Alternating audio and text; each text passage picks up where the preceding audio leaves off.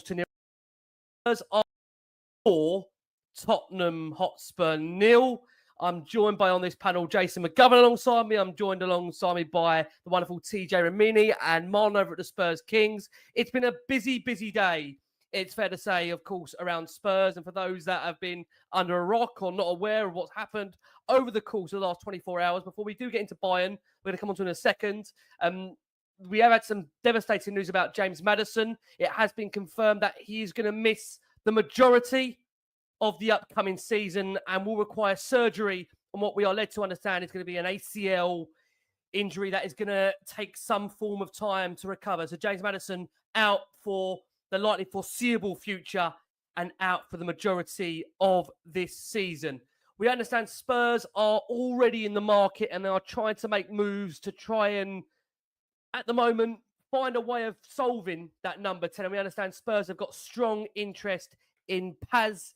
That is of the Como attacking midfielder. We'll come on to him a bit later in this show. Spurs have also been linked, and don't all go crazy when you do hear this. We understand Spurs are being linked with a move for Nicholas Jackson, and that is on the basis if Spurs are going to sell Richarlison during this summer transfer window. For those that have watched Richarlison on the back of that 90 plus 5 minutes against Bayern Munich, I think it's fair to say you might be driving him up to wherever he wants to go on that performance. But we'll come on to that and more. But we are here to discuss Tottenham Hotspur being thumped by Bayern Munich by 4-0. A bit of a reality check, it's fair to say. Look, the stats, they don't make pretty reading. Thanks, Miles, for these. It did finish Bayern 4, Spurs 0.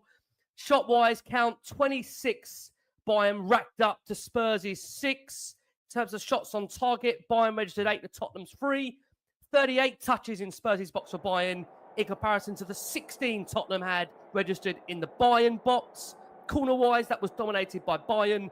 6 corners to Tottenham's 3, and Bayern edged that possession 58% to 42. And a concern I know many have got in terms of where's our creativity going to come from. Bayern creating 6 big chances during the game to Tottenham's 1. Jace, I'm going to open with you as you bid us farewell very soon, packing that suitcase off to the Super Cup final. Don't look so terrified. Don't look so scared. You know what Spurs are. Look, Jace, we are without Maddison, Kulusevski, Udogie, Solanke, who all would realistically start probably in Spurs' first choice team. Bayern are that good. Bayern are terrific. But I think that was a real insight into the huge gap between these two sides. I know for many Tottenham fans out there, the frustration so far that we haven't done enough this window to give Thomas Frank the best possible chance to succeed here. Give me your thoughts on the back of that defeat to Bayern and how you see it. Well, without wishing to, don't take it as you know, bashing at Thomas Frank or looking back at last season, but that's exactly the type of defeat that we made a change to avoid. So, you know, last season we were told that all the injuries were down to Ange's training. We're missing 5 senior players. And, you know, if you looked at it today, I get that we're missing a number of players, but what was alarming was at the 70th minute, Bayern were missing 11 first-team players. They didn't have their number 1, 2, 3, 4, 5, 6, 7, 8, 9, 10 or 11 on the pitch, and they were still continuously ripping us to pieces. And their academy team beat us 2-0 in those final 20 minutes, so that could have been 5-0 in those last 20 minutes. So, you know, we've created 1 chance in 90 minutes a game, but we talk about will be harder to beat. Bayern had 26 shots at goal. So we were a mess going forward and we were a mess defending. And I couldn't see what our plan was, let alone having a plan B. I couldn't see what the hell plan A was. So it was a rude awakening. Thank God it happened today, not next Wednesday or not against Burnley. So that's a positive. It was a positive that Kane didn't score from his penalty. It was a positive we got to practice restarts 4 times in the game. And it was a positive he blew up on 90 minutes with no injury time. Otherwise, I think we would have been looking at more. But that apart, it was a mess from start to finish. And a rude, like I say, a rude awakening. And let's just say there's a lot of work to do at both ends of the pitch and off the pitch as well. Would you understand the notion, before I bring the boys in, Jace, that it does feel, in terms of Frank and what he's been tasked with the players that he's got, he is very short at the moment? Because I know, look, you've been very adamant about the fact that we do need to get players out the door, but how much does he need to be supported, do you think? Absolutely, I will agree with that. And like I say, this is not a criticism of Thomas Frank, but what I heard last year constantly was, if you've got injuries, you have to adapt, and it's down to poor coaching that we're getting stuffed every week because we're not adapting to the injuries. So if that's your view last season, surely that's your view this season. Okay, Miles, I'm going to bring you in. Look, I personally think hopefully it's a massive wake-up call to give Thomas Frank better quality players for the first team and now, and not just potential players for the future. And, you know, to be honest, Tottenham have done that so far this window in terms of bar Kota Sakai, Kudus and Polina, who will come on to during the show, are players that are being bought for the now. But Thomas Frank needs to be backed. You know, Thomas Frank needs to be backed. And at the moment, in my opinion, he's not. You know, why is it every season do we leave ourselves so short when it comes to signing players last minute? And it does waste the opportunity of really giving Frank the tools to operate with them in pre-season, to really have them ready for the start. And I just think when I look at, you know, the games up until now, this one especially, it does feel Tottenham have got so much to do to be anywhere near ready for, I think this is the key thing, the Champions League and for Paris Saint-Germain next week. Is that fair, Miles? Yeah, what's also the, I think Frank might have realised today, he might have realised why every manager has basically not been able to compete on four fronts. You saw clearly today why we can't do it. When he messes with the team around, the first team's probably not good enough to compete in probably top 8 or top 9 in the Champions League, which we knew already. We saw that from last season, and only adding Kudus at the moment and Paulinho is not going to fix that gap. So that's fine, but it's going to come to the Premier League next year when we've got League Cup and FA Cup, and is this squad going to be good enough to compete on 3 fronts? I'm not sure. Looking at that today, we need an overhaul of players in certain positions, and not defensively, probably the attacking sense. Even if James Maddison was around, we still had problems. Let's take this whole friendly situation. If it wasn't for the Arsenal game, we kind of look. If you look at all the other friendlies, Newcastle have been poor in pre-season. We only got a draw there. Against Arsenal, we beat them 1-0, but look how many shots we had. We didn't even open them up, and then Arsenal lost to Villarreal yesterday, so they're not having a great pre-season. The 2 games we had in a day, again we were complaining. So the only decent performance that we've technically seen was the second half against Reading. Because first half was terrible. I remember all of us coming on and being like, it wasn't the greatest first half. So actually all the friendlies have been quite poor. And seeing that today, we're looking at Bayern Munich. You've got to remember, this is a Bayern Munich that didn't even get to the Champions League final. If I remember correctly, they lost to Inter, who got smashed by Paris. So we're looking at it going, oh my God. And I know Paris Saint-Germain are going to literally be playing their first game against us next week. But they don't need to worry. As long as they've got the quality, as we saw today, that was Bayern Munich's second game. And they played the first team, well, as much as they could in that first half and took us apart. But then their second team took us apart. So you're looking at that, oh, crap, what do we do now? So, look, I said when we got to Arsenal that beating Arsenal would probably be an issue because the board will look at it and go, oh, look, we're still able to compete with the second best team in the Premier League. But now we're looking at it going, with Maddison gone as well, Kulu not back until October, November, Son basically leaving, we basically just don't have anything going forward. And Solanke seems to be, well, we keep getting told it's not a serious injury, but that's now, what, the 3rd friendly in a row that we've not seen him. He ain't going to be fully up and ready when that football season starts against Burnley as well. So he needs to get up to grips. And then Richarlison, we'll be honest, I don't think anybody, any Spurs fan, thinks he's good enough to be playing up top for a team that's going to be playing in the Champions League next year. Let alone a top 6 side and let alone a top 10 side in the Premier League. So they've seriously got to look at it. And if they leave Frank short, who are we going to blame? Are we going to blame the coach? Or are we going to blame the board again? But it's probably going to be the same roundabout that we've been going through for every single season. But look, we might start off good in the season, but you know eventually what will happen. Tej, I'm going to bring you in. Oh, welcome back. It's like we've never been away, innit? It's like we've never been away. It's like a continuation. Look, like Jason has said and like TJ Martin said, it is pre-season, right? Because these are all learnings, really. These are tests. And you know what? I mean, look, we always say the result is meaningless. Still hurts, though. You don't want to lose 4-0 in pre-season, right? I mean, I don't think that can be character building. Can't be motivating for the squad to get absolutely trounced like that when this is the game in preparation for a final, right? And that's what we've got next week. But, you know, I think defensive structure, I would say, has been quite good in pre-season. I know we've taken a lot of shots on, but we look toothless going forward at times. I know there's that kind of crying out at the fact Spurs need a number 10. They need more quality up front.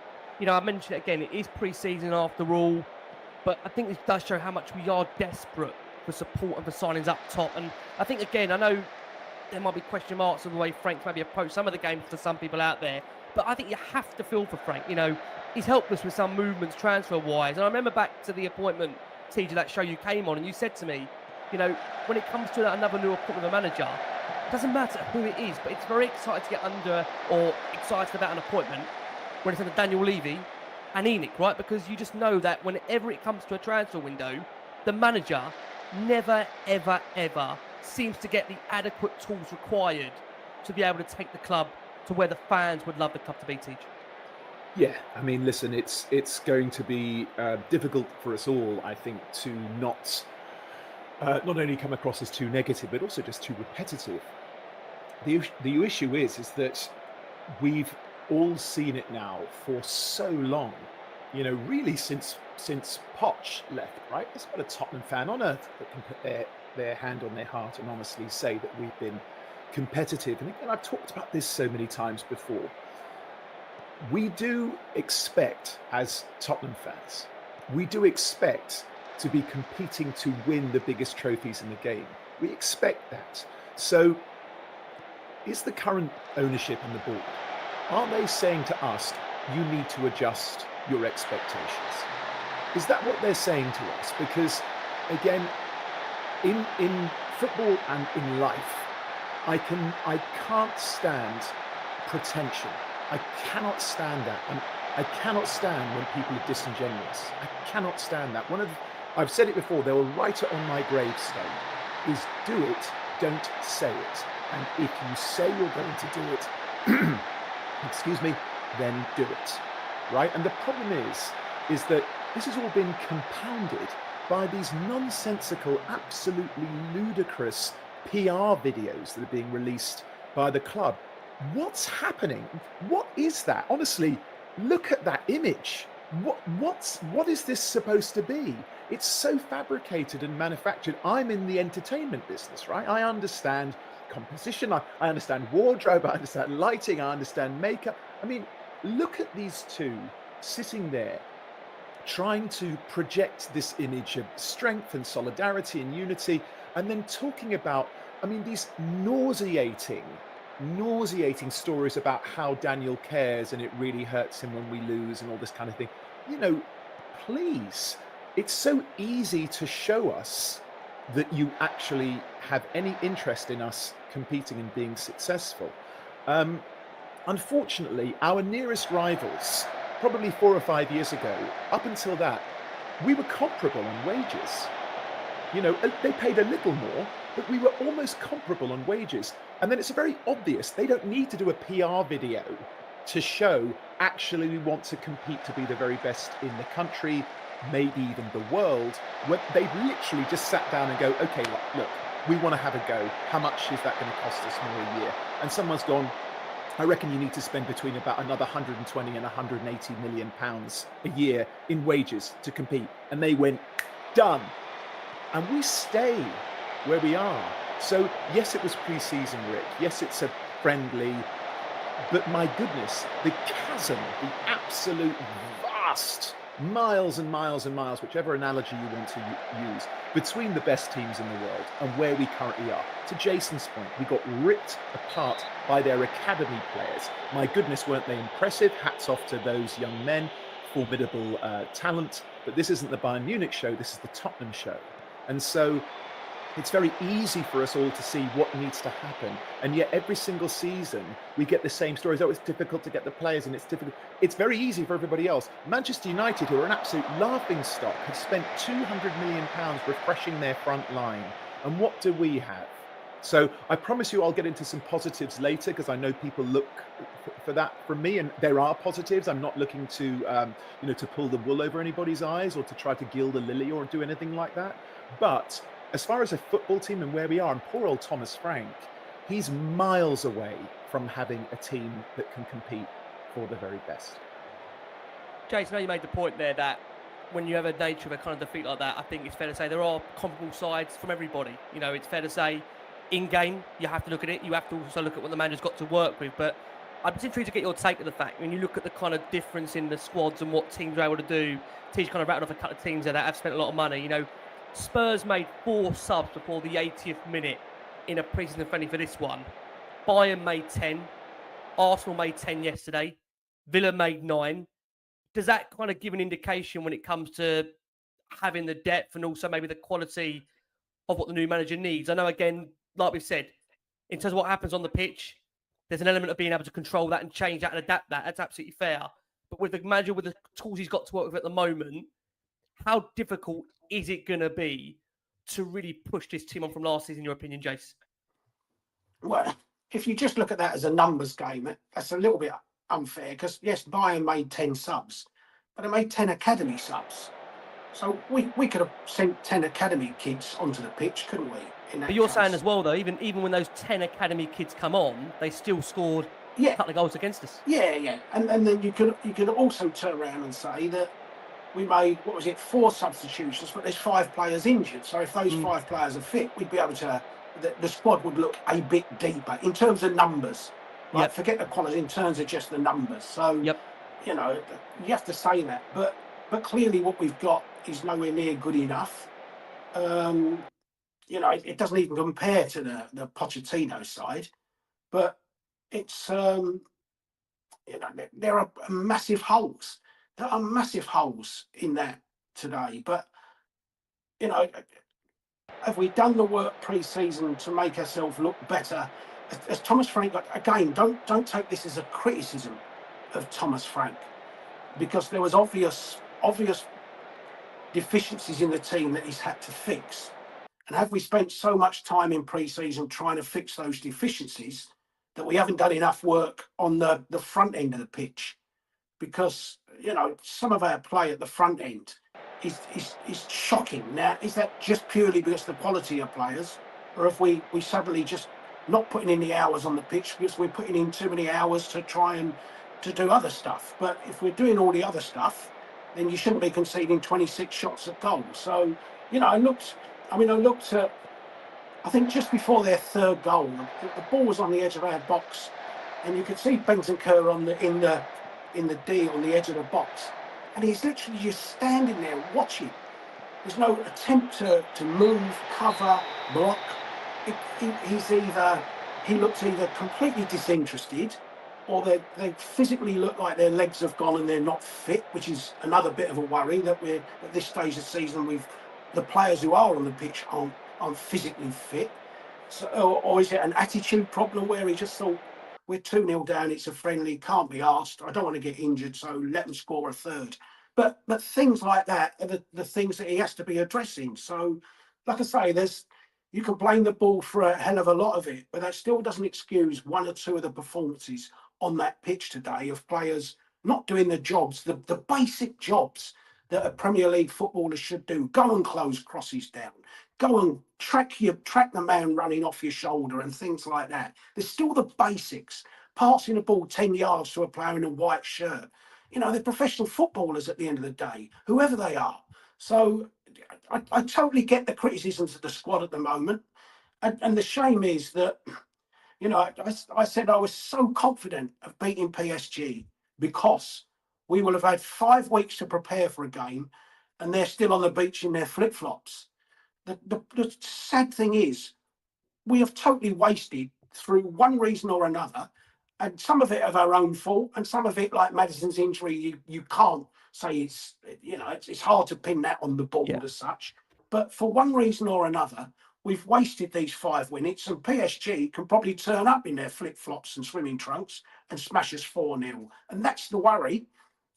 But on that point, just why is that? I mean, is it the level of teams that we're playing? You know, because the thing is, you know, I remember, you know, we were, let's be honest about it, when we did those friendlies against Wickham.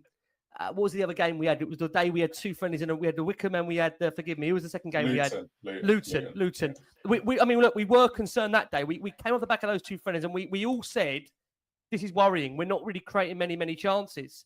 You know, that's a big concern. I mean, you look at the moment, Jace, it's one of the biggest worries for you. Jace, where's the goals going to come from at the moment? Where are the goals coming from? Absolutely, it's a worry. Absolutely, it's a worry. We definitely need more. I mean, I don't know what they've said about Solanke. Where is Solanke? But we now got 2 injury-prone centre forwards. Richie, we created 1 chance that Richie should have buried, and he heads wide. Agreed. But you know, I mean, if you looked at it, we celebrated beating Arsenal, but we had 1 shot on target from 50 yards. It's hardly a clear-cut chance, is it? So, like I say, in fairness to him, to Thomas Frank, he may well have done the vast majority of his pre-season work trying to sort us out defensively, which everybody said we had to do. So, but whether we're taking on board all these ideas about attacking, or whether we're just not doing that much work on it, I don't know. But at the moment, we look woeful in the front end of the pitch, and the players we've got are just not. I mean, you know, Brennan Johnson, he may well say he can play on the left. He looks terrible on the left. Looks absolutely terrible on the left. We could have played. We could have played. You know, we chose today to play with Pape Sarr as the advanced number 10. Yep.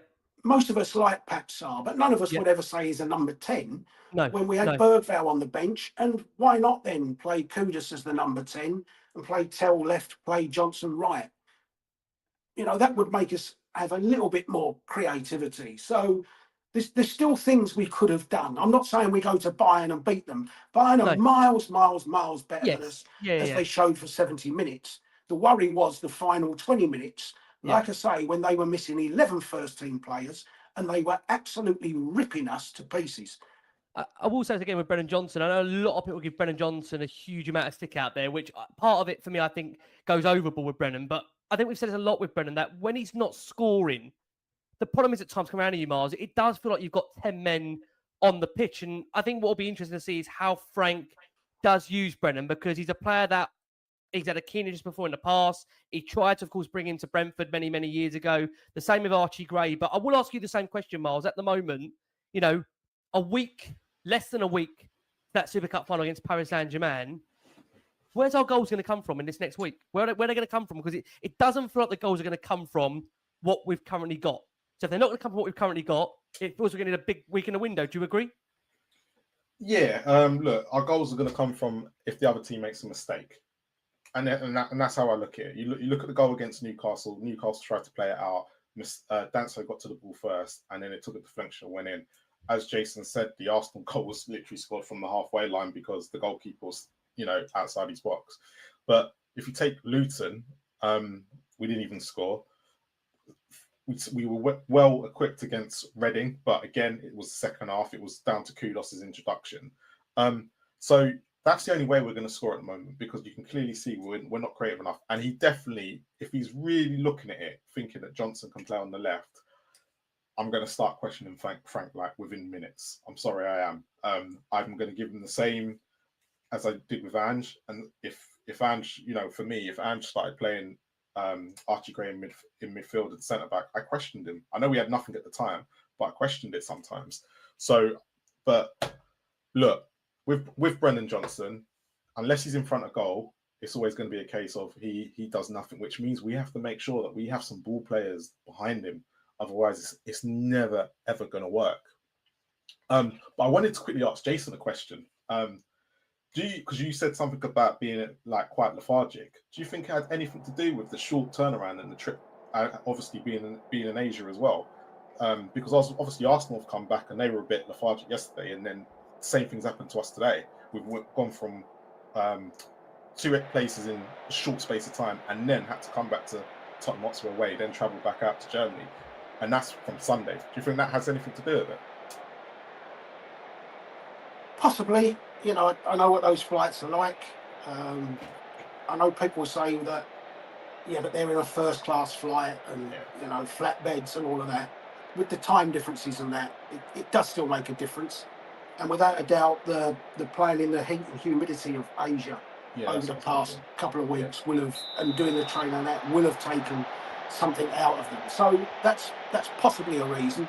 And maybe it's a good thing that we don't have a game now until next Wednesday. Quite possibly. Whether that's how big a percentage of the reason that is, I don't know. I can't say it's a complete excuse for it, but you know, and you know, just seeing in the comments there, I mean, we talk about our lack of goals, where our goals coming from, and most of the ire is at Brennan Johnson. He scored, 18 goals for us last year. I mean, if we lose 18, if we sell the 18 goals that Brennan Johnson gives, I think Ben Davies will be our next best hope of scoring a goal. I mean, come on. Well, like, you know what? We have to address that with Madison, Kulusevski and Sonny gone. That's 66 goals, 66 goal contributions. 66. Just amazing. And we want to sell the other 18. Yeah, exactly. So with Johnson, sorry to jump in here, chaps, but go for it, having a protracted conversation about him, and you know, to your point, Rick, he is a player who seems to garner a great deal of attention.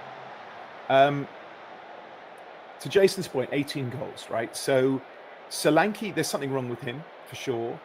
Richie, nice boy, absolutely useless football. Okay, it's just done. How you're still here, mate. People bang on about Ben Davies. I'd take Ben Davies every day of the week and twice on Sunday, but not Richarlison.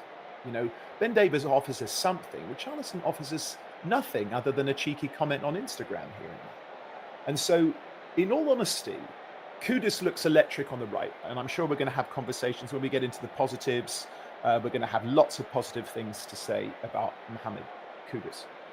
So he looks electric on the right. We know that Kulusevski likes to play on the right. He's injured right now, so he's not going to be there for a while. Johnson doesn't know what he's doing on the left. Towards the end of the game, you remember, he got away on the left-hand side. He was tracked by one of their players, ended up against two of their players. He had two opportunities to take them on the outside on his left foot, which he could have done because he has the speed to do it, but he doesn't have the confidence to do it because he's not two-footed enough in order to be able to do that. So controversially, I would actually be happier to see Brennan Johnson given the number 9 role ahead of Richarlison.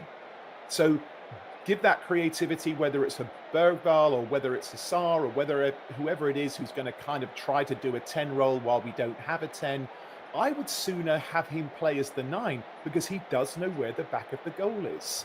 And we already know Richarlison, he's never done it for us, guys. We've got to, again, just be honest. Just can't keep him fit, T. Just can't keep him fit. He's can't keep never the guy done it fit. for us. And a combination of fitness and confidence and emotion. And I understand these are all human beings, right? I never like to bash on these boys because they're young men, they're human beings. And I do think that they're all trying their best. Some of them struggle with confidence more than others. But we have to be not even ruthless necessarily, but just pragmatic and just say, listen, man, you're a nice boy, but no, thank you. So I would like to see Johnson give him a go in the 9 position because I think we've often talked about how he often gets on the end of a cross and just kind of taps it into the box or, you know, a smart finish past the goalkeeper. He's never offside. He's always in the right place when he needed to be. He could be that kind of fox in the box, number 9. And God knows, he's about as useful as tits on a bull playing on the left wing. So if we don't have anywhere for him, maybe try that. Maybe try that. I'd be interested to see what the panelists and what the viewers and listeners have to think about. Just quickly on One that. thing. Yeah, go on, One Jake. thing on recruitment, Rick, I just want to say, because I've said it in amongst the groups this week, whatever we think of Matisse 10, right, as support, whatever we think about it, we bring him in on loan. We've just spent this summer, doesn't matter that he was there last year, we agreed to take the boy as a full-time player. We've just spent £40 million on him, right? And apparently that was put to Thomas Frank. Do you want to go ahead with the deal? And we said yes. So Daniel Levy's entitled, I think. I've been on those marches change for Tottenham. You know what I think of Daniel Levy. I'm fed up with it. But he's entitled to turn around and say today, why the fuck do I have to upgrade a left winger that I've spent £40 million on 4 weeks ago? How the hell did you tell me to spend £40 million on a left winger 4 weeks ago who you're already telling me to upgrade? So in amongst all the anger at it, just look at the sense of that. Can you make sense of that at all? £40 million we spent, plus his loan fee, but £40 million to sign a left winger that 4 weeks later we're talking about we need to replace. I mean, I'd be fuming if I'm Daniel Levy. If I've been told to sign that cheque for 40 million and you're telling me already he's not good enough. But Jay, the problem is that when Levy puts these people in certain positions like Lange and whatnot, it always seems to be the same problem. It's not like, so again, yeah. I would be fuming too, but the problem is that every single person seems to come to him and we always seem to go, oh, this person needs upgrading, this person needs upgrading. So for me, I've always said this, we don't know what's being put in front of Daniel Levy when it comes to scouting. They could be putting a 60, 70 million pound player that they go, this would be perfect for us. But as Daniel said, he only gets involved in the negotiation part. So that could be the part where it all breaks down, because Daniel Levy's always said, I'll always try and get the best deal for Tottenham. So when they've given him all these scenarios, it's like when we signed Timo Werner twice. It's like, why did you not think that Timo Werner was the answer? Not once, after we saw him twice. And Tell seems to be the exact same issue. Like, we saw what he was like last year. We saw he couldn't play up top, and all Frank's done in this pre-season is play him up top. So I'm looking at it going, are our scouts giving Daniel Levy the right people? And it's like, nah, he's a bit too expensive. And it turns out Tell was just the best deal at the time. And you're asking the manager. Tell's 20, guys. You know, I hear what you're saying. It's all valid. He's 20. But you have to look at what Bayern Munich put on today and go, well, now you can see why they gave us scored that goal, 17 years old. He looks like the kid that bags the groceries at the supermarket. So you can clearly see that Bayern Munich went, actually, we've got better 17, 18 years than Tell. And for sure, Spurs are biting off our hands. For sure. What do you think about Johnson, number 9? See, I think he's not an 11. He's not a left wing. Yeah, I think it depends on how Frank sees it and how Frank wants to play, because he's very similar to the way Wiesel wanted to play as well. Because Wiesel was a left winger. You know what the thing is, though? Can I just say one thing on this and let you go carry on, Miles? But this is the damn indictment of our recruitment teams. The fact it's not criticising you. The fact you're having to come on here and suggest us playing Brennan Johnson as number 9 because we have not, in my opinion, strengthened the squad enough to give the manager valuable. You could say that he's been lucky with Solanke. And also, listen, you know, we've only got 3 players now at the club. You know, again, man, I can't stand all this chat. Big club, big 6, all this kind of stuff. What are we talking about? Be real, man. How many players at the club are over getting paid more than 100 grand a week? 3. That's not a big club. Do you know how many Arsenal have? I know. 16. Yeah. And then they've also got 3 or 4 players who are on 200 grand plus a week. So what are we talking about, man? But we expect Thomas Frank to come in. We all know he's great with young players and all this kind of thing. And again, I've come on this show so many times, and I say to my friends, and you know, all this kind of thing. We also have to look at coaches to improve players. No, of course, but that takes time. Yeah. How long is our patience supposed to last? Like Jason said, it's fed up, man. The protesters, we're all fed up. We need a little bit of something now, man. Give us something to believe in, not a PR video, dude. Like, what are you thinking? To me, that almost looks like intent. Like you're laughing at us.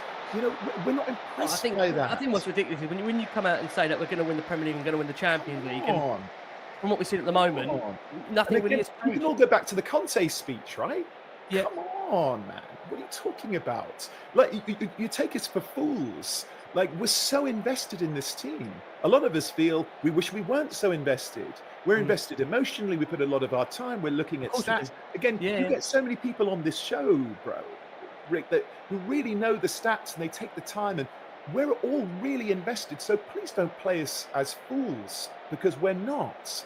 And so we know what it takes. And if you talk like we already are a big club, you have to behave like a big club. Otherwise, we all just look like a bunch of losers. You look like that guy at the pub who told the story, oh, once I used to do this. And once I don't want to be that guy who says I'm a big deal, but doesn't act like a big deal. Go be a big deal or pipe down.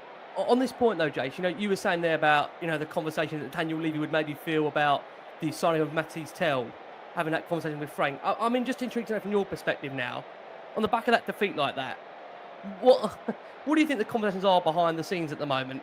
Is it, Daniel, saying, well, look, we approved the signing of Matisse Tell there, it's about you working with the squad to improve them? Or is it about the manager saying, look, you've kind of seen what we've got out there and you can see the kind of level we're at and the golf we're at, and we're going to be playing Champions League football next season. I'm going to need more if you want me to compete on all four fronts. I'm intrigued to know what you think of the conversations that are going to take place in this next week behind the scenes.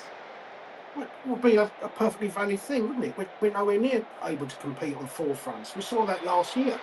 We had to finish 17th to win a trophy. Yeah. So, but like I say, if we go back to last year, the only reason we finished 17th to win a trophy is because he was the manager, and it was all down to him. The training, the injuries were down to him, the poor players were down to him, everything was down to him. Poor tactics, not adapting to injuries, it was all down to him. So once we got rid of him, that was supposed to not be the case. We were supposed to finish 10th this year and compete for 2 trophies. But I can't see any difference. I tell you what, I'd bite your hand off to take 17th now, looking at that today. But do you think there's always the same common And win the denominator? Hong Kong Cup. But do you think? But again, do you not think this is like the same common denominator here, isn't it? That we're on here. We've been on here for 8 seasons, 8 years, me and you, Jason. Rinse on repeat it, isn't it? The conversations we have all go back down to the same thing that we always boil down to. It's what is the manager got to work with?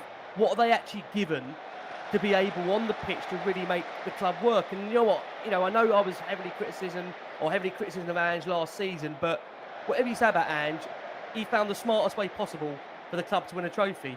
And he knew that it was going to be impossible to compete in all four fronts. So what did he do? Whether we like it or not, what became apparent, we've all had this conversation, he did bin off the league towards the end of the season, and they did focus on winning the Europa League, and that's what he went and done, because he knew, didn't he? He just knew under this ownership, you are not going to be able to compete on all four fronts. So it goes back round to that point, and we've got to go for a break in a second, Miles. I mean, you can just, if you remember, we had it last January in the window. When we were screaming out for players. You had Ange talking about we need reinforcements when we were in the midst of a horrific thing, and we brought a backup goalkeeper, and we left it until January the 30th to do anything else. When he was screaming, and we saw several defeats in January. We saw 2 cup exits in January. We went out of 2 competitions in January. We gave up any hope of a European place in the league in January. Whilst we sat back and did nothing until the 30th, and the only reason even then we did it was because Dragusin did his ACL and he went and signed Danston. Miles, let me come to you. Look, we do need to go for a break. We do need to. What are the conversations you think that is being had in this upcoming week with Daniel Levy and Thomas Frank about what the club are going to do next, right? We've got a Super Cup final in less than 7 days. We've got the Premier League starting in less than 10. We've got the Champions League that will kick in, at the end of August, beginning of September. This squad, as we know, is nowhere near ready. It's simply nowhere near ready. We've lost Maddison for the season. We've got no Kulusevski until realistically November, dare I say maybe early December. I don't want to put the frighteners on people, but that, we haven't got any clear-cut indication of when Kulusevski's going to be back. We've got no Maddison. Those are the 2 creative midfielders in the squad. We've got neither. We've missed out on Morgan Gibbs-White. And as you guys have said there, when you look at the overall goal contributions that we've lost from this team, James Maddison, as TJ said earlier, James Maddison brought 23 goal contributions to this team. He's out now for the majority of the season. There's no James Maddison in this squad. He's gone. Heung-min Son, he's left the football club. 23 goal contributions gone. Dejan Kulusevski, 21 goal contributions. He's out until minimum October, September, November. Who knows? What are we going to do, Miles, in this next week that shows that we're going to have some intent to give the manager the chance to fight on all four fronts, which is what Daniel Levy told us 4 or 5 weeks ago in that interview? Unfortunately, I don't think anything will get majorly done within the next week, but I wouldn't be surprised if there is a bunch of players on his table, on his table as soon as that Maddison injury happened, and they've had a meet, but the recruitment team have had the meeting and gone, this is what we kind of need. And I've always said this, if they're looking at number 10, it's going to be so data driven, it's not going to be anybody that we actually think we should get. It's going to be someone they're thinking of. Well, Kulusevski's going to be back at a certain time. We just need someone to fill a hole in for the next 6 months. So you know what's going to happen. So, and then obviously Levy's then got to go to that club and negotiate to either get the deal done or kind of see what the situation is, and then find out if the player even wants to join Spurs. So all of that, and that you got to remember, the injury only happened on Sunday. So they thought they were getting Gibbs White at one point. That didn't happen, and I don't know if. I think the only thing that's probably sped it up is the James Maddison injury. And look, there'll be stuff going on, but you just won't get someone in time for next week. I don't think they will. I just don't think Spurs will. You do not think in this next week the club are going to sign a number 10. You just don't think that. So they're going to go into the season. So they're going to go into the season without a recognised central attacking midfielder in that area. If it will probably be. I reckon we'll get one, but it just won't be in time for next week. I think it'll be more closer to when the window is about to close. But the thing is, Ricky, you got to remember, Maddison. How many times are we going for the same side? Yeah, but number 10 wasn't the priority position until Maddison got injured. This is the problem. Like, you've got to remember, we still have to go to. Can I say something like Miles? They obviously knew for them to go in for Gibbs White at the time they did. Maybe with Gibbs White, it was opportunistic. Maybe that's what Jason might come in and say in a second. Maybe it was opportunistic because they thought there might have been a situation around the release calls where they thought they might have got the player. But what's clear is, by the fact they went in for the player, they must have known the fact and identified the fact we need a number 10. They must know that. They must know that Kulusevski is prone to injury. James Maddison is prone to injury. How can they not know that? We've seen that. Yeah, but the problem you've got is that, as Jason reminded people, Gibbs White was pretty much standard, and they moved on to probably what other targets were. What's happened since? Yes, Maddison's got injured, but also what you've got to understand is what was available 2-3 weeks ago. We're now getting closer to when the season starts. Other teams are starting to, get their squads in order. And what you've got to think here is, I know all of us want Eze, but that looks like that ship has sailed. So we've kind of got to look at it and go, whoever this person's going to come in right now is going to be someone that is either looking to play in the World Cup next year and is not going to get, they're thinking that they're not going to get first team, or someone that's they've seen that, when you look at the data behind it and they go, he's the one who suits the system properly. But unfortunately, we don't know what is underneath his table right now. And I just think what's happened is that up until Maddison got injured, they were like, okay, can we get away with Maddison and have time until the window shuts before we have to get someone in? Because Maddison does start the season. Usually he doesn't get injured till midway. So it's kind of, they thought they had Maddison, but that game on Sunday is now suddenly just sped up everything else. And I just, knowing how Spurs act, if they wanted to act like a big club, yes, we could get someone in within the next week, but we're going to have to overpay. He's never going to do that. Yeah, but I mean, isn't it about surely giving the manager the best possible chance to succeed? I mean, if you can't see on the back of a 4-0 drubbing to Bayern Munich, yes, yes. I mean, look, I'm not getting away from this. At the moment, there's a world apart between Spurs and Bayern. That was shown in that game, the gap between the two clubs. But if the club are going to beat Bayern, we're not going to face a Bayern team. No. But what I'm saying is, but we're going to be competing in the Champions League, right? But that's not going to be until But again, the Champions League doesn't start till September. So as long as they bring in a player by then, that's what they'll probably look at. But we also have got Man City, the second game into the season. So what are we just doing with these games then? Well, Man City are the kind of caliber team that are in the Champions League. But what happens if this new player comes in and he gets injured before we play a Liverpool or something? They're going to say, we've got to be able to see you adjust your tactics and be able to cope in situations where we will get injuries, because that's exactly what happened. Like Jason said, where we all blamed injuries on Ange last year, but these injuries are still happening. So at the end of the day, this is why Frank was brought in, because Ange wasn't adjusting to it. So, and as a fan base, we were like, why are you not adjusting? Why are you leaving us open? Why are you doing this? And unfortunately, this is what Frank is going to have to get paid for. Yeah, we're going to be in a situation where we're going to be without number 10. He now has to think of a solution of the squad that he's got. Well, on that point, look, I can't believe I'm saying this. This is where Spurs already stand on the injuries, right? This injury list is before the season has actually started. This is honestly unbelievable, even for Tottenham standards. We've got no Maddison. We've got no Destiny Udogie. We've got no Dominic Solanke. We've got no Dejan Kulusevski. We've got no Radu Dragusin. We've got no Manor Solomon. Kota Sakai, who's only been with us for 2 months. He's injured as well. And Brian Hill, look, we know Brian Hill's going to leave the club. He's got an injury as well. So, I mean, it does go back to that point that even with the change in manager and apparently a change in all the backroom staff at the club as well, we're still getting injuries. I mean, it is crazy. I mean, are we cursed? Are we just unlucky? Look, we're going to go for the first break of the show. It does feel like normal services resumed here. It's meant to be pre-season. It's meant to be the fun part. I was saying that we want these shows to be more enjoyable. We're just getting going again. Look, we have got nearly over 7,000 that are watching the show live. Thank you as always for your incredible support for Last One on Spurs. You're thinking, how am I going to wing this next point? I'm going to wing it. Let's have a go.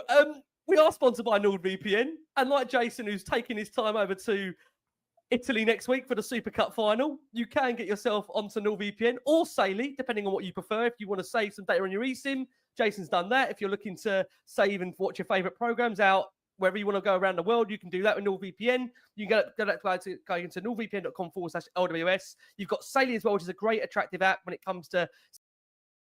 Hello and welcome to 1992, a Premier League channel, and I have Jonathan Wilson with me today to look forward to the new Premier League season. We're going to go through how we see the season going. We're going to do some predictions as well and just have a nice little chat about how we see the Premier League shaping up in the 25-26 season. Now, I'm really excited to do this. I can tell Jonathan is on the edge of his seat looking forward to it as well. I'm delighted that he's agreed to do this with me. We're going to try and preview the Premier League every single week. But of course, to do that, you have to go through the general predictions and go through the Premier League the week before first. And next week, we'll be back previewing all the Premier League games. But this week, we're just going to focus on how we see the season in general going and talk through everyone's transfer business. Because, Jonathan, it has been an exciting transfer window so far. Maybe not for some teams, but I think generally it's been an exciting transfer window.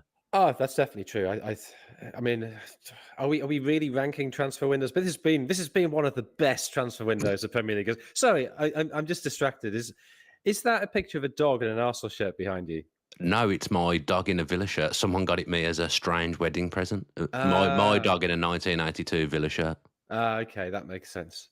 Is this Tebow? Or is this a different dog? It's Tebow. Tebow. It's Tebow. We've got unbelievable Dan Bardell knowledge from you in week one, Jonathan. Absolutely sensational. You've not lost any of your sharpness since we last did shows together. I'm just excited to be back. I'm buzzing to be working with you again. Everything you've said so far, I don't know whether you're being serious or being sarcastic, but I feel the use of buzzing is probably sarcastic.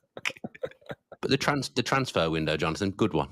Yeah, I mean, there's a lot of business done quite early, which I think is always a good sign. I think clubs who have thought about it, who've got the moves in place, who in that first week of July get players signed, I think that's generally a good sign. Yeah. But of course, the thing that sort of enlivened everything has been this search for strikers. Everybody's desperate for number 9.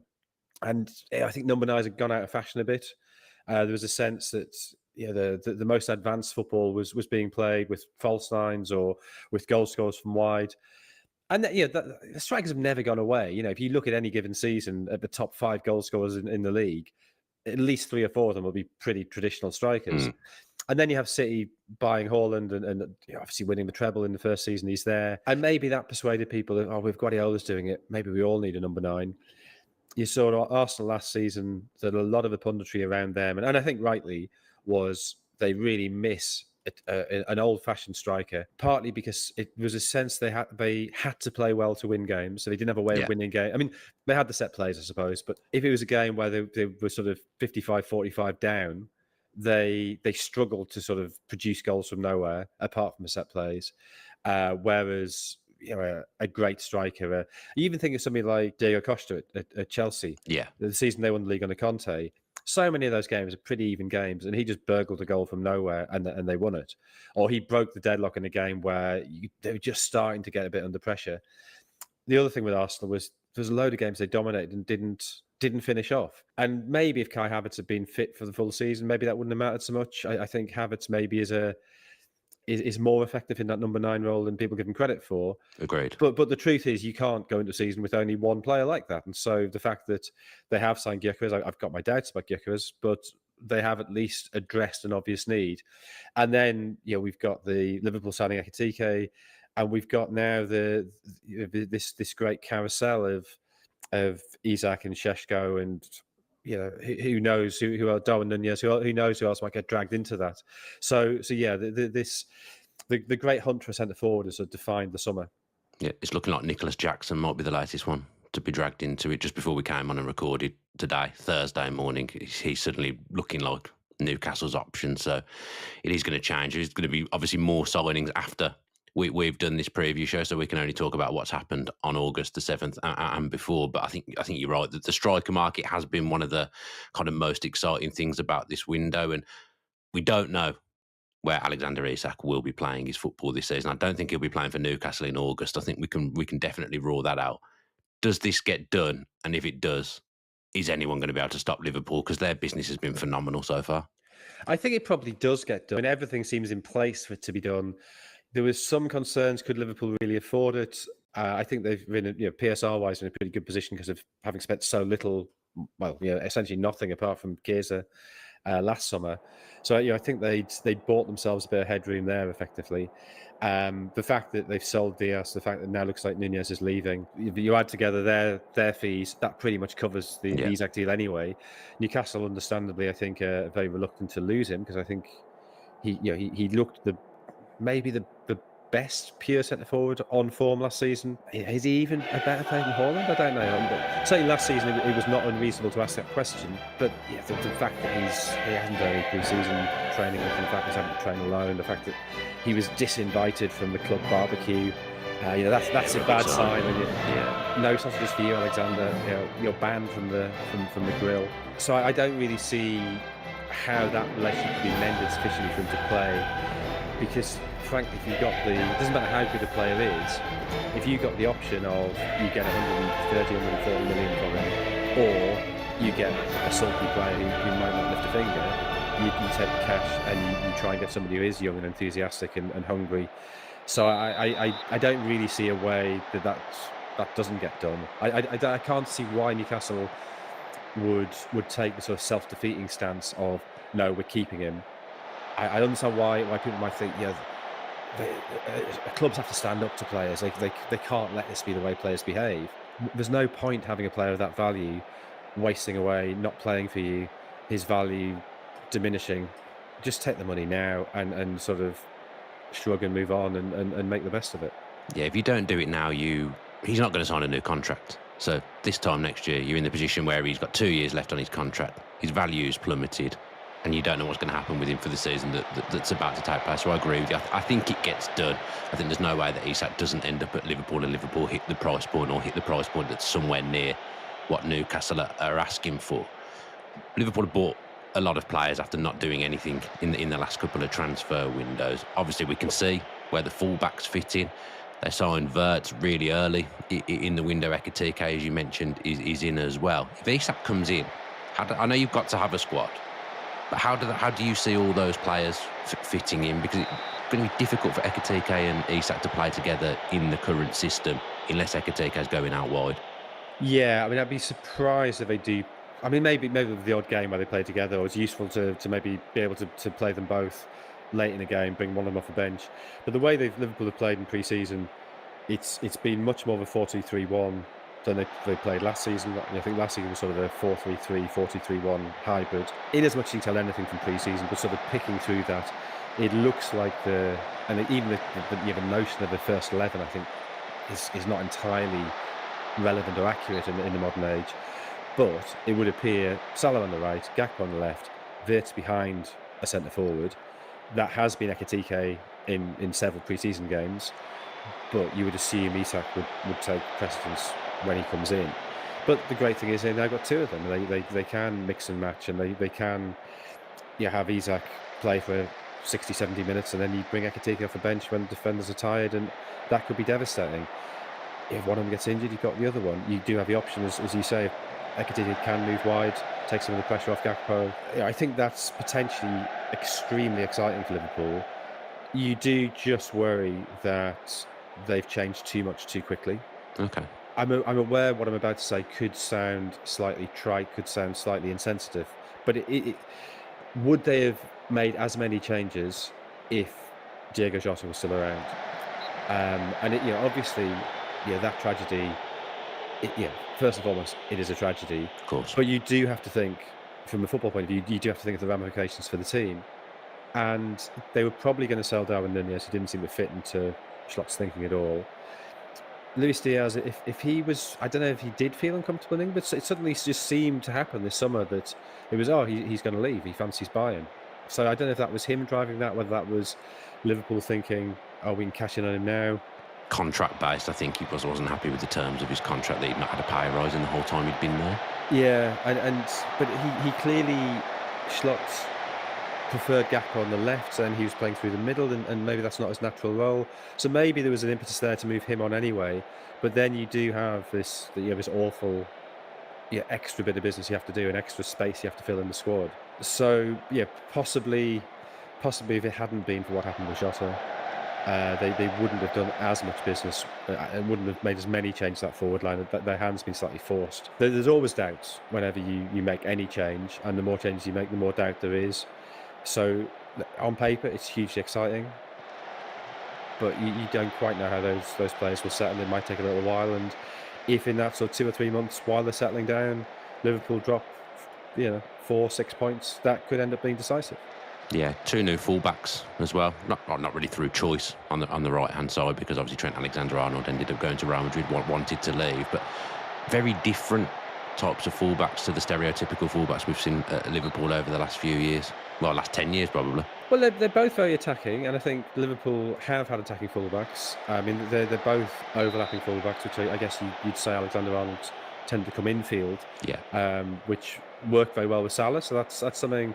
Salah's role, I think, in this new team, there's some changes there that he's, whether it's Ekitike, whether it's Isak, it's going to be a sort of pretty orthodox number 9, rather than a player who gets out of the way in the way that Luis Diaz did, or Jota did, or Roberto Firmino did. Yeah. So that's a potential change. The fact that he's going to have a player going outside him, which actually should be beneficial because of the way he cuts in field. And Alexander-Arnold clearly did go outside him. I mean, got hundreds of assists from crosses. So as much as he played as that inverted player, as that inverted fullback in midfield, having Frimpong going outside him all the time, I think that will be a change. So it's a minor tweak. I don't think it should matter particularly. But both fullbacks very attacking. With Wirtz playing as at the front of midfield rather than Szoboszlai, that makes them more attacking. So that's another concern you might have. Do Liverpool have the same balance? Do they have the same defensive quality they had last season? They still haven't replaced Fabinho, which I think last season, before the start of the season, everybody was a little bit short of a number 6. Gravenberch and McAllister both played exceptionally well at the back of the field. Their roles, I mean, McAllister particularly, I think McAllister's a very versatile player, somebody who's very good at adjusting his role according to match situation, that he can play very deep, he can push further forward, he gets goals. I think his role this season is going to be much more defensive. So possibly you lose some of what makes him quite a special player. And also what happens to Szoboszlai? Yeah. I mean, of course, having the squad helps. There could be injuries, there will be injuries. Wirtz can play wide if he needs to, so Szoboszlai can come into that more attacking central midfield role. Maybe Szoboszlai plays slightly deeper in some games against teams who sit deep against Liverpool. They give themselves more creativity, more sort of dribbling thrust from deep than McAllister gives them. Possibly that's on Schlott's mind. But I think if I was Szoboszlai, or I was Szoboszlai's agent, I'd be thinking, I'm not entirely comfortable with my role in this. So that's a potential point of friction, but we'll see what happens there. And you do slightly wonder whether they short the centre-back with Quansah and Joe Gomez leaving, just in terms of cover. And I know in pre-season both Gravenberch and Endo have played some games as centre-back. That's not sustainable. Maybe in games where Liverpool expect to dominate possession, it's a little bit like Mascherano playing at centre-back for Barcelona. They think we'll control the ball and we'll defend by doing that. But yeah, you would worry about that against physical direct teams. That doesn't seem like something you can get away with. Yeah, Quansah's gone, hasn't he? Joe Gomez injured again, and Konate's not massively reliable at staying fit either, so it does leave a lot of pressure on Van Dijk. But Liverpool in a in a phenomenal position. If you look at their squad depth, they've pretty much got 2 teams now, and it's going to be very, very difficult, I think, to stop them winning the league this season. But a team that will try again, they do. Arsenal, Jonathan. Interested by what you teased at the start of the show by saying you're not fully convinced by Gyökeres. Why is that? Yeah, look, he's had 4 great seasons in a row. He's been prolific. 2 seasons for Coventry, 2 seasons for Sporting. Yeah, he's 27. He's coming into what should be his peak years. My concern is that he hasn't had a prolific season yet at the highest level. Okay. And yeah, it's not that he's played at the highest level and failed. He just hasn't had that opportunity. So, but that's a doubt. Talking to people at another Premier League club who looked at him, their doubt about him is, does he get his shot off quick enough? Okay. And they think in the Championship, in the Portuguese league, you have a little bit more time than you have in the Premier League, and they worry if you're a top Premier League team, a lot of the time, the majority of games, you're facing a low block, you're facing a mass of players, and you need your centre forward to be able to pounce on a half chance, or to be able to create a chance for himself in a crowded box.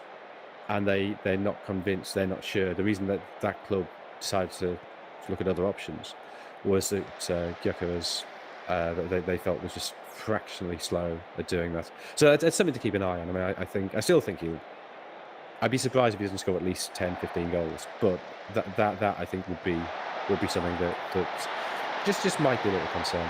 Yeah, I've seen people, I'm not going to go at you here, people level that he's only played at the Portuguese League and the Championship. A lot of good Premier League players have come from the Portuguese League, and look at PSG. They've got a few players from that league. If you look at Manchester City, the team that won the treble, a lot of players came in from that league as well. But I take your point on the timing aspects. I actually think he might be eased in as well. I'm not convinced he comes in and starts the season for Arsenal. I think it might be the new beefed up version of Kai Havertz that starts the season. Have you seen a picture of him? No, I haven't. Is he that guy has hit the gym hard in his injury absence. He looked absolutely huge. Yeah, I agree with you. I think Arteta still likes the idea of Havertz as a number 9. So whether that's the first choice, but yeah, it would make sense. You start with Havertz because he knows the system, and Gyökeres is phased in. But the point about the Portuguese league is, yeah, you have very good players there who come to the Premier League and adapt very quickly, but some don't. And the point is, there's a doubt, there's a question mark. It's not that all players in the Portuguese league are bad and none of them ever adapt. It's that you have to look at the fact he's been getting 20 odd goals a season there and in the Championship and say, well, it's only the Portuguese league. There is no guarantee that translates. That's the point. That it's just, and I think that's where you have to go through and look at his goals, look at his finishing, and try and assess, is he scoring the type of goal that a club in the Premier League would need him to score? And you look at, say, Darwin Núñez, who looked amazing in Portugal and has not translated at all for Liverpool. Yeah, that is a fair comparison. I was about to say, Jonathan Wilson hates the Portuguese league. Why does he hate the Portuguese league? I was going to go with that with the title for for this show, but you've rectified it with a good point on Darwin Núñez there. That is fair, but I do think at times, Arsenal have just been missing that bona fide number 9. And there's games at the Emirates when they're kind of knocking the door down, but they've got nobody to get on the end of the endless crosses that come into the box, or they desperately need a goal. That they let silly games go last season, and you think with a genuine number 9, less of that might happen. Yeah, I agree. I mean, there's been a handful of games, but I think the game that stands out last season was game against Villa, which was the end of January, wasn't it, that game? Yeah. And earlier in the afternoon, Liverpool had scored twice. Actually, Darwin Núñez had scored twice in injury time at Brentford, in a game where Liverpool absolutely battered Brentford. Looked like it was going to be 0-0. Núñez gets the 2 goals in injury time, and Liverpool suddenly get 3 points rather than 1. And then the Arsenal Villa game was the 5:30 kickoff. Yeah. And Arsenal were 2-0 up, absolutely cruising. And then they had 10 mad minutes in which Villa scored twice. And I think Yuri Tielemans hit the post as well in the spell. Yeah, after the first goal. So they could easily have lost that game 3-2 when they were a better side for 80 minutes. They just had 10 bad minutes. But that's the kind of thing that Arsenal, for some reason, under Arteta tend to do. And so you have a situation where it had looked at, it's sort of 4:55 or 4:50. Arsenal fans would have been thinking, we can close the gap by 2 points here. To suddenly, the gap has grown by 2 points. It's sort of a 4-point swing over the sort of a 4-point emotional swing, I guess, over the afternoon. And that I think was the moment at which you sort of thought, yeah, Liverpool aren't giving up this lead, and Arsenal, even if Liverpool do stutter, and they did have a little stutter, didn't they? They had that game where they played quite badly against Wolves and they had a couple of draws. So there was a stutter there, and if Arsenal had been breathing down their neck, putting pressure on, who knows what might have happened. But Arsenal won't put the pressure on, so Liverpool just sort of picked themselves up and went again. Yeah, they had that draw against Everton, didn't they? There was that little spell end of March where it just looked like they got a little bit weary. Do you think overall their business, does it get them closer to fulfilling that dream of winning the Premier League? I feel like they haven't necessarily bought lots of players that are going to get in their best 11. I feel like I'm obsessed with best 11s on this show, and I'm not. But they have filled kind of voids that needed filling, and you do feel like they're a bit more of a rounded squad now. Yeah, and the danger is they sort of did that the previous summer as well. It's sort of, the squad is better, but is the team better? I think the one player who does make them better is the team, is Zubimendi. Yeah, of course. I think he's a player who should not only is he good in his own right, but he should get the best out of Declan Rice. I think Declan Rice is better when he's got a bit more freedom, when he can drive forward. I sort of generally dislike it seems a very English obsession, a very British obsession with your midfielders have to be getting 6-8 goals a season. But I still think Declan Rice should get you 6-8 goals a season. And one of his great gifts is his stamina, that the capacity to make those late runs. We saw in the Real Madrid game, he's got a great long-range shot on him. So he can be that sort of Brian Robson, Steven Gerrard style figure. Yeah. But that type of player needs a sort of tactical mind alongside them to fill the gaps when they do go searching forward. And I think Zubimendi's the perfect player to do that.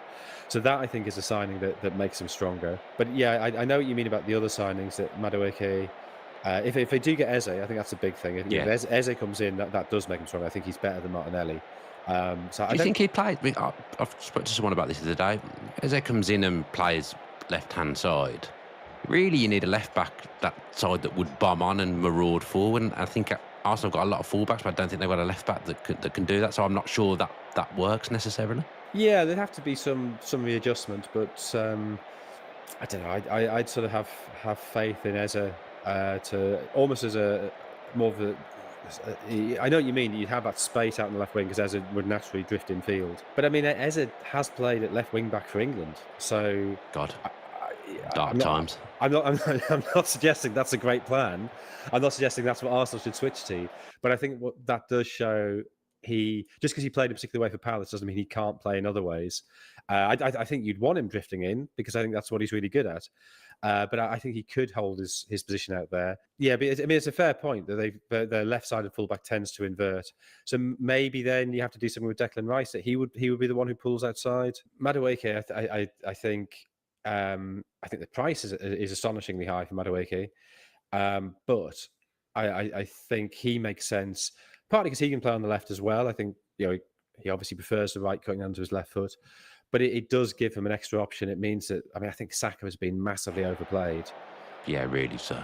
I mean, I think my biggest criticism of Arteta over his 5 and a bit years at Arsenal is he's just played Saka far too much, and I fear that Saka might be one of those players, a bit like Raheem Sterling, who gets to sort of 27, 28 and just looks exhausted. Somebody to take the pressure off Saka, I think, is just a good thing. And Madueke is a good player. I like him. There's obviously a lot of potential there. I think the concern about him is that he dribbles with the ball quite a long way out in front of him. This is what somebody at Chelsea explained to me, why they think Jamie Gittins obviously plays on the other side, but that Gittins, his centre of gravity is more over the ball, when Madueke has it is easy to dispossess because the ball's out in front of him. We've seen him play well for Chelsea. For England in those 2 terrible games in June. I mean, it's not a high bar, but he was England's most effective attacking player in certainly against Andorra. So yeah, I think there's definitely a player there. It's not been fully realised yet. So I think, while the fee felt probably 10, 12 million too high, it makes sense. It strengthens the squad in an area where it really needed strengthening. And equally, Norgard coming in just gives them a bit more defensive cover. That's a very useful thing to have. So, I think Arsenal's squad looks better. I think they've addressed key areas. Whether that, I don't think the squad is as good as Liverpool's looks like it will be. I don't know. But they've improved where they needed to improve. I've got a sneaky suspicion as well that Mosquera may play some games at right back with Gabriel and Saliba in that team, and Skelly obviously at left back. I think that's a solid defence, and they've still got the likes of Calafiore, Ben White, who aren't getting a game. Like, I feel all around the pitch that they're pretty well set, Arsenal, and if they can get that left hand side sorted, they really have had a brilliant summer. Let's talk about Manchester City then. It feels like years ago they got their transfer business done for the new season because of the Club World Cup. I'm still not sure what I think of Man City at the moment. Have they solved the problems of last season with what they've done in this summer? I'm really not sure. I mean, hard to judge, isn't it? And you look at the 4 players they brought in January, and Marmoush looked excellent. Yeah, Marmoush settled very quickly. He looks like he's going to be a really good Premier League player. The other 3 of them, I think, Nico Gonzalez particularly, significant doubts about. Victor Reich has been loaned out already, hasn't he? So yeah, and they do seem to have this policy of they've sort of gone back to a slightly old-fashioned model of signing very young players. I know there's been an increasing tendency for clubs to sign sort of 20 to 23-year-olds, but it's like 23 is the new 27, that everybody's looking at resale value, and that's had this sort of paradoxical effect that it means the price of 23-year-olds has gone up and the price of 27-year-olds has gone down. So they've got exactly the same problem with resale value. It's just happening 4 years earlier in the player's career. And I think, weirdly, there might now be value in signing 27, 28-year-olds, because everybody's so obsessed by resale value that they're not looking at what can this player actually do for us for the next 3 or 4 seasons.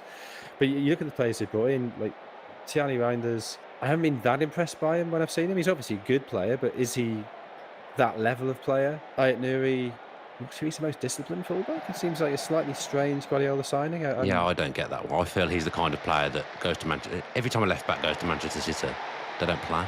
It just feels to me, I feel Guardiola will get frustrated with him in certain ways, like you've just said. And they'll end up with Guardiola playing there. Yeah, back you because go. That's where he always ends up. You're right, Cherky's clearly a hugely talented young player, but he's very young, he's unproven. And I if you look at how careful Guardiola was at bringing through Phil Foden, is he going to do the same? I mean, Cherky's maybe slightly older than Foden was when we were getting concerned that he wasn't getting enough game time. But it feels like a lot is going to be asked of him when he's still pretty young, pretty inexperienced in his career. So there's a doubt there at the very least. James Trafford's a good keeper, but he's going to be backup. So they've spent a lot of money. They've brought in a lot of players, but I'm not sure how many of those are oven ready.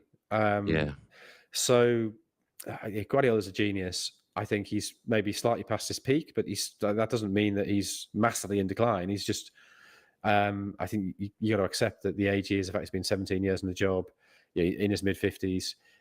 A little bit of the energy will have left him. So it may be that he can take this raw material. There is an argument, his type of football, the very precise demands he makes of players, the very systematized nature of his football, that young players who are more biddable, more malleable, are actually what he needs. He doesn't need players who've got their own ideas of how to play. But you still think that's a project that takes time. So I'm not sure how quickly they'll settle. And they've also obviously had the complicating factor of the Club World Cup, which means their pre-season has been running on a different schedule to perhaps what they'd like. So I think there's a lot of question marks there. And if there's any manager other than Guardiola, you'd probably be saying like no chance. But Guardiola is such a genius that, yeah, there clearly is a chance. No sign they've made there that makes me think, wow. No massive wow factor in anything they've done. And look, the players may turn out to be some of the best players we've ever seen in the Premier League. But I agree with you. It feels a bit bitty, and I don't know how much we can read into the Club World Cup. But some of their problems that they had last season were still apparent in the Club World Cup, even with these new players. Yeah, I mean that Al Hilal game where they lost, it's the same problems you'd seen in the cup final against Palace, and obviously they did stabilise that last couple of months of the season. That it wasn't, they had that, what was it, October the 31st when they lost that game to Spurs, and these 5 in a row, they win, is it 1 in 13 they won? They just only won the Forest game in that run. They do sort of get it back to an extent, and you have to give Guardiola credit for doing that because it looked like they were in free fall. But I think they've lost a lot of their aura. I don't think teams are going to go to the Etihad and be scared this season. I think people are going to think there's vulnerabilities there, and it'd be fascinating to see where Guardiola is in his career. That it may be that this is a new challenge, having to build a new team. Maybe that re-energizes him, and he sort of enjoys a great autumn to his career. Or it may be that sense of fatigue that I think you could really detect last season. That interview you gave to GQ last week, where he's saying that when he's finished at City, he's going to have a long break, and say it might be 1 year, 2 years, 3 years, all the way up to 15 years. That's a man who's already thinking of a holiday he's going to have in 2027. I'm not sure that's the bloke I want rebuilding my football club. Yeah, but he is Pep Guardiola, and so he is the man you want rebuilding your football club. But be interesting to see what his sort of mental, emotional, psychological state is, whether that fatigue that we saw last season lingers, or whether he is re-energized. Let's talk about Chelsea, Jonathan, the world champions. Got a bit of momentum now, it feels. Kept a manager for more than one season. I'm not sure that's ever going to catch on at Stamford Bridge. Looked good in the World Club Cup final, really, really did. I thought João Pedro was excellent. Cole Palmer was obviously excellent. But with Chelsea, do they know when enough is enough? Just as you feel they might be kind of getting the balance right and getting things going, they'll go and sign another forward and try and throw them in there. But I actually think it's the other end of the pitch that's still not quite right for Chelsea. How can they not have a proper goalkeeper still?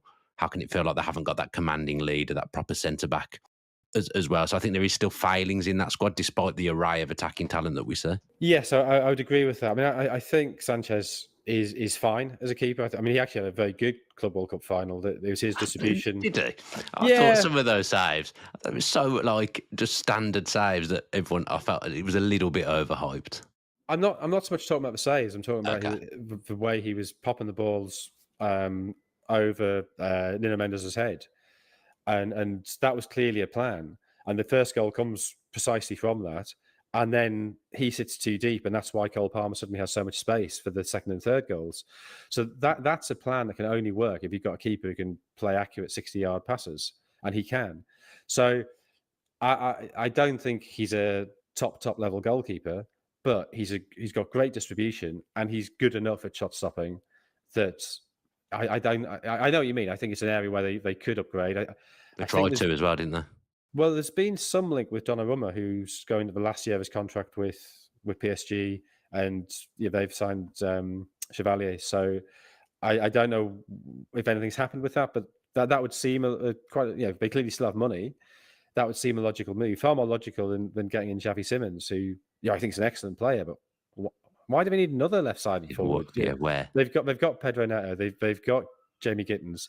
João Pedro can play on that side. They seem to be sniffing around Garnacho as well. That I think there was some talk of a swap for Garnacho and Nicholas Jackson. With money as well.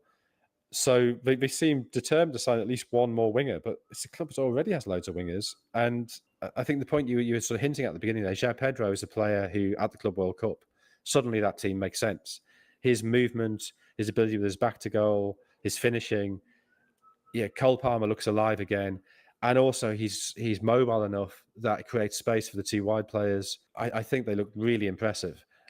But you're right. The determination to add even more players to that. And who knows how Gittins will fit in. Neto played really well as that sort of auxiliary wing back in that game. That was one of the tactical triumphs of Maresca. Obviously, you wouldn't want him doing that every game. But I don't know what it does to players' psychology when they play really well doing an unfamiliar tactical role. And the next thing you know, we've signed another player in the opposition and we're trying to spend another 80, 90 million on yet another one. And so the sort of churn at Chelsea, I still feel is unsettling for everybody. But if that performance against PSG shows what they're capable of, and if they can play that well against a team who beat every Premier League club they played last season and look really good in the Club World Cup until the final, then you've got to have them as one of the favourites for the title. And the fact that I think they're fourth favourites for the bookies. Yeah, that's where. Yeah, if I'm looking for value, that's where I might be looking. Yeah, I think the way they set up in that final, obviously it took PSG a little bit by surprise, but Gusto was given the licence to just really push on from wing back. Palmer then kind of inverted and made himself almost like a right 10, and the way he dovetailed with João Pedro was a joy to watch. Playing that way as well, you're going to be able to get Enzo, Lavia and Caicedo into your midfield if you're shifting Palmer out to the right, but then you're not taking away what he's good at because, as I say, he's allowed to play as a number 10. Then Neto was holding the width on the other side. They looked really, really good, but they don't know when to stop Chelsea. But is that what that you think? Obviously, the ambition is probably always to win the title. But do you think they could pose a title challenge? I don't see why not. I mean, if they're good enough to win, I know it's only the Club World Cup, and you can't. It's very hard to know how seriously we should take that tournament. But they were so good in the first half of that. Well, throughout the final, but particularly in the first half of the final. I thought Reece James had a great game at the back of midfield. Yeah, that surprised me. And if his fitness, I think, is a big thing because he can play fullback, he can play centre back, he can play midfield. He's such a tactically smart player. If he has sorted out his fitness issues, he's a huge asset for them. You talked about that midfield and whether it's Reece James at the back or whether it's Lavia Caicedo. The fact that Enzo can then play slightly further forward, I think he's better at doing that. He's a really clever player, but he also is good at winning the ball back. So if you've got that very clever, tough tackling midfield three, it's a really hard, whichever three from those four you're perming, that's a really hard tackling, defensively solid three. That's going to make Chelsea very hard to break down. And it also gives Cole Palmer that freedom, whichever of the sort of 18 options they have on the left. And you've got João Pedro.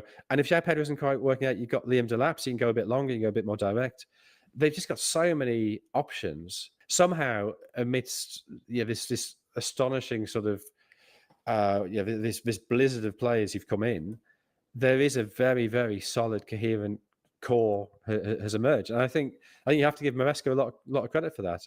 And I know fans have been, I mean, as Leicester fans were pretty dismissive of some of his football. They found it a bit dull, found it a bit boring.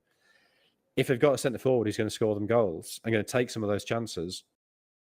Yeah, fans are, if you're 1 or 2-0 up and holding possession and not taking risks, they're absolutely fine with that. And a lot of the problem last season, I think, was less that the football was overcautious. It's just they didn't have a finisher. And a lot of those games where felt frustrating for Chelsea, they had 25, 30 shots. They just hadn't scored any of them, or they'd scored one of them. Well, if you have João Pedro taking the chances, then that doesn't matter anymore. Yeah, he's a really clever footballer. João Pedro kind of brings the best of Delap and Jackson and something extra in just his own game. That's how I felt when I was watching the Club World Cup. Yeah, I mean, very very versatile. Yeah, a lot of different attributes. He's good in the air. He's good with his back to goal. He's a really good finisher. His movement's very good. He can pull out to the left. So I think to be I was talking earlier about the sort of the way football's fallen back in love with the number 9, but the modern number 9, it has a far greater range of abilities than your sort of 1980s number 9. That he's good in the air. He's mobile. He can finish. His movement's good. The sort of the players that we've been talking about on this carousel, Gyökeres is 6'2", I think. Isak 6'4", Šeška 6'5". But they're players who, they don't feel sort of like big lumbering centre forwards because they're so quick and so lithe as well. So they've got that heading ability, but they're not like a Niall Quinn style target man who you basically just got a position there. Chest control will be great. We'll nod it down, but he's never going to pull out to the wing. He's never going to make those runs in behind the fullbacks. The modern number 9 has to be able to do this Niall Quinn job, but also be able to make the runs in behind the fullbacks and work the channels and get out of the way to allow other players into that space in front of goal. Yeah, and I've mentioned him bringing in some of the traits of the other Chelsea forwards. If any Chelsea fans worried that they won't get any red cards if Nicholas Jackson goes, I think João Pedro always carries the risk of a red card as well. Let's talk about then the 5th favourites for the Premier League this season, Jonathan. Any ideas who I might be talking about? Well, I know it's Manchester United because it's me who told you this. So I can remember the conversation we had 2 days ago. But I'd forgotten it was you that told me that. It's astonishing. But it just shows how many United fans there are. I guess there's 2 different questions. Could Manchester United finish 5th this season? Yes, I think they could. Are they the 5th most likely team to finish first? I think that's a slightly different challenge. They haven't got any European football, so that's a huge plus. One of the problems Ruben Amorim had last season was he had very limited time on the training pitch. Well, this season he's going to have time because he's going to have a lot of midweeks. He's had all of last season and the summer. So if this squad is ever going to have his ideas instilled into them, it will have happened now, and it will happen this season. My concern with them is they haven't really changed the squad very much. Now, of course, I was saying earlier, you've got to be careful making too many changes at once. I think it's a bit different when the squad's as bad as the Manchester United Just finished squad. 15th. But you'd have thought the logical thing to do, when the whole problem is our manager plays a very specific style of football the squad's not suited to, is get your changes done really quickly, give him from the beginning of July to work with them. And they haven't done that. They've brought in 2 players so far. And you know, it's just as much of a concern as the fact they've only got in 2 players. And the fact it's 2 forwards, whereas it feels to me midfield, deeper in midfield Number is 6. where their big problem is. But they haven't really got rid of anybody either. I know Rashford's gone to Barcelona. I know there's the 3 players who came to the end of their contract. So Johnny Evans has retired. Christian Eriksen and Victor Lindelof have gone. Of the bomb squad, of those 5 players, 4 of them are still there. And you know, part of the skill of the technical director these days, or director of football, it's not just buying; it's selling. Chelsea are really good at it. Chelsea are really good at getting profits on players they don't really want anymore. United are terrible at it. And the fact that Garnacho is still sitting there, that Jadon Sancho is still sitting there, that Anthony is still sitting there, that Timo Malacia is still sitting there. What's going on? You know, and that means that's not freeing up revenue to bring players in. But yeah, the absence of a number 6. It's a huge hole. Yeah, Ugarte should be good enough to play there, but nothing we saw last season suggests that. And then that Ricky made against Everton in pre-season, that suggests that he hasn't had some great epiphany, that he's suddenly become the player that they need. So I don't really know how that system works at the minute. Is the idea Bruno Fernandes plays deep, but then you need Looks somebody like it. very aggressive, very hard running alongside him. And then you think, well, where does Kobbie Mainoo fit into that? He's a player who barely played last season. I think Amran had doubts about his suitability. I know there was injury issues as well, but such a gifted player, and yet it's a club that doesn't seem to be able to find a role for him. But equally, they don't want to let him go because he's one of these many young players who, you know, United in a desperation have nominated as the Messiah. Oh, this is the kid who's going to lead us back to glory, which is absurd pressure to put on a teenager. But I don't know where he fits in that side. If he's going to be one of those the 2 sort of inside forwards in the 3-4-2-1, which maybe he could do. I think probably he should be slightly deeper. But maybe he could do that. Why are they signing all these forwards? Where's Matheus Cunha going to play? Where's Brandon Burma going to play? If they do bring in Šeško, and then they've got Xerxes, they've got Højlund. They appear at the moment to be doing what seemed absolutely impossible, which is take the world's most incoherent squad. It looks like they're making it more incoherent. It's quite clear that the focus seems to be on the front 3, because it's going to be, if Šeško signs, it's going to be a brand new front 3. I presume Ahmad might play as a right wing back, because I think he's probably got to be in the team somewhere. But I don't mind Bruno in the number 6, but I think you need a sure thing next to him. Not saying João Paulinho, but Spurs have signed João Paulinho on loan, a proper defensive midfielder. I don't see that in the makeup of Manchester United's squad. The no European football thing will inevitably help, but I still just don't see how they rise from 15th to top 5 looking at them now. I could see them just about finishing 5th. I think there's other teams. I think there's a lot of teams who will be challenging for 5th who have not had great summers. Villa, Spurs, Newcastle. Yeah. So I think finishing 5th might not actually be that hard this season. I think there's an obvious top 4, the 4 we talked about, and I think then it's a scrap below that. I could see things clicking for United. I could see them just about making 5th. But we talked about how Chelsea have this incredibly solid core in the middle of midfield. United's the opposite. Bruno Fernandes is a very, very good footballer, but he's a creative footballer. He's not going to be somebody who's putting in big tackles. He's not going to be something who, if you're an opposing team, you're going to think, well, how are we ever going to get through him? Whereas you look at Chelsea, Christ, if we get through Caicedo, we've got to then get through Lavia, and we've got Enzo snapping back, or maybe we've got Reece James in there. United's the opposite. It's sort of, you can just sort of wander through that. I find that baffling. I think Liverpool can get away with, and maybe even get away is a slightly overly negative term, but they can contemplate a game where they play with a lot of technical players because they can trust themselves to hold possession. And we saw they were very good at holding possession in games last season. They're just sort of taking a bit of a breather, controlling matches. I can see that they are good enough to defend with through possession. United aren't good enough to do that. And also that forward line, if it is Cunha and Burmo, Šeško, that's a forward line that needs to play in transition. They need to be winning the ball back, getting it forward quickly. Yes. Ahmed Jallow is a player I really like. I thought he was really good at Sunderland. I think physically tiny, but doesn't seem to matter. But at the same time, if he's your right wing back, if you're the opposition, you're going to put somebody good in the air on the back post on your left. And you're going to be knocking in big diagonals, and you're going to be challenging that space to the right of United's right-sided centre back, where they're probably going to have Martinez, who's not a big player, 5'10". And Ahmed Jallow is your backup there. It's just an obvious weakness. Big players wandering in at United's back post to get on diagonals hit from the United left, from the opposition's right. It's just such a glaring thing that bad teams, any team can do it. You don't need to be a good team to whack a big diagonal to a big bloke at the back post.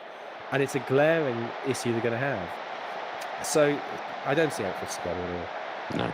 I mean, it'll be interesting at the very least. I think we all enjoyed watching Manchester United for differing reasons that people have enjoyed watching Manchester United over the years last season. I think it's going to be an interesting watch this season. Just a quick prediction. Do you think Amorim sees out the season? Well, that's a good question. Thank you. That's what I'm here for. I'm going to say yes, but almost by default. Okay. Stubbornness from Manchester United. They're wed to it and they can't move away from it. And I think they will improve. I think they'll be top half this season. I think they probably will qualify for Europe. And I guess you can paint that as progress. Well, it is progress. I mean, you finish 15th and you then finish 6th or 7th. That's that. You can't expect realistically to go from 15th to 3rd or something. So, yeah, I guess you say what are his realistic aspirations? And I think it probably should be qualification for the Europa League, maybe a bit of run the cup. And I think that he's capable of achieving that. So yes, I will say he will see out the season. Okay, and we spoke about before we came on about being disciplined and keeping the show for 40 to 45 minutes, and we've not been disciplined and we've not kept it to 45 minutes. But I think now we can label this as the big season preview. I think once you hit an hour, which is what we're going to do now by the looks of things, you can label it a big season preview. You touched on Newcastle, Villa, Spurs, all had difficult summers. Villa are kind of coming out the back of that now because they're going to sign Evan Gasson, lovely French accent from myself, who will fill a problem position for them. Out the three, who do you think's best set to do something? Obviously, Thomas Frank at Spurs. Now, Newcastle have had one of the worst summers going. We talked about Liverpool's summer being one of the best. Newcastle's has got to have been up there as one of the worst. Yeah, I mean, Villa's is, I guess it's been a bit of a nothing summer so far, on the bad one necessarily. Because they haven't sold anybody either, have they? No, it's the Loney's not coming back has taken the shine off the squad a little bit because they were a big part of the second half of last season. But if Gasson comes in, I'm happy with that. Yeah, I guess if Emi Martinez stays, that's a good thing. I mean, he's going to be now. It looked dead set he was leaving, but yeah, as you say, it now appears to be that he is staying. And I think that's a good thing. I think not just his ability as a keeper, but his personality is useful for Villa, if not necessarily kind of pleasant for the rest of the league. Might help with the Europa League as well. So, I mean, to an extent, it depends how they adjust to the Europa League, how seriously they take that. I mean, they should take it seriously because they can win it. But maybe you don't have to take it seriously till after Christmas. Yeah. And if that's less of a drain on them than the Champions League, which it ought to be, then there's an extra year of playing together, as long as there's no staleness sets in, and as long as they do bring in, players to replace the lone players. I'm basically just repeating what you said. I don't see why they can't finish 5th, but there is a sort of slightly anticlimactic feel. I'm interested by their PSR position as to just how close they've pushed that line. So that might explain some of the lack of activity. Spurs, I think they've done okay. I mean, obviously not getting Morgan Gibbs-White's a blow, but you look at their first 11, it looks pretty decent. James Maddison being injured is clearly a blow. But I think Palhinha gives them something at the back of midfield they need. Hopefully Archie Gray will get his chance at the back of midfield, because I felt very sorry for him last season. Really promising kid, but he's just been asked to play 100 different positions, not really fair on him. He did okay as well. So I hope we get to see him playing the back of midfield. I think him and Sarr together, I think potentially is a really good pairing there. And I think Thomas Frank's a very good manager, but his record, if you look at what happened to him both in Denmark and then at Brentford, it took a little while for him to settle. But the first 8-9 games, both his last 2 jobs, have been pretty poor. And I think there's a constituency of Spurs fans are not convinced by him. They think that Spurs should be above taking people from Brentford, which is obviously ludicrous. But there's a danger they become quite vocal if Spurs do have a slow start to the season, which is possible.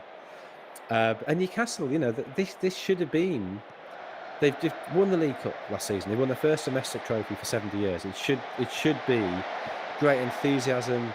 They're back in the Champions League. There's talk, albeit it seems to have gone quite quiet now, of a move to a new stadium. Everything seems to be moving forward, and then they're going to lose their best player, probably, with Isak. And the only player they brought in is Anthony Elanga. They don't have a director of football. That Eddie Howe and his nephew are doing all the business. And not only that, but the fact that part of the funding that's going to allow Liverpool to buy Isak, if that happens, is coming from the sale of Darwin Nunez to a club owned by the Saudi PIF, who also own Newcastle. And so those concerns a lot of us had last season, that, I think we've seen Saudi Arabia generally with this Project 2030, the extraordinary investment. There has been retrenchment. Neom, the city in the desert, has been massively scaled back. I think their sport investment is much more focused on things that are happening in Saudi Arabia, so the Saudi Pro League, but also things like tennis and boxing and Formula One that they can actually host in Saudi Arabia, the World Cup that they'll host in 2034. That they're less focused now on the external stuff. When all the plans for the stadium were coming out towards the end of last season, it looked like, okay, they are still engaged, they are still interested. But that's gone very quiet. And now it looks like Newcastle might be part of this general retrenchment, which was the fear a lot of people had about Newcastle last season. Yeah, tough summer. Not the summer that you want off the back of winning a trophy and getting Champions League football for the second time in 3 seasons. Really difficult summer so far. Obviously, by the end of the window, they might pick some players up, but at the moment, Newcastle not looking a happy place at all. Let's do our predictions then for the new season, Jonathan, and we'll start with the bottom 3 and have a little bit of a chat around that. What 3 teams have you picked to go down? Sunderland, Burnley, Brentford. Sunderland, Burnley, so no Leeds. I hope one of the promoted sides stays up, at least one. I mean, it's obvious which one I hope stays up. One, Jonathan. But even leaving aside partisan leanings, I just think it's bad for football if the 3 promoted sides keep going down. So hopefully, at least 1, maybe 2, maybe 3 can stay up. But that becomes less of a. It becomes that sense of a 17-team established Premier League, that 3 join and then go out, and then 3 join and then go out. But that is not what the pattern becomes. So I just hope at least one of them stays up, and then and again, I'm slightly doing this obviously from the point of view of a Sunderland fan. You're looking at, okay, the other 2 promoted sides could be dragged into it. Who else could be dragged into it? You look at Brentford, all the changes they've made, and Burma leaving, Thomas Frank leaving, Wissa maybe leaving, Norgard leaving, Flecken leaving. They've been exceptionally good at replacing players in the past. Yeah, that doesn't always work. And so if you're one of the teams likely to be in that relegation battle, you're thinking, yeah, Brentford could get dragged into it. Keith Andrews may turn out to be a brilliant manager, but we don't know. There's a big question mark about that. Which other teams could get dragged into it? West Ham, I think, very easily could be dragged into it. That they seem to be struggling to get players over the line. I don't think that anything's really changed from the end of last season, which there's no great sign that Graham Potter was going to do great things there. And I think it's a club that can get down itself pretty quickly. You look at Bournemouth, maybe. They managed to keep pretty much all their forward line, but losing Kerkers and Howson. Yeah, I think that could hurt them, and you always Zabani's going to go as well. Zabani as well, yeah, that's right, yeah. So you always look at a club like that that's sort of overperforming, and you think, how sustainable is that? They can't really afford to make a mistake, so their recruitment's got to be very, very good. Maybe Forest. Forest feel a very volatile club that's with European football. And the fact Gibbs White staying is obviously an advantage to them. But I sort of feel Forest could finish anywhere between sort of 6th and 20th. There is that volatility there. Everton, I think, haven't had a great summer, but there should be lots of positivity moving into the new stadium. So they're the other clubs who might get dragged in. But I mean, fundamentally, I think the 3 promoted teams are all going to struggle. I think that's just the way it is. But to say the 3 promoted clubs would have been very boring, so I've stuck Brentford in there and taken out Leeds. I've gone Burnley, Leeds, West Ham. I've got your boys to stay up, Jonathan. Impressed with the window so far? Well, it appears they've had a very good window. If you'd asked me, on the evening of the playoff final, I'd have said no chance. But the way they've done the business, the way they've done it so early, the fact that they've managed to get in, I think, quite a good spread of young players and experienced players. I think Granit Xhaka could be a great signing. Yeah. Guy coming in from Chelsea, somebody who has played a handful of Premier League games, has played in the Conference League, looks a really good finisher. That's something that Sunderland were lacking last season. Seaman Adingra, I think. That shocked me. Well, he was linked with Sunderland in January as a swap for Tom Watson. I think there's some questions about his commitment to training. Should we Right. say? But I mean, I thought he had a great Cup of Nations. He's just an exciting player. I kind of maybe the bright lights of Sunderland will lead him further astray. But maybe it's a chance for him to sort of really cement himself as a Premier League player. Enzo Lefebvre's obviously made his loan move permanent. He looked really high class. Habib Diallo, I think, is a really interesting, exciting player. So I think there's a lot of players there who could be very good. And so I've now, having had no hope, I now have a glimmer of hope that Sunderland will stay up. I think all three are quite like what they've done in the transfer market. I think they've given themselves a chance, but if you get off to a bad start, like the teams did last season, it's an uphill climb, isn't it? Because there's so many good teams in the Premier League. Well, and I think the stats show as a promoted team, you have to take 8 points from your first 5 games to stay up, to have a chance of staying up. And Sunderland actually have quite a kind start. That they start against West Ham at home. They've got Burnley away. They've got Brentford at home early on. So I think there actually is a chance that they could pick up significant points in that first sort of 4 or 5 games. And if they are on 8-9 points after 5 games, then suddenly there'll be the belief that they can stay up. And the teams last season, straight away, this is going to be difficult. And then they ran straight into this fog where, oh no, we're desperate for results. We can't afford to lose this game. Whereas if you get 10 points on the board in your first half dozen games, suddenly you probably only need 25. You only need to go then 25 points in your last 30 games, say, and that'll keep you up, and that seems more manageable. You've got a little bit more leeway, and you're not under pressure to the same degree. The one issue Sunderland may have is they are going to lose potentially 5 players to the Cup of Nations. Yeah. But if that gets you quality players for the rest of the season, I guess it's a gamble worth taking if you're club in Sunderland's position. Home form going to be paramount for Sunderland, you think, and Leeds and Burnley. Obviously, if one of them can get home form right, they'll give themselves a chance of staying up. What does a Jonathan Wilson top 6 look like for the 25-26 season? Liverpool, Arsenal, Chelsea, City, Spurs, Villa. Oh, not too far away from mine. I've gone Liverpool, Arsenal, City, Chelsea, Villa, Spurs. We've got the same 6 teams there. Just slightly different order, yeah. Yeah, interesting. So no Manchester United in yours and no Newcastle. How the teams you may expect to see in that top 6. Surprise package. I have put Sunderland down.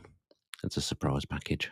Yeah, I mean, I think if I weren't a Sunderland fan, I'd say Sunderland, but I'm just terrified of don't want to do it. Tempting fate and getting egg on my face. I mean, I guess the very meaning of surprise packages is not easy to predict. Maybe Manchester United won't be as bad as we've become used to them being, and they will end up finishing 5th or 6th. Okay. Can you say Manchester United is a surprise package? That feels like an absurd thing to say, but I think you can after they've just finished 15th. I think that's probably okay. I mean, it wouldn't be a massive surprise if they got worse, I suppose. So it probably would have been more of a surprise if they got better. So I think they qualify under the rules of surprise package. Who have you got down for top goal scorer? Erling Haaland. Yeah, I did the same. You kind of feel like he's got to get back to those levels of his first few seasons. Well, I mean, even last You've season, had City 4th, so you obviously think they're going to concede a lot of goals then. Yeah, or maybe I just haven't really thought it through that carefully. Right. But no, I think even when City are playing badly, he still got over 20 goals last season. Yeah, he's still going to get 20.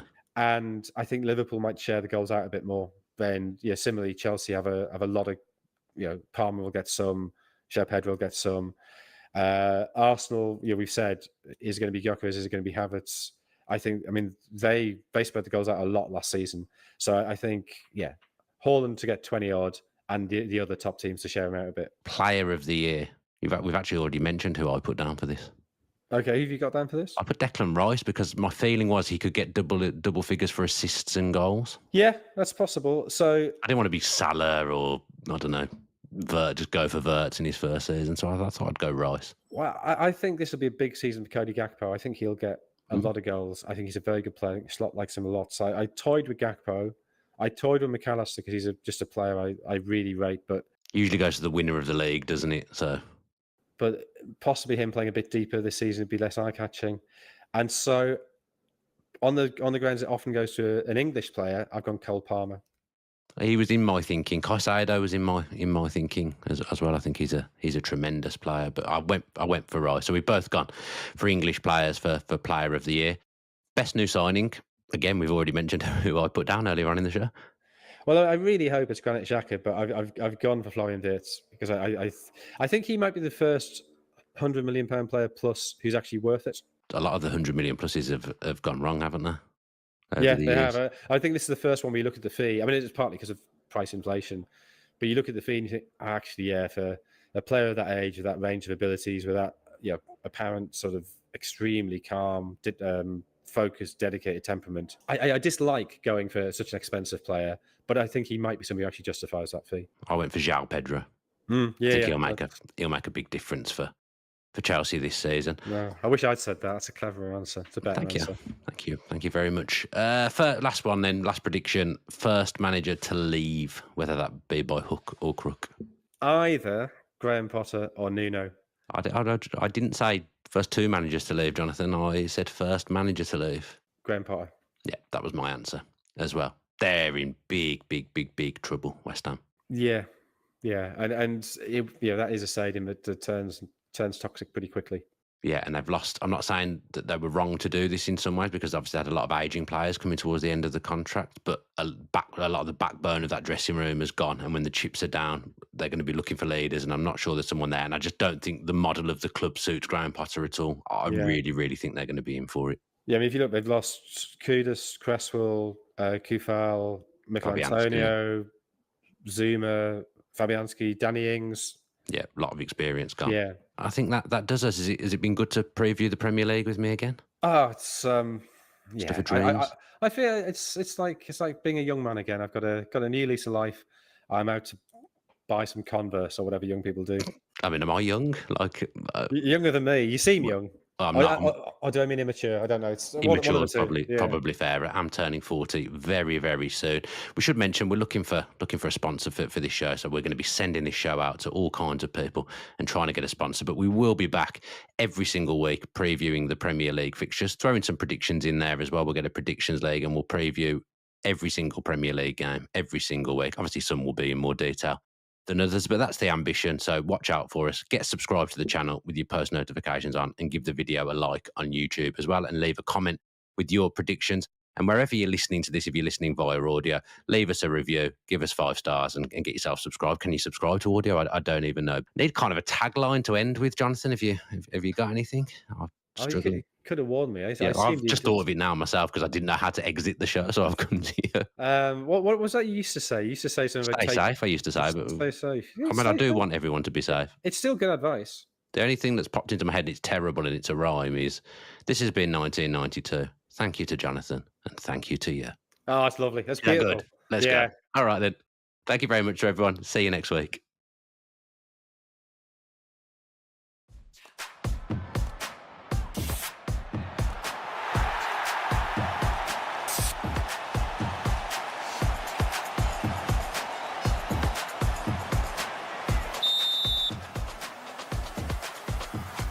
Hello and welcome to BlueTube on YouTube with me, Neil, and Ben, my son.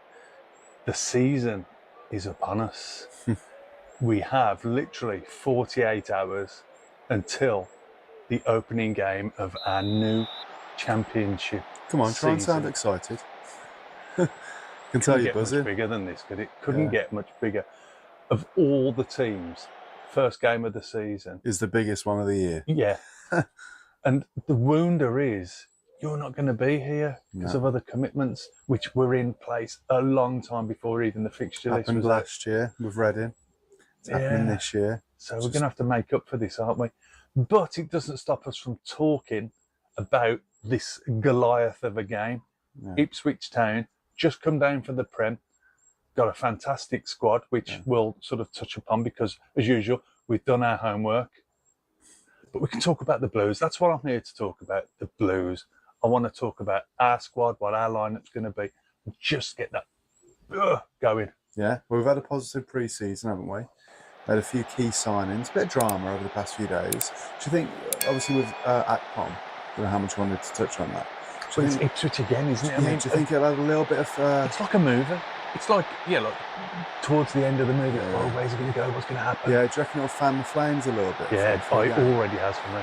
Yeah. And do you know, my way of thinking, the way I was watching it, when yesterday we were on about, it's swinging Blues way again, and I was thinking, I almost don't want it to, because if he ended up, I don't think he'd have played, but if we'd have ended up with him, it would have been a case of Ipswich really owe us one. Now, for me, shoes on the other foot, it's us that are going to out there. We don't even know where he's gone yet. No decision's been made yet. Not only that, but it's widely speculated that he's actually preferring the looks of Ipswich, and with our philosophy already, which is widely known at this point, we only want players that really want to play for Blues. Yeah. If he doesn't want to come here, it's absolutely fine. Yeah. We'll certainly be capable of finding someone else. And the other one, the recent one that, what's his name? That Dutch from... That's right, from the Bundesliga. Yeah. Got incredible stats. I'm more interested in that one. Absolutely. That's the one I'm Couldn't more agree excited more. about. So bring that on. We know that we'll get it right. Yeah. I have absolute faith in that. But do you know what? We've got Jay Stansfield. We've got Kyogo. We've got that new number 10 that hasn't played for us yet. He's just coming back from injury, but by all accounts, he played in the reserves. Yeah, Fujimoto played in the reserves against the Baggies reserves last week and had a good game. 2 assists apparently. Didn't do too bad. So looking really promising. So we're just building upon like solid foundations now, aren't we? Absolutely. For me. Well, we're in a real good spot going into the season, and it'll give us such a great idea, because this isn't just any game. It's against the favourites to get the title and bounce straight back up to the Premier League. Yeah. Bit of a trial by fire, really. Straight away for the Championship, a great return. And but it'll be a huge test for us. I don't think it's not going to be easy by any stretch of the imagination, and we'll get onto the nitty gritty of it as we go through the video. But my God, a few years ago, if we were looking forward to this game, we wouldn't be, would we? We'd be dreading it. Oh, do you know what? I've not even thought about that. But you're saying that now, you'd be like dreading it, but sort of not dreading it, but. Well, you wouldn't be expecting much from it. Yeah. No. You don't know. Oh, I wonder if we'll stay up this year. But you'd probably be saying things like, "Oh, we've lost this player. Oh, we might get this one on a free. Oh, we're trying to get this loan. You're trying to get the scrapes and build a team together." But now it's like, look at how much we've bolstered and improved. Let's see what these guys are made of. Absolutely right, that is. But now the excitement and the expectations, without going over the top. It's not going to be a walk in the park. There's going to be games that we lose this year. But I really think that there's no one, and I said this right at the end of the last season, there's no one to fear. Knowing that we can go out, give as good as we get. I mean, we played Forest last week. I know Forest, they weren't pushing it, but that was Premiership. It was Premiership quality. That's Premiership big quality. Boys it wasn't. Yeah, and they brought even more on in the second half. And we held our own. I don't think we really stretched it. We just look that way now. We just look where, and this is Chris Davis. We've done a deep dive on Chris Davis today, so go and have a look at that. Check that out. Yeah, wasn't it? Good video. He just gives that vibe off, doesn't he? He just wants everything. Very professional. Oh, I think always so. has been. I really think so, and it just oozes that now. Blues just ooze that professionalism for me. Do you had a legend on Chris Davis? When he was born, he came out with a suit and tie. Did he? Yeah. But I think there's going to be a different air about this season now. Like, you can see already the media around us. Obviously, with this documentary coming out, the owners have been in the spotlight for the whole summer, really, haven't they? Especially with that documentary too coming out. So I don't know really what to expect from maybe a player's perspective, or even the club as a whole, for how we'll respond to getting so much more limelight, because there's so much more expectation. Whereas before, it's like no one really paid any attention to us, because it was like, Birmingham City, they're going to be right down there, aren't they? They're going to be scrapping again, going to be fighting. It's not even like a half switch. It's not like, maybe we could get mid-table. It's gone totally flip side, and it's the other way now. Well, and people are expecting us to. So where are you now? Now, when we did our predictions for the Championship, that's going back a little bit now, and you were sort of mid-table-ish, weren't you? No. Number 10. 4th. Oh, did you? Oh, I thought you was. Well, at one point you were thinking mid-table, weren't you? Before we did that. I was. Yeah, it was way before any of the signings happened, and I think it was just trying to have a little bit of perspective. Really, got to remember how much we've struggled in the Championship over the years, and it's one of the toughest divisions in the world to get out of. I'll stand by that. I'll die on that hill. The Championship is not an easy division to get out of. I think of the parachute teams, where they've come from the Premiership, still Premier League quality in a lot of the clubs. And this year going into the Championship, there's a lot of heavy hitters in there. It's not going to be easy. And I still would certainly be happy with a top table finish, considering the past decade that we've had as a club in general. But with some of the unbelievable signings that we've made, I dare to dream. Yeah, absolutely. So you're still going around fourth then? I mean, fourth would be super. I would be absolutely over the moon if we somehow managed to get into the playoffs. Automatics, I think we're being a little bit cheeky, really. I still stick with that, and I'm going. I mean, well, fair play. You're dreaming big. Prediction. I'm watching Benjamin Bloom, some of the other lads that we watched. Oh, one of the doing best championship creative content. I've watched another one today. I've watched one yesterday. Second place. Benjamin Bloom, second place. With Ipswich top, so makes it more of a humdinger, doesn't it? Do you think some of that could be the hype? I spoke about the media. But hasn't that turned around though? Blues, like going on about will they it's a different game and all that lot, and there's still people saying Blues will be going down, Birmingham won't even. Well, I certainly don't feature. think. If you wanted to ask me this, what's more likely, us getting relegated and getting promoted? It's promoted by a mile. So if you want to put it that way. Yeah. So if we sort of finished mid-table, that'd be seen as a failure this year, wouldn't it? I think that's crazy. It is, but it would be, wouldn't it? Yeah, it would be. I think that's the ambition that we've got now, and I think for some Blues fans, me included, that takes some getting used to. They're really trying to change the culture, and they're not going the slow route with it, and it's a massive shift, a wonderful one at that. But you've got to put it into practice. Yeah. I mean, we'll get to predictions and scorers and things like that later on. But I think now there's a couple of players, and I was getting it up because I was having trouble getting a connection. But there's a young lad that's been playing in the Ipswich team on some of the friendlies. Now they've been doing really well in their friendlies. Ipswich have nailed it. I mean, Auxerre, they beat them away. Is that France? I think it's a French team, isn't it? 3-0 on their patch. I don't know what level they are, to be honest, but they're obviously doing. It's no surprise, that they've got job, the quality. Decent team. Blues have done well in the friendlies, to be fair. We haven't had any really high profile. The main ones for me were the Seville game that we absolutely played them off the putt. Well, we battled and played good football. And it was like a bloody cup final. That was not a friendly, wasn't it? We watched that. And I was really impressed with the Forest game. Some of the others I haven't been able to see because the decent games, and no disrespect to the Blues reserves lads, but they were putting the wrong games on the telly, weren't they? And I know there was a lot of people moaning about that. It's just the way it goes, wasn't it? But do you know what? Everyone's involved. There's been a good rotation on the friendlies. I think everyone's had a good, fair dealings with the way he's picked the squads and stuff. So I think the latest, Dion Sanderson, just thinking that might be on his way too, where we all said he's gone. Oh, has he gone to? Yeah, he's Derby? gone. Yeah, old news that. Yeah, he's gone to Derby. That's only today then. Yeah. It is today. No surprise. Reunited with Eustace again, and Eustace can get a tune out of him. Get him playing well. Not a bad player. It just never worked out for him at Blues, but he certainly had a few good games. Sanderson did, And there's a player in there. Has he gone I wish permanent? him well.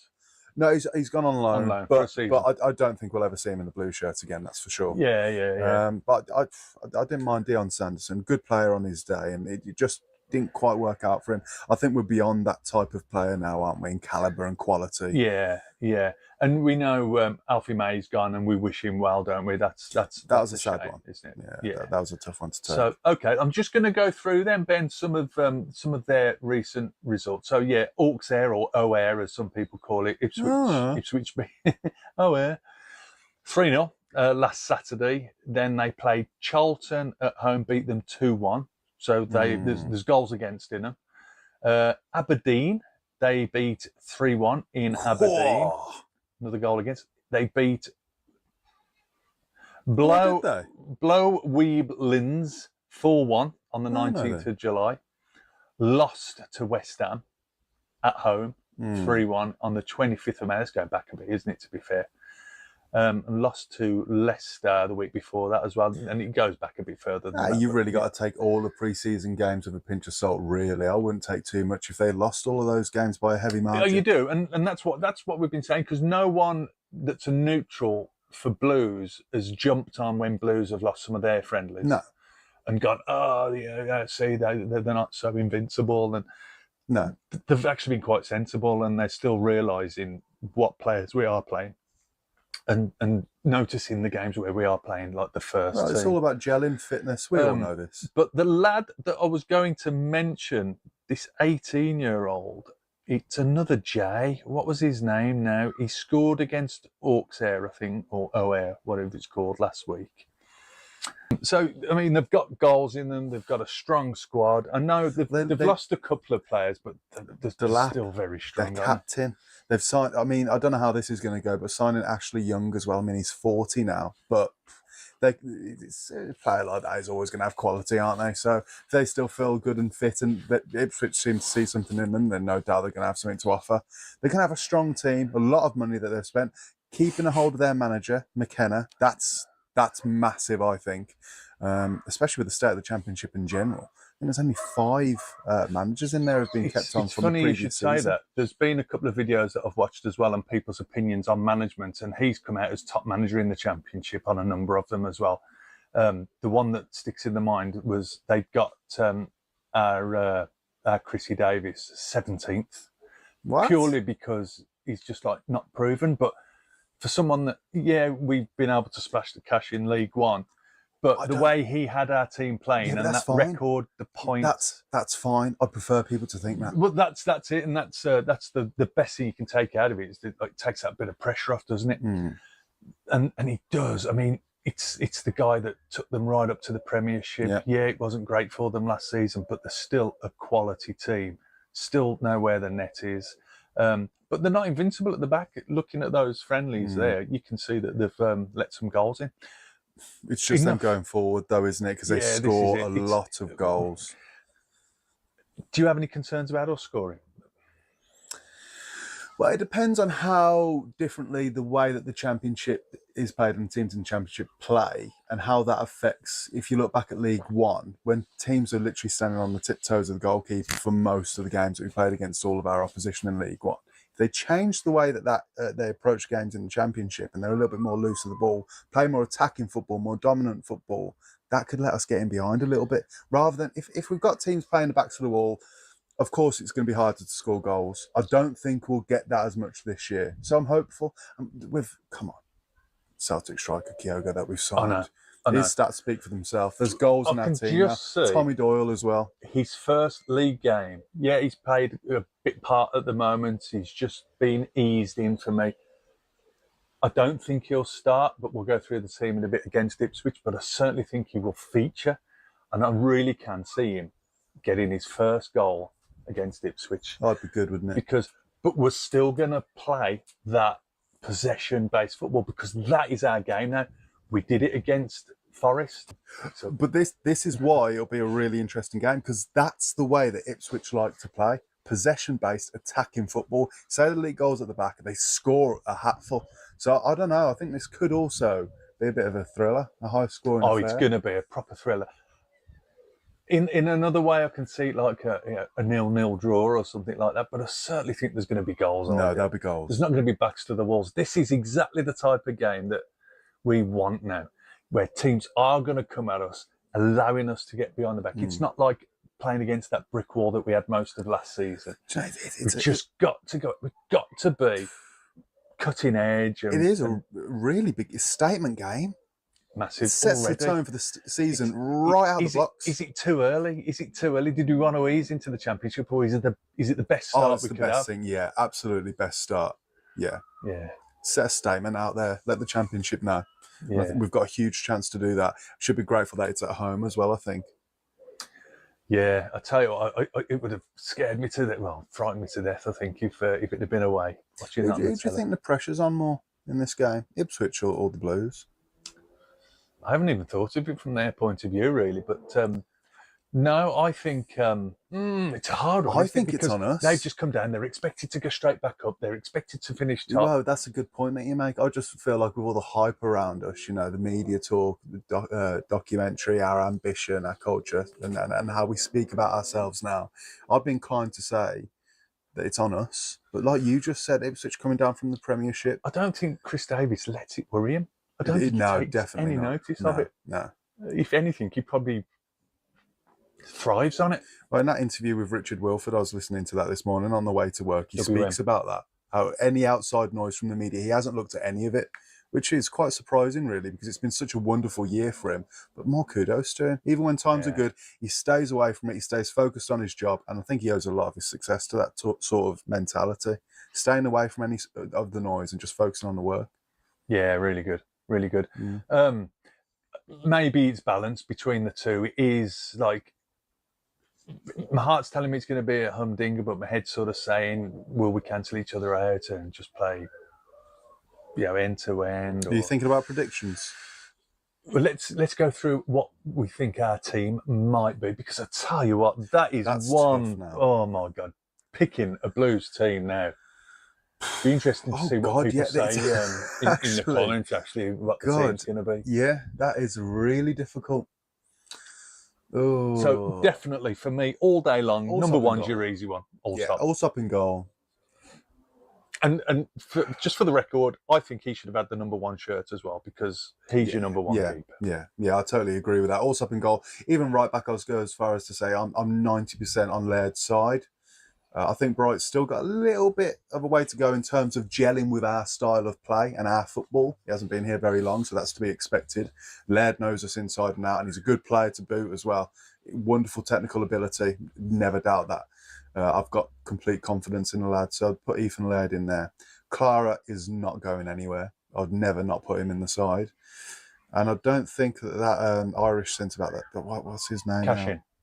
He's not been around long enough to throw right into the deep end. He'll be on the bench.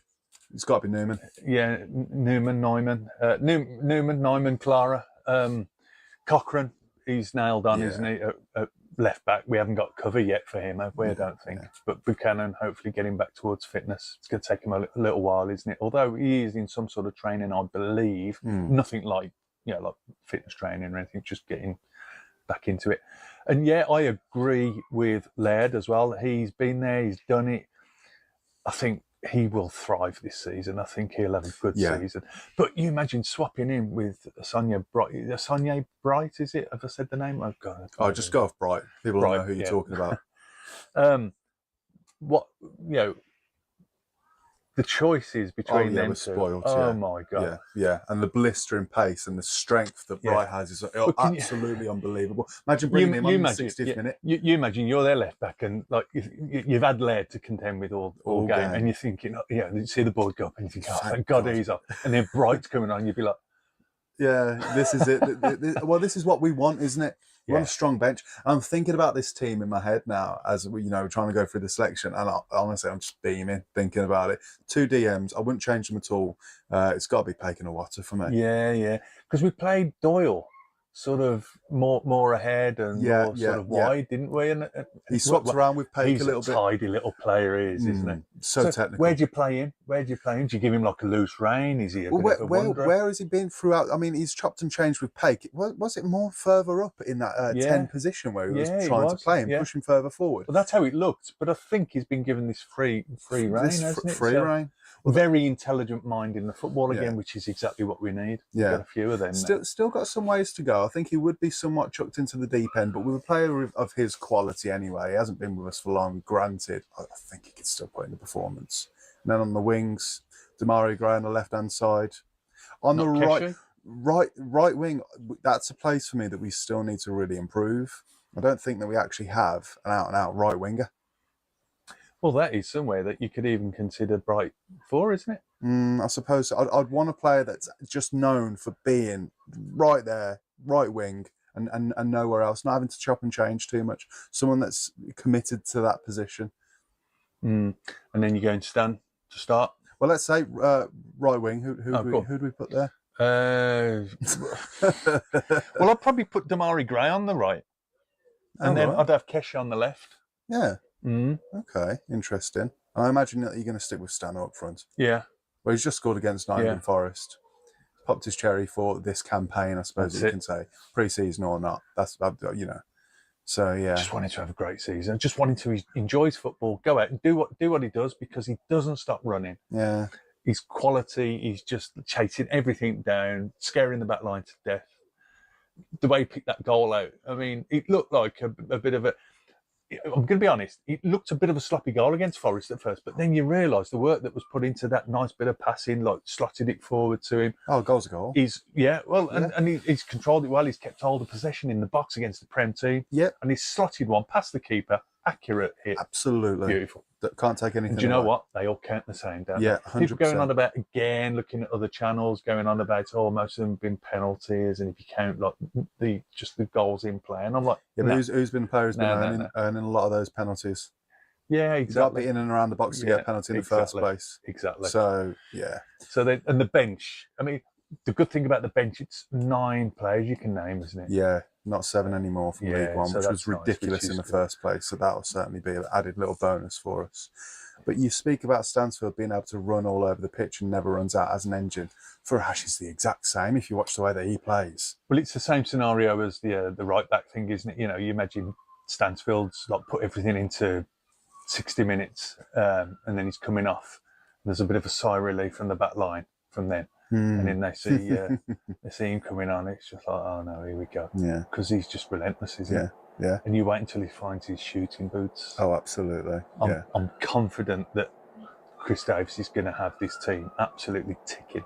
I really am. Well, it is time, isn't it? Predictions. And because I brought it up first, you're going to have to go first. Okay. I'm going to say, do you know what? I'm going to go for the fairy tale. I don't think it'll be...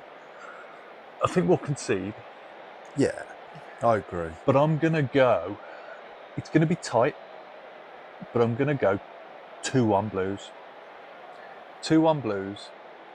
And it's going to be the fairy tale because it's going to be Jay in the first half and Kyogo in the second half. Uriwata. I'm going to go one step further. Go on. I think it'll be a bit of a cracker.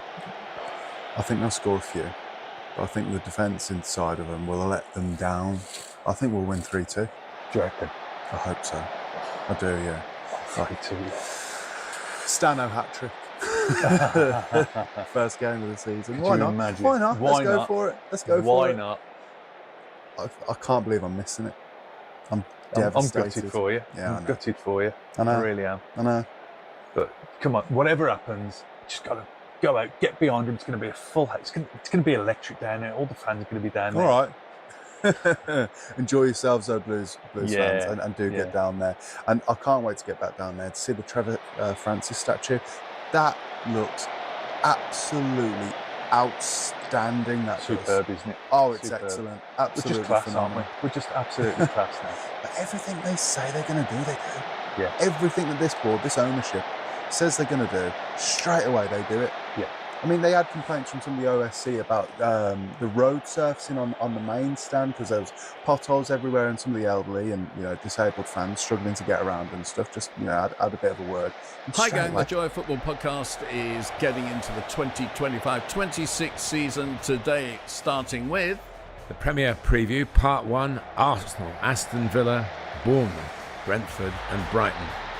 Then we have a little break with Martin Tyler's letter from the gantry, and he's been looking at quite a few of the Premier League under-21s teams.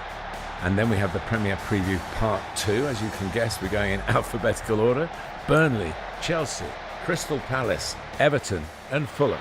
And then we have one of our feedback sections in which you lot get your say.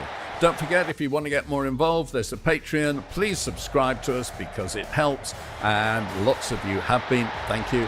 And don't forget as well, you can read us on substack.com, and we're also The Joy of Football. Let's go. The Joy of Football podcast. With me, Neil Barnett.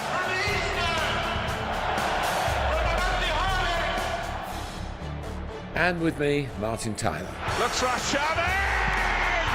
Rooney! Aguero!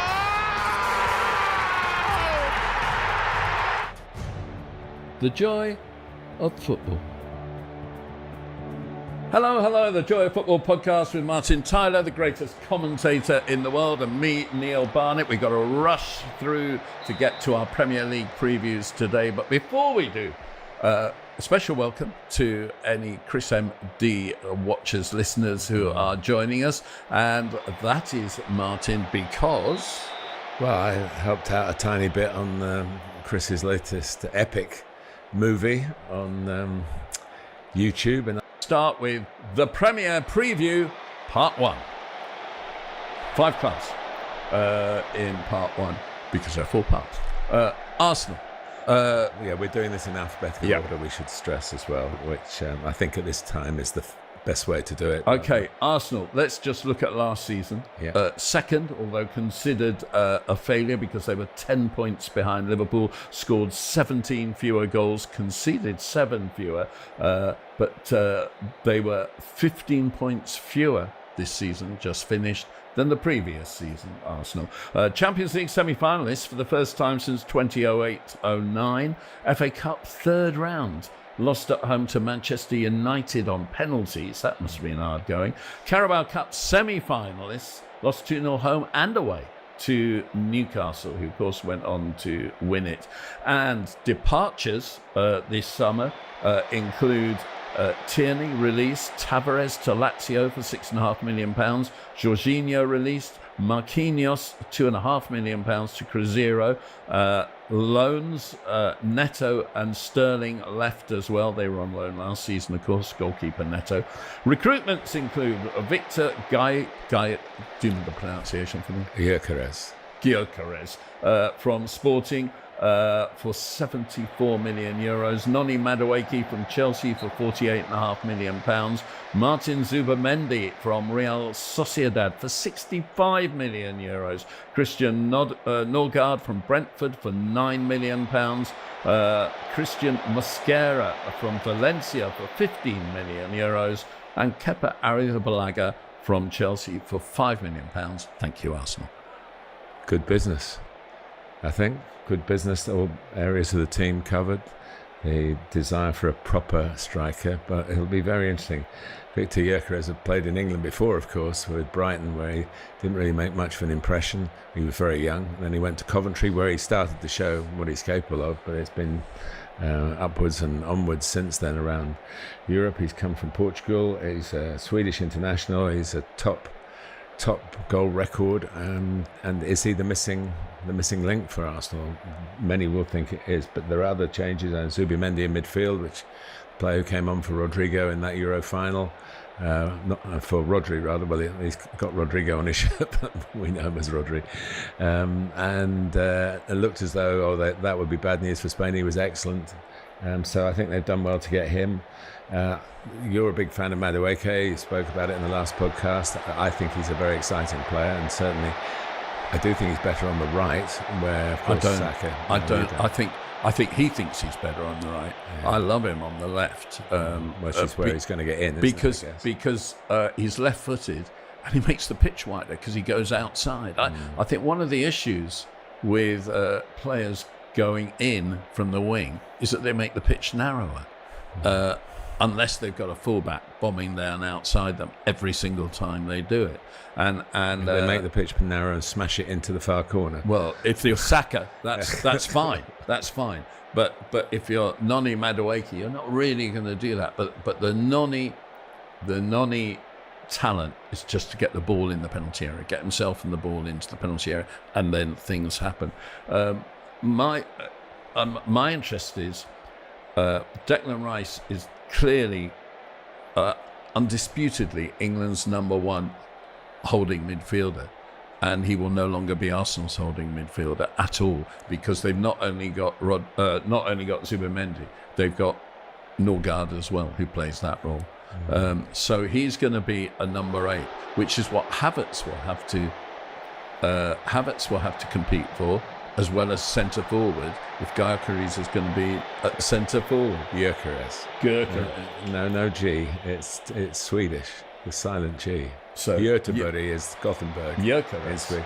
Gyökeres, right. If he's going to be centre forward, Havertz is going to have to compete for that as well. And well, that's not a problem, is it? No, Arsenal, not for Arsenal. No. I think the big issue is, of course, Mikel Arteta. How many years is he going to go when this label of you have one trophy's put right at the start and you come close, keep coming close? Are people going to go, we want somebody who can make that? It's only a little gap to win, but it's a very, very hard gap to bridge. And I'm in the pro Arteta camp. I think he's done an amazing job. I think at times he could conduct himself a little bit better on the touchline, but I've been in dugouts and admittedly in non-league football, and it is a pressure cooker, I promise you. So what would be a good season for Arsenal in your books? To improve on last season. That's only ever the judgment that I would put on any club. Now, in terms of doing better than last season, obviously, and the season before, that's getting to hold up the Premier League trophy. They'll certainly have a shout. I thought they did really well in the Champions League. That's probably the highlight of what happened last season. They looked at a really good Champions League. I think that's been too downgraded, what they did in the Champions League, and I don't think it was such an awful season as people made out when they got to the semi-finals for the first time and so on. I think a good season for Arsenal would be to compete right to the end for either the Premier League or the Champions League and to win a trophy. Yeah, I mean, if they won the FA Cup or the League Cup and competed, they don't have to win one of the two. Yeah, when you come out of Man United home or away in the third round of the FA Cup, a big name with the two most successful clubs in FA Cup history, one of them's going to go out, and by the narrowest of margins, it was Arsenal who went out. So the Carabao Cup, I thought they were disappointing. I do think all credit to Newcastle, and we'll come on to them in a later edition. But what I would say is that those games where really that should have been a Wembley appearance for them, and then it would have been Arsenal-Liverpool, obviously, which would have, who knows.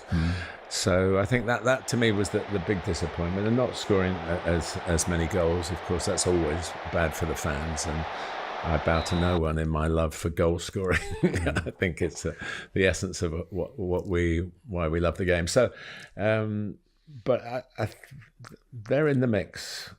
Are they going to win it? I'm not a predictor. So have you commentated on Gyökeres much?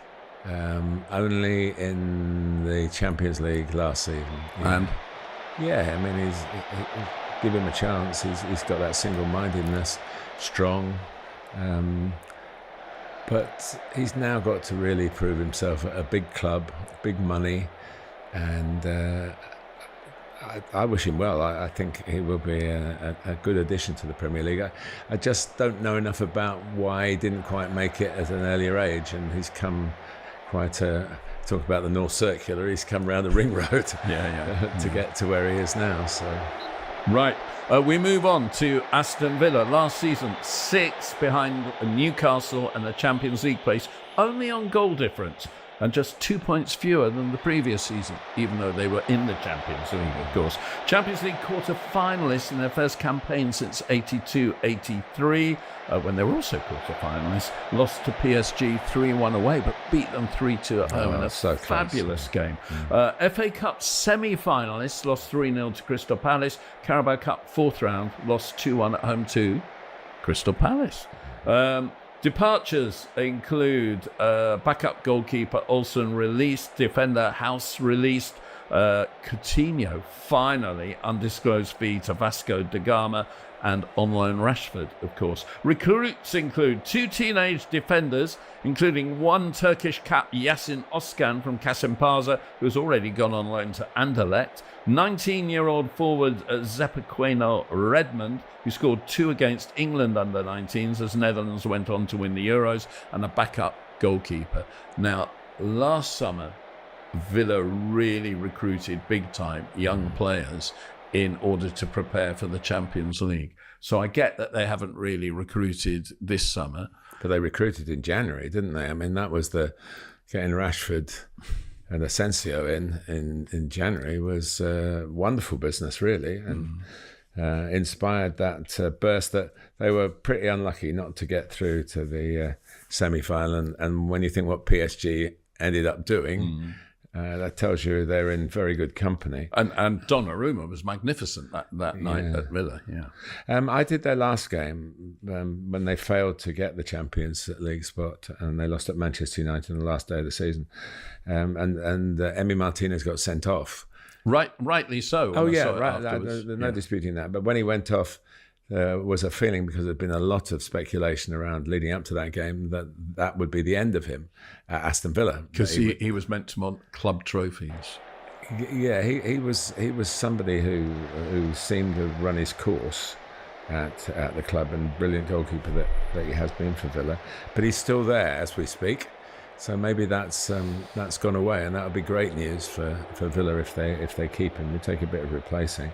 So, but it looks to me like the policy this window has been dictated by the PSL. financial issues, and that was very much, there was some transfers that seemed to suit clubs that were facing this problem this time last year.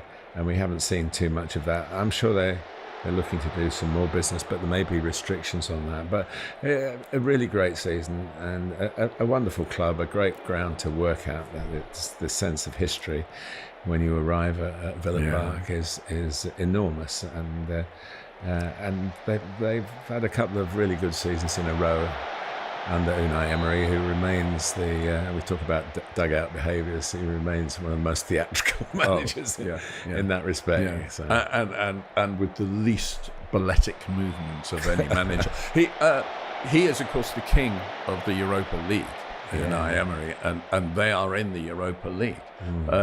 So I would think that they must have their eyes set on that. Last time Chelsea were in the Europa League, 2018-19, from the beginning, I went to every game before the final, home and away.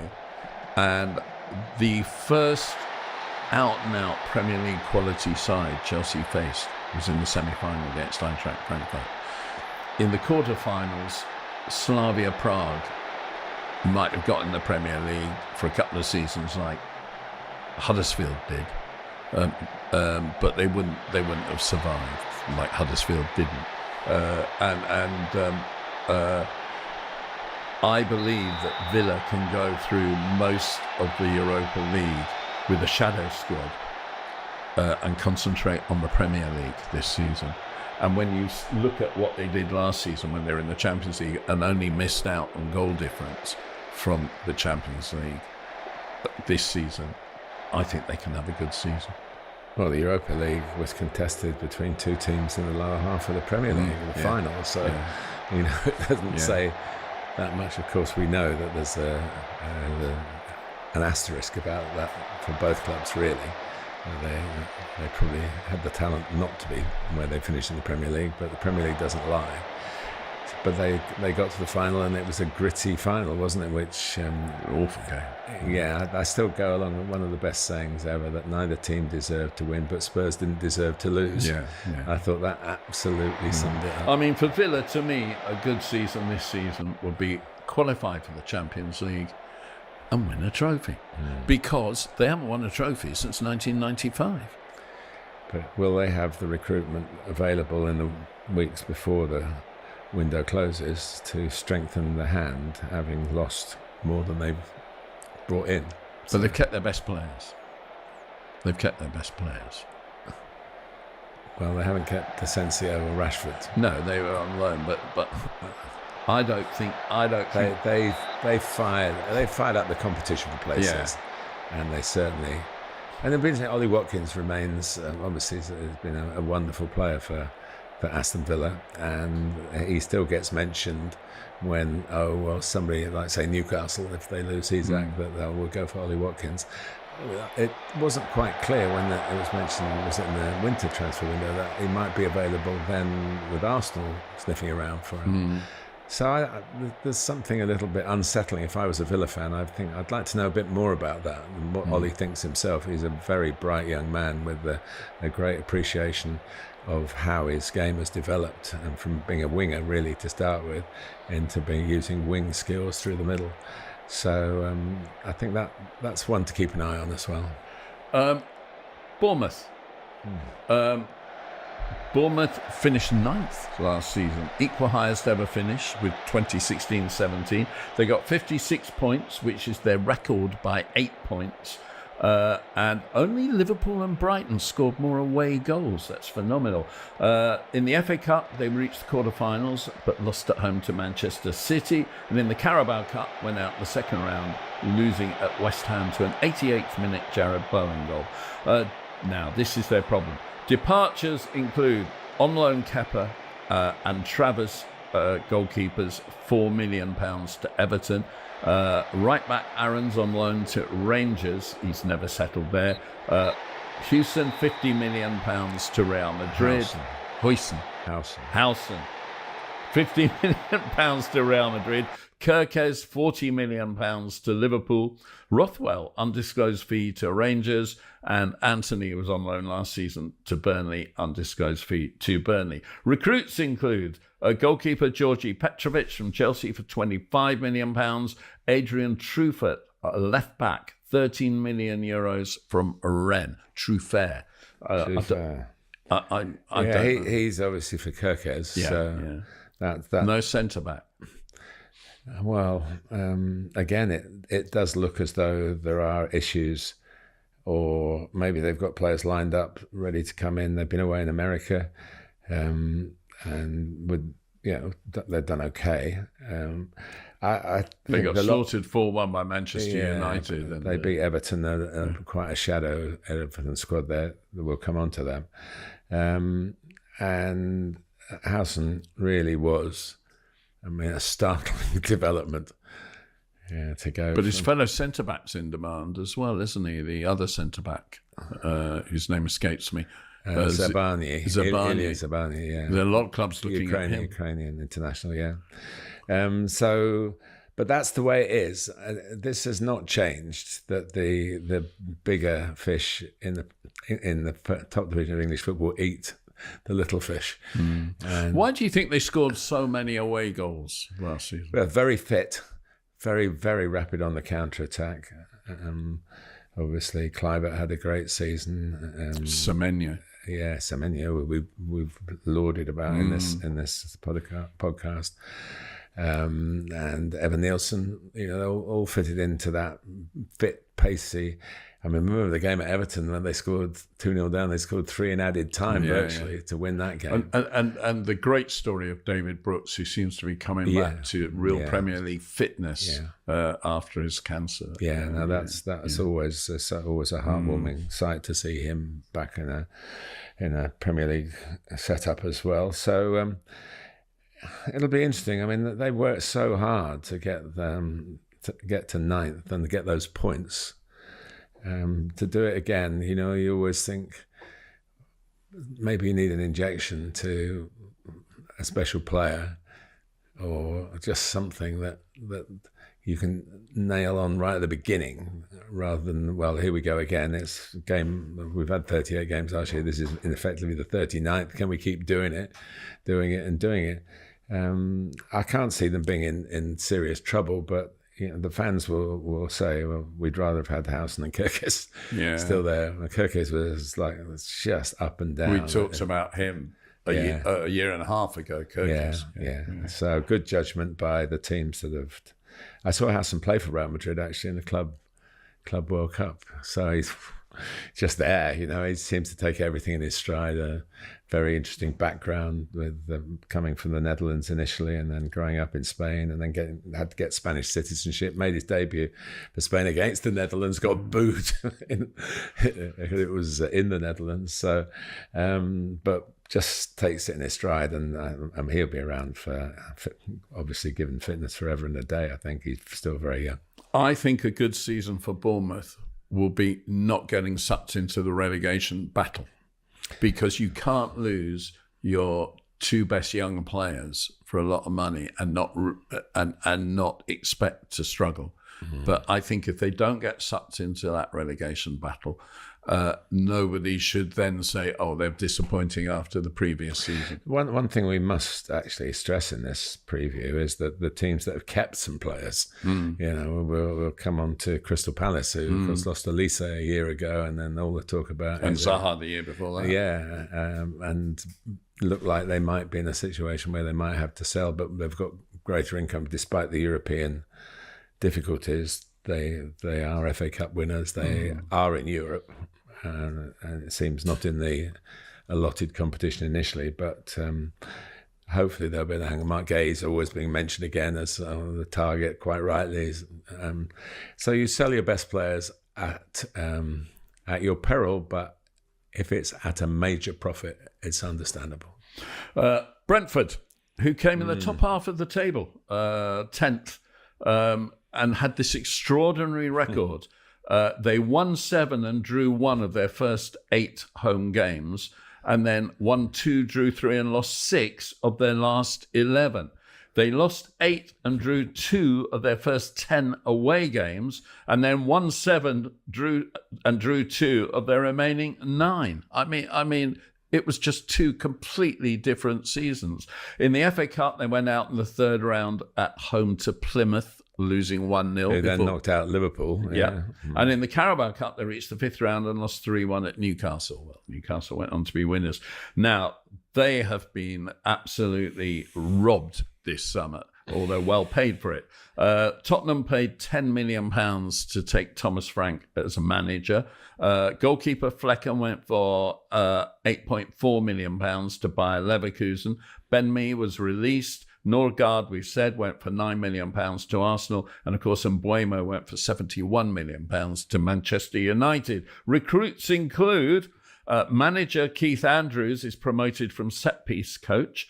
Now, come on, give me his first name. Kelleher. Quirine Kelleher from Liverpool to keep goal for £12.5 million in place of Flecken. Michael Coyote, a €15.5 million fullback from Fiorentina. He was on loan last season, and I picked him out as one of our young players. He was brilliant when I saw him. So he's a really good recruit, and they turned the loan into a full deal. I'm not at all surprised. Jordan Henderson free from Ajax, and Tony Milambo, Dutch under-21s attacking midfielder, for €18.5 million from Feyenoord. Well, I mean, it's one of those upheavals that clubs never want to go through. But they did really well to hang on to Thomas Frank for as long as they did. Outstanding coach, outstanding manager, outstanding bloke, to be honest with you, if you've ever been privileged to spend some time in his company. Has a great sense of perspective, but also a great work ethic, and he knows the style of football that he wants to play. We'll obviously come on to where he's gone to later in our previews, but Norgard has been exceptional as a leader figure, as a goal scorer from midfield, set pieces. That will be something that Arsenal will profit from, I'm sure. And Brian Mbeumo, who's still very young, he came, remember, he was in the side that got promoted to Brentford. And he's certainly earned his move in terms of what he's done for Brentford. A superb finisher, very level-headed, great partnership with Wissa, who's still there, but again wants to go. It looks and Newcastle are looking at him. Yeah, I mean, you can see a sort of domino effect if Isak does go. I do wish Keith Andrews every success. He's a really good guy, and he's got as his assistant Damien Duff. Yes, the great Damien Duff. Very Irish setup now, with Keller in goal as well. And I mean, it's a massive challenge to go from. Can I just ask, are you surprised that Tottenham went for Thomas Frank, who came 10th but hasn't won anything in England, rather than Oliver Glasner, who in his first full season in charge of Crystal Palace won the FA Cup? No, because, I mean, Crystal Palace, was it the 14th or 15th consecutive season in the top flight? Brentford, they were last, until the last, what is it, 4 now? than they 1947 or something, 1948. So 47 they got relegated. yeah, well, Brentford to me, I mean, It's top. being in the Premier League is winning a trophy, and keeping them in the Premier League is a smashing trophy. A wonderful, and he's done that. Got them there, kept them there, and certainly deserves a move. And it'll be very interesting to see how he adapts, or whether the kind of, I mean, Brentford, brilliant at set pieces. Even before Keith Andrews came, they were. I've mentioned this before. They scored against Arsenal in the very first. Chelsea nicked a set piece coat, or nicked, paid for. They've always relied on the Thomas Franklin set pieces, and you have to if your resources are a bit limited. Very important part. What will be a good season for Brentford? Staying up. I want more, not getting sucked into the relegation battle. Well, for Keith, sometimes you have a flying start, and those points early in the season become so crucial when you come to the end of it. But he's certainly got the personality and the football now. He was a good player, and he's worked his way very quickly into a position of this seniority, really. And Jordan Henderson, I'm sure, will help, and he's got that winning mentality as well. So it'll be interesting. He's playing to get in the England World Cup squad. Right. So All of a sudden, he's got a real incentive to do well, and I'm sure that of all players reaching that kind of age, he's one of the least likely to suffer from it, because he's always been superbly fit, and I would expect that to be shining through Brentford's performances. Last team in this first segment then, Brighton, 8th last season, 61 points. Only one fewer than in 22-23 when they qualified for Europe for the first time, in 6th place. It's very clear this last season just gone that teams are getting more points lower down the division than they used to, because teams at the bottom are getting fewer because they've been garbage. I know exactly what you mean. There are more points available if the teams at the bottom, and they were very low, the bottom three. Brighton reached the quarterfinals of the FA Cup and lost on penalties at home to Nottingham Forest. You were there. I did that game. In the Carabao Cup, they lost at home to Liverpool in the 3rd round. Departures this summer include Estupiñán, the left-back, to Milan for £17.5 million, Barco to Strasbourg for £10 million, and Dingra, who I liked, to Sunderland for £21 million, João Pedro to Chelsea for £60 million, and Evan Ferguson on loan to Roma. Recruits include Maxim de Cooper, Kuiper. Thank you. €20 million left back from Club Brugge. Experienced centre back, left back Olivier Boscagli. Boscagli, I would guess. From PSV Eindhoven, he came on a free. Tom Watson, £10 million winger from Sunderland, who scored the Championship playoff Having winner. already signed for Brighton. It was amazing. An amazing story, that. And Charalampos Kostulas. €34.5 million, Greece under-21s forward from Olympiacos. Well, never doubt Brighton. That's all I would say. I mean, they've moved players out, and they do recognise that there's a price for everybody. I like you. I liked Adingra, but he lost his place. He did. Yeah, and João Pedro was actually didn't. He lost his place. He was injured as well, and that contributed to losing his place. He's already won a trophy with Chelsea, and the season hasn't started. I mean, I'm still baffled by that. That's one law I would have not allowed at the club World Cup. But there you go. The semi-final and final. Time to arrive, isn't it? Pick up your medal and move to somewhere in southwest London. FIFA never used to make rules for marketing reasons. They made rules for football reasons, but now that's gone. That was a football reason that they believed, to make sure the players weren't over, that you could strengthen your squad. Nonsense. There are good thoughts about it. De Kuiper, I mentioned the other week, he did well for Club Brugge in the Champions League, an aggressive left back, and he got a goal. And Leon Bailey was castigated by Unai Emery for not tracking him, and in fact he left him out for quite a while after that. And he broke forward from left back unattended by Villa in the game in Belgium and scored. The others, come with the reputation that we know. We saw Tom Watson, not the golfer, and that's probably showing my age a bit. Tom Watson, now a footballer, 10 million from Sunderland, who has a little mark on football history already. It'll be interesting when Brighton plays Sunderland. I'm sure he want to be involved in that one.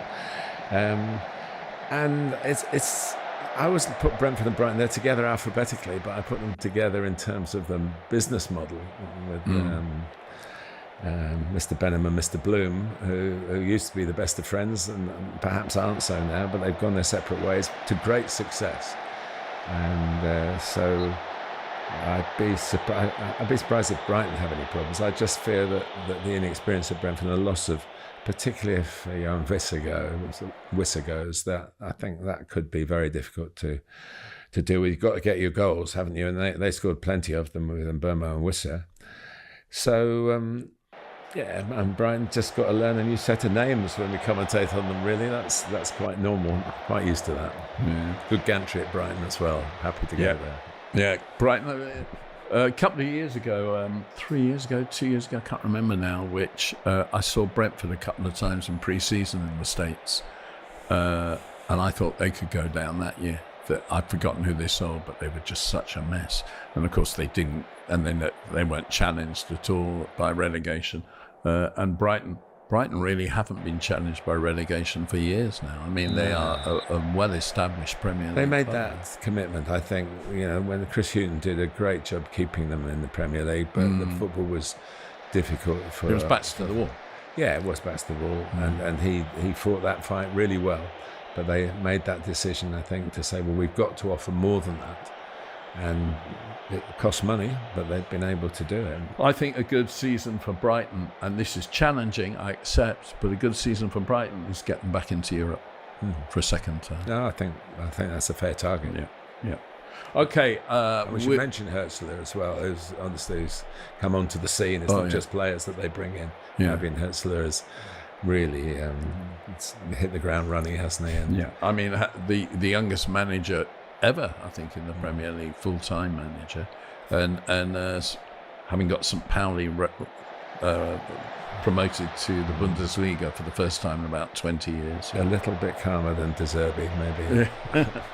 But De Zerbi got in the Champions League. De Zerbi has brought a lot to Brighton as well. They're very good. I mean, that's I think Brentford are good at that as well. So that's why Keith Andrews will have. It's not just a. He's here, let's give him the job. They will have gone through that with a fine-tooth comb. Right, 5 more clubs to come in a moment. And after that as well, we've got feedback with more from you. But right now, it is Martin Tyler's letter from the gantry. Letter from the gantry. So many sheets of paper here today. I do find under-21s club football very hard to watch now. Yeah, but it's when they're playing against each other. Yeah, but I do think the major Premier League academies now, the under-21s take part in the FA Trophy against the third and fourth tier teams. And the two interesting things out of that is, we start with Burnley. Championship runners-up, only on goal difference to Leeds, both clubs getting 100 points.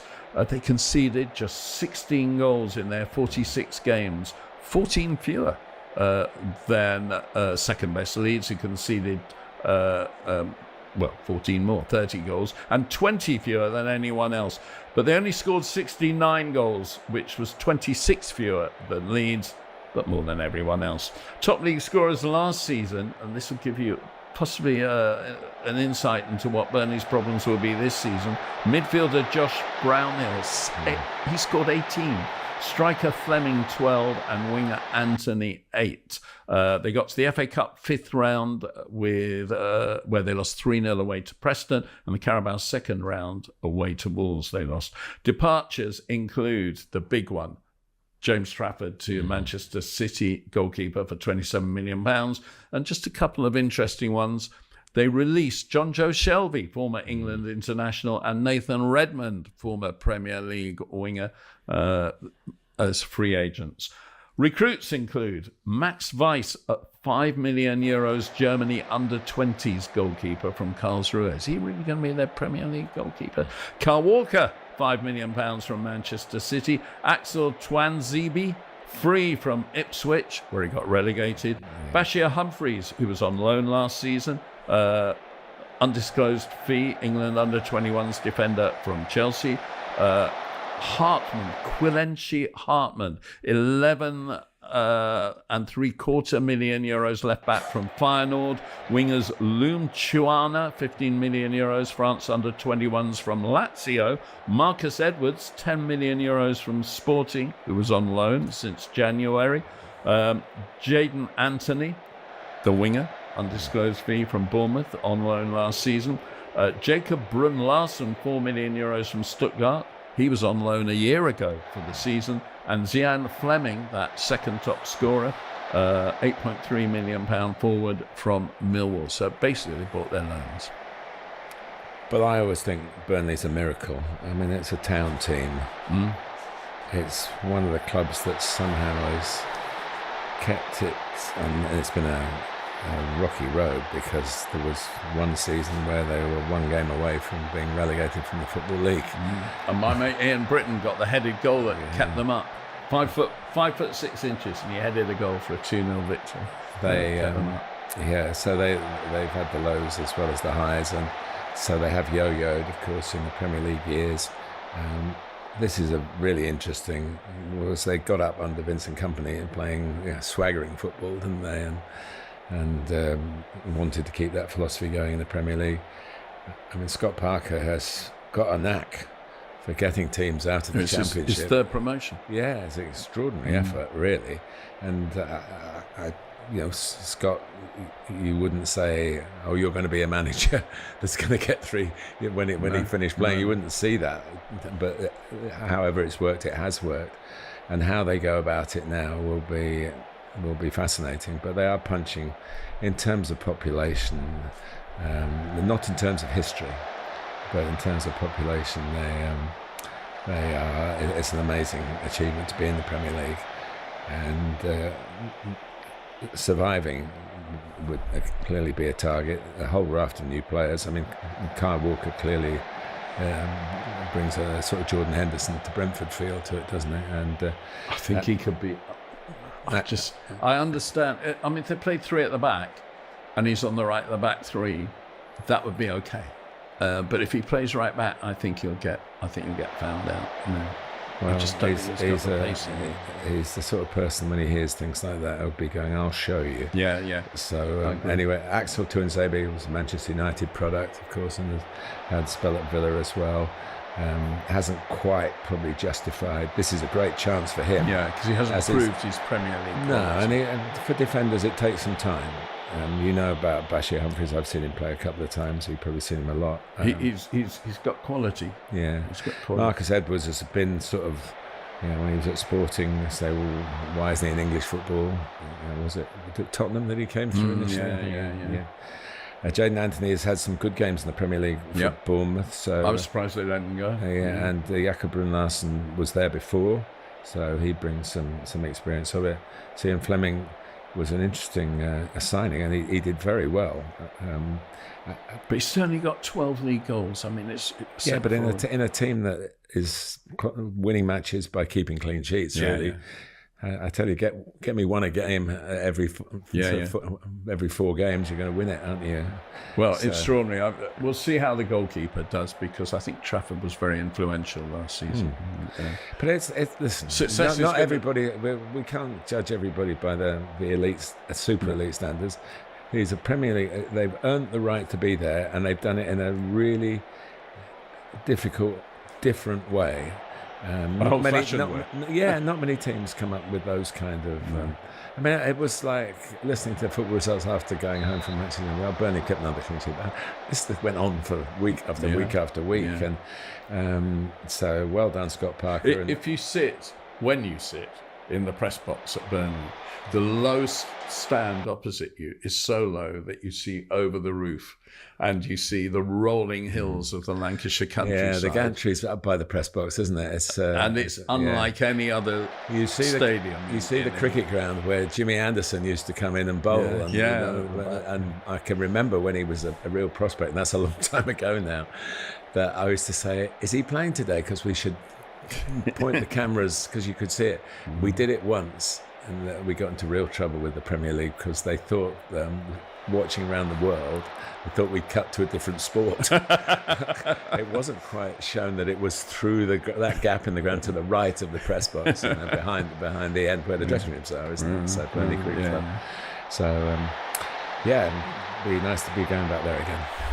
Right, Burnley staying up, fingers crossed. Chelsea. I'll leave that to you, Neil. Fourth last season, returned to the Champions League, therefore, after 2 years of missing out, 15 points behind the champions. Club World Cup winners, UEFA Conference winners, FA Cup fourth round lost at Brighton, Carabao Cup fourth round lost at Newcastle. Departures include the most expensive goalkeeper in the world, Kepa Arrizabalaga, for not the most expensive price, £5 million to Arsenal. Petrovic, who was signed for $15 million, £25 million to Bournemouth, business. Humphreys, undisclosed fee to Burnley. Amagu, bought in January for St Etienne, sold to Strasbourg, business. Madueke, £48.5 million plus £3.5 million add-ons to Arsenal, bought for €35 million. Sancho, loan released back to Manchester United, had to pay £5 million in order not to buy him. Business. Well, his wages were too much business. Recruits include, that's our Manchester United supporting producer, Billy Reid, who is sad. Recruits include Mamadou Sarr, 19-year-old central defender, €14 million from Strasbourg, who's already been loaned back. Joral Hato, 19-year-old central defender from Ajax for €40 million plus €5 million add-ons. Dario Asugo, 20-year-old defensive midfielder who broke Luis Figo's record as Sporting Club's youngest ever debutant for €21.5 million. Wingers Esteval Willian, €40 million plus €20 million add-ons from Palmeiras. Jamie Gittins, €56 million plus €4 million add-ons from Borussia Dortmund. Kendry Pires, €20 million from Independiente de Valle, already loaned to Strasbourg. Liam Delap, £30 million from Ipswich. And João Pedro, £60 million from Brighton. If we do this next year, just say, bought a lot, sold some.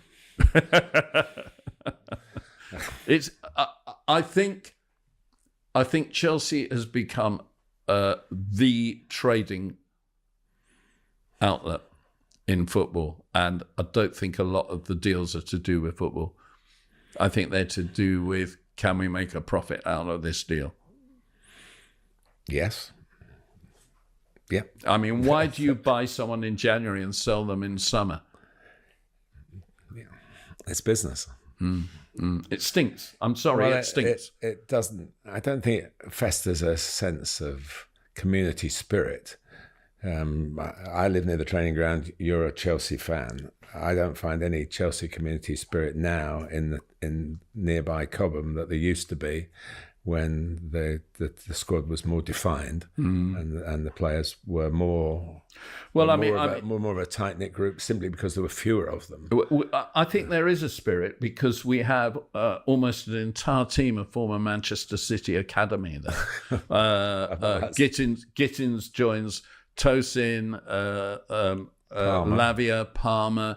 Of course, Sancho's left, but Delap. I mean, and of course, the manager.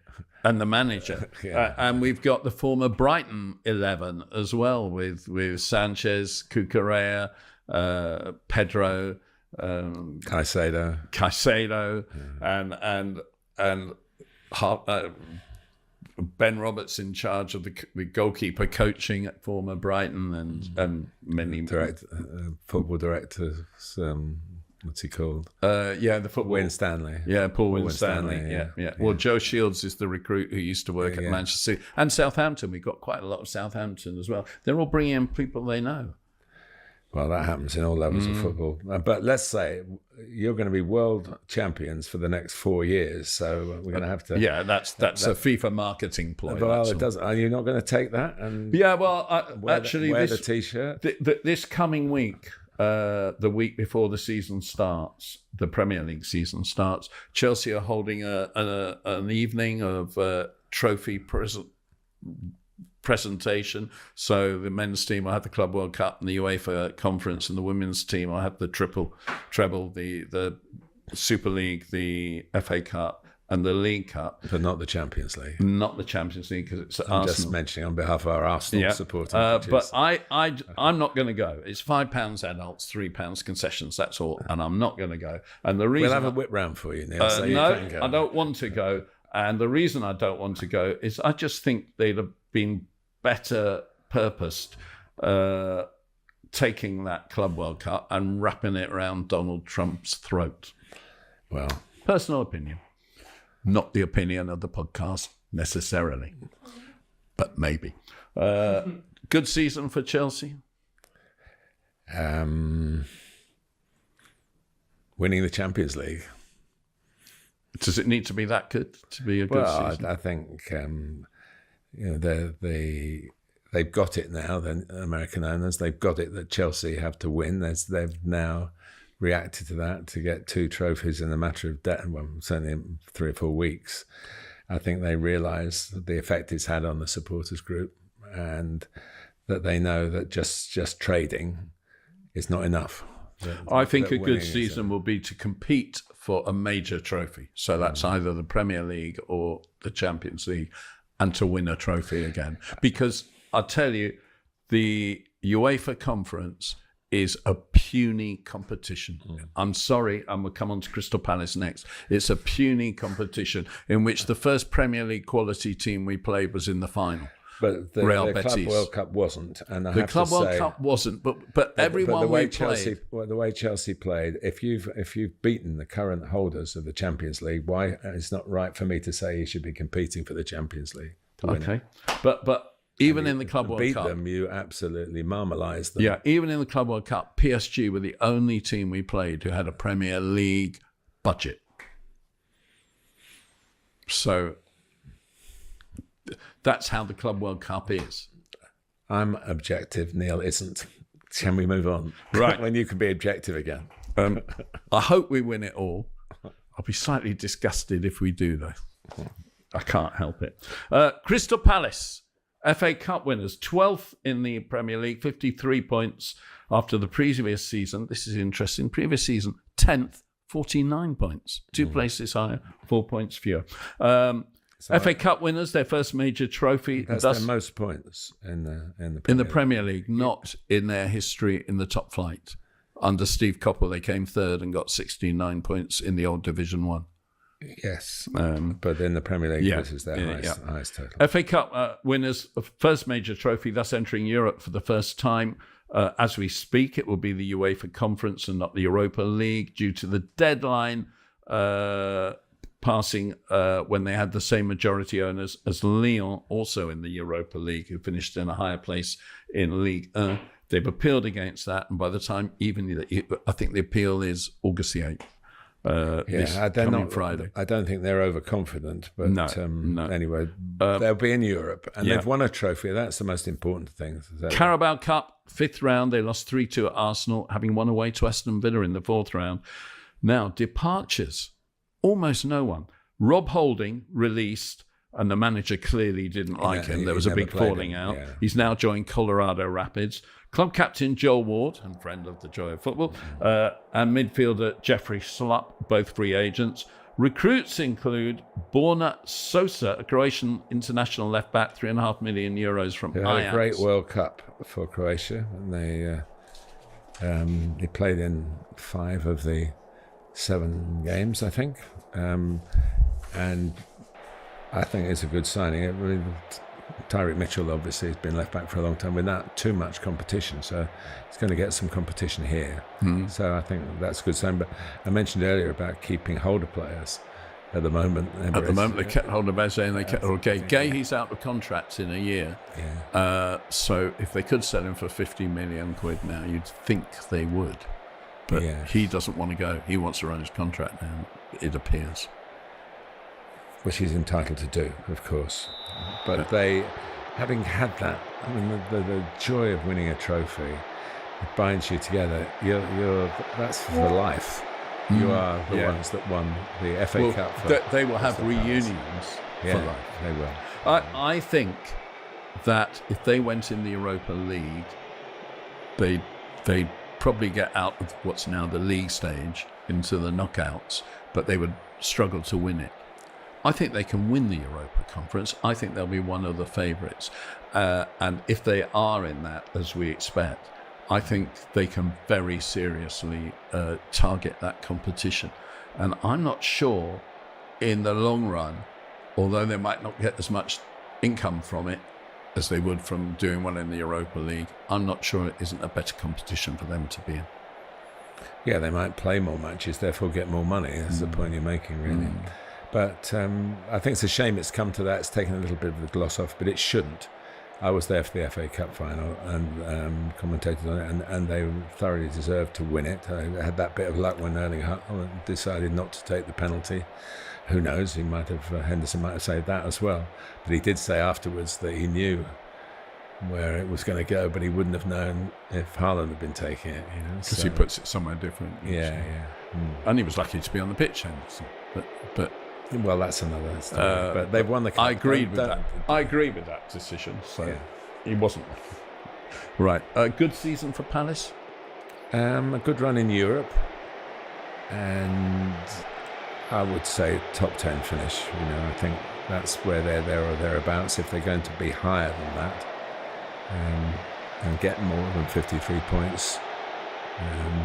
It would be, I think it would take a bit of investment. I don't know what the situation, obviously now Mr. Textor's no longer part of it, how that's been covered for. I went to the academy training ground a couple of weeks ago, and it's a club with a real buzz about it because of the first thing, that was just the academy ground was just across the road from the main training ground. But you could tell everybody's raring to go for the season.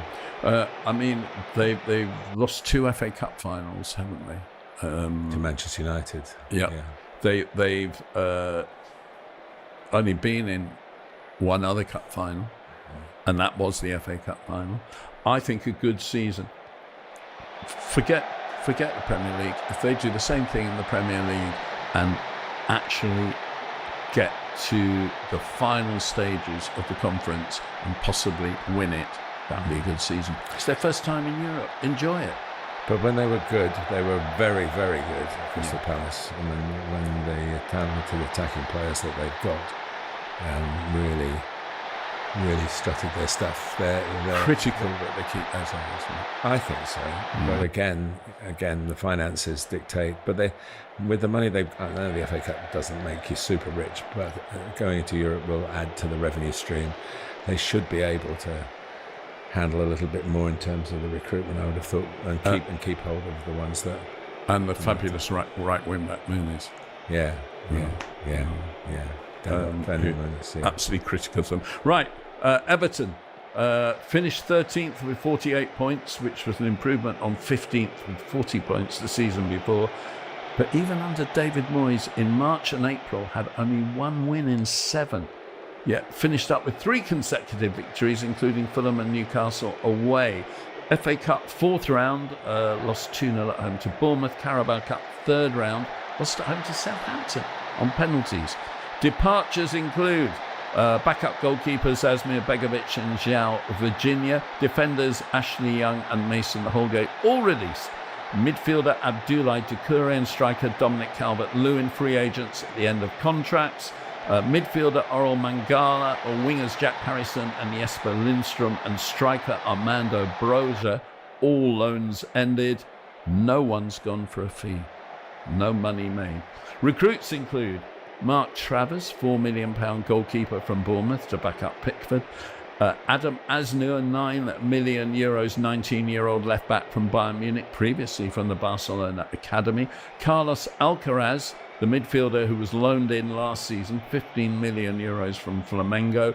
Tiano Barry, a €31 million, 6 feet 5 inches, 22-year-old striker from Villarreal. You'll love commentating on him. Yeah, I mean, he's one of the young ones around Europe who got into double figures with his goals. He will provide the aerial option that perhaps they'll lose with Calvert-Lewin, but Calvert-Lewin, his injury record of terrible. It's just extraordinary. I think one day maybe it will all come out, all the problems that he's had. But you go to an Everton game, never really thinking, you're surprised if he's playing. Of course, the thing you haven't mentioned, Neil, is the new stadium. The new stadium, which is, I think, going to be a real fillip for Everton, but also, I guess, for the teams that come to play there as well. They'll want to put on a good new show. stadia have traditionally, as we've shown before, been bad news for the host team. Well, I think there's been so much going on about this, and I was at the farewell to Goodison game when they did beat Southampton, having lost to them, and they, as you mentioned, in the Carabao Cup earlier in the season. I do think that will be the main talking point. But the other talking point is, and David Moyes has been very open about it, he's been out in America in the summer series, we haven't got enough players. And so now they've got some, it seems, the money. They look a good set of ownership. The Friedkin Group look as though they're on the right track, that there is some harmony between the boardroom and the dressing room, which I don't think has been the case for a while. So late business is always risky, because the teams that really know their targets have gone for them, either got them or not, much earlier on in the window. So Charlie Alcaraz did very well last season. He played well against Southampton, and again, a club that he had previous with as well, in that last game at Goodison. I think a good season for them is not getting sucked into the relegation battle. Yeah. It's got to be, because they haven't recruited and enough, and the striker needs to get some goals. That could actually improve them, because they're always short of goals. Beto probably punched above his weight in the end. Finally came good, got some very important goals. And Jai is an interesting player. He's a crowd pleaser. I know you're not his biggest fan, but no, I like him. Yeah. I see he scored the other day, so in the American tournament. So I think they've got, but that's basically an 11. And I think Doucouré always gave good value. He was always legs. in the thick of things. Yeah, legs and willingness and attitude, and he had enough ability to make his mark and win games from time to time. Yeah. So I think that's obviously he'd made up his mind, and busy time for Jordan Pickford. Yeah. Okay. Finally, Fulham. This episode, next episode, we'll do the other 10 clubs. Last season, 11th, 54 points after 13th the previous season with just 47 points. And before that, 10th, but only 52 points compared to 54. Indeed, when they came 7th in 2008-2009, they only got 53 points, a point fewer than 11th last season. Extraordinary. 54 was their most ever points in the top flight, ever. FA Cup, 6th round, lost 3-0 at home to Crystal Palace. That was a terrible game for them, because they had a real opportunity to go on there. Carabao Cup, 3rd round, lost a penalty shootout, 16-15 away to Preston, after a 1-1 draw. Departures include substitute goalkeeper Stephen Bender, striker Carlos Vinicius Willian, all on frees, teenage forward Callum Osman, end of contract, who chose to move on a 4-year deal to Celtic. Yeah, recommended by David Pleat, our friend of the Joy of Football. They've lost one there. They've lost one there. No one, again, like Everton, has gone for a fee. Recruitments, backup goalkeeper Benjamin Lecomte, £500,000 from Montpellier, but nobody to improve the side. Well, certainly there are those in the under-21s that maybe are good enough to step up, and some of the better under-21 players, and I saw a very good group, were in Portugal. So maybe there will be some opportunities. I think they've kept hold of Marco Silva, haven't they? It was a surprise. I mean, they have kept hold of him. I don't know. I think, but there was a suggestion that he might be involved in the Tottenham shake-up, and maybe he would have gone if that had come his way. So I think, it's the same voices, same players. Sometimes a bit difficult. But they are, when they're good for them, they're very, very good. But losing at home to Crystal Palace was a bad day for them. But Palace, they wouldn't beat Aston Villa for 3-0 at Wembley. They beat Man City in the final. So it wasn't perhaps quite as, at the time, I agree with you. But the way it panned out, it was probably a defeat. It was a spanking as well. Yeah. Good season for Fulham? I guess about the same again. I mean, to push for Europe, they have been in Europe. Roy Hodgson took them into Europe and to a final as well. So, I think a good season for them is to have a proper run in a cup competition and to steer clear of relegation battle. They need. Fulham have seen Crystal Palace win something. They need to win something. Yeah. Well, I was at the 50th anniversary of their cup final at the end of the season in May, and. It was a joke at the time within their joke. Only Fulham, which is a lovely club, only Fulham could have a celebration dinner for losing the FA Cup final. But it was the best that they'd done. And obviously, when they got to the sixth round, just before then, people were thinking, well, maybe they'll be heading up to Wembley again. It's a special ground. It's a special place, and they are. Their values are there, the most welcoming of clubs. It's always a pleasure to cover their games, and we can't say to everybody, well, you've got to win a cup, because there aren't enough cups. You see what I mean? So that you've got to compete. I think, to me, winning the cup is a wonderful thing for a club like Crystal Palace who've never done anything. It will be the same for Fulham, for other clubs that have come into that envelope, that have won things before. I think cementing Premier League futures is very, very important. And in the specific case of Marco Silva, I think he just needs to make a step beyond what he's already achieved, because he always seems to finish up in the same place. They always have the point where they look like they're going to go on, getting to the quarterfinal of the FA Cup, and being in the top half of the table. You think that, but he's got to get to where De Zerbi's got to. You find your own level in the end, don't you? And I think that's what we're talking about with a lot of the clubs that we've done in our preview of the first 10 names on the team sheet. That is the first 10. The next 10 next week. Now, very quickly, we haven't got much time for this because we've gone on too long. It's feedback. I mentioned Substack.com earlier on, where Martin, my writings go up. I wrote a piece on the rules of football.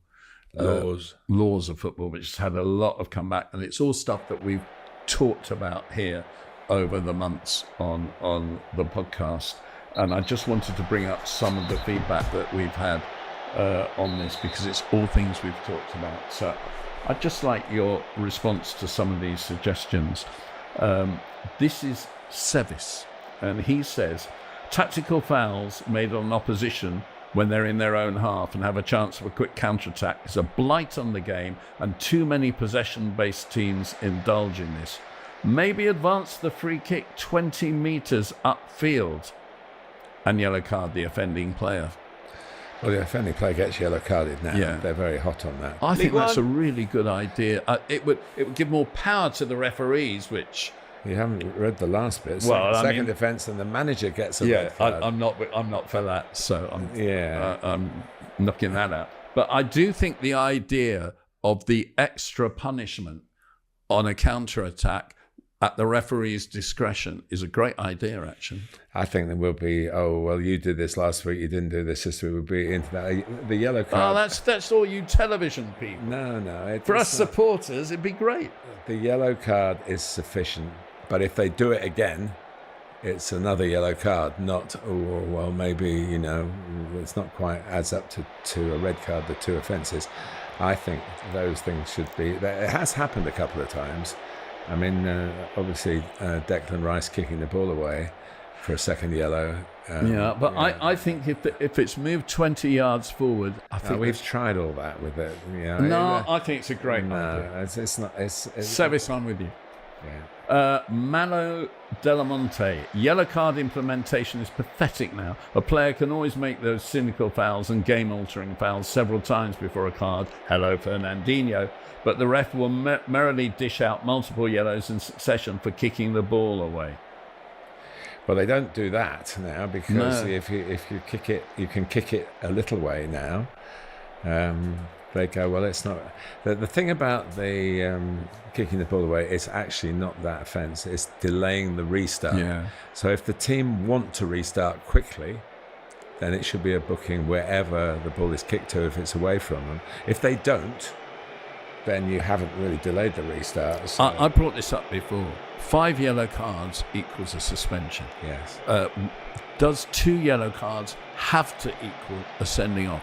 If the referee had the discretion, he could yellow card and not send off, but you've got nearer to your suspension if you had 2 yellow cards. So for kicking the ball away twice, you might not get sent off, but you still get 2 yellow cards. You can't be doing things like that. If it's delaying a restart, you deserve to get sent off. I mean, you've got... Declan Rice didn't deserve to get sent Yes, off, he did. and he's an Arsenal. Got underway this past weekend, and the 4 teams leading the betting to win the division and promotion to the EFL Championship all got off to a winning start in round 1. Matt SB and myself over on his channel did our round 2 predictions today. So here is a clip of what we had to say about Luton, Huddersfield, Stockport and Cardiff. If you want to see the full predictions, we will link the video at the end of this clip. Ben, let's dive into it. I'll let you go first for Port Vale versus Cardiff City. Port Vale went down 2-1 to Rotherham. A red card for both teams in that one. Cardiff with a comeback win over Peterborough. And really nice couple of goals as well, actually. Yeah, and there's a few, you see these players, and Colwill, who we kind of both bigged up in the Championship, and I remember big Mick McCarthy giving him his debut, and Mick can, I know we joke about him, he can spot a player though, can't he? So if he's giving you a debut at a young age, he must have something about you. And he's still there, and it is now a League One season where he can be the main man. Is that going to be, are we going to see a breakout season finally from him?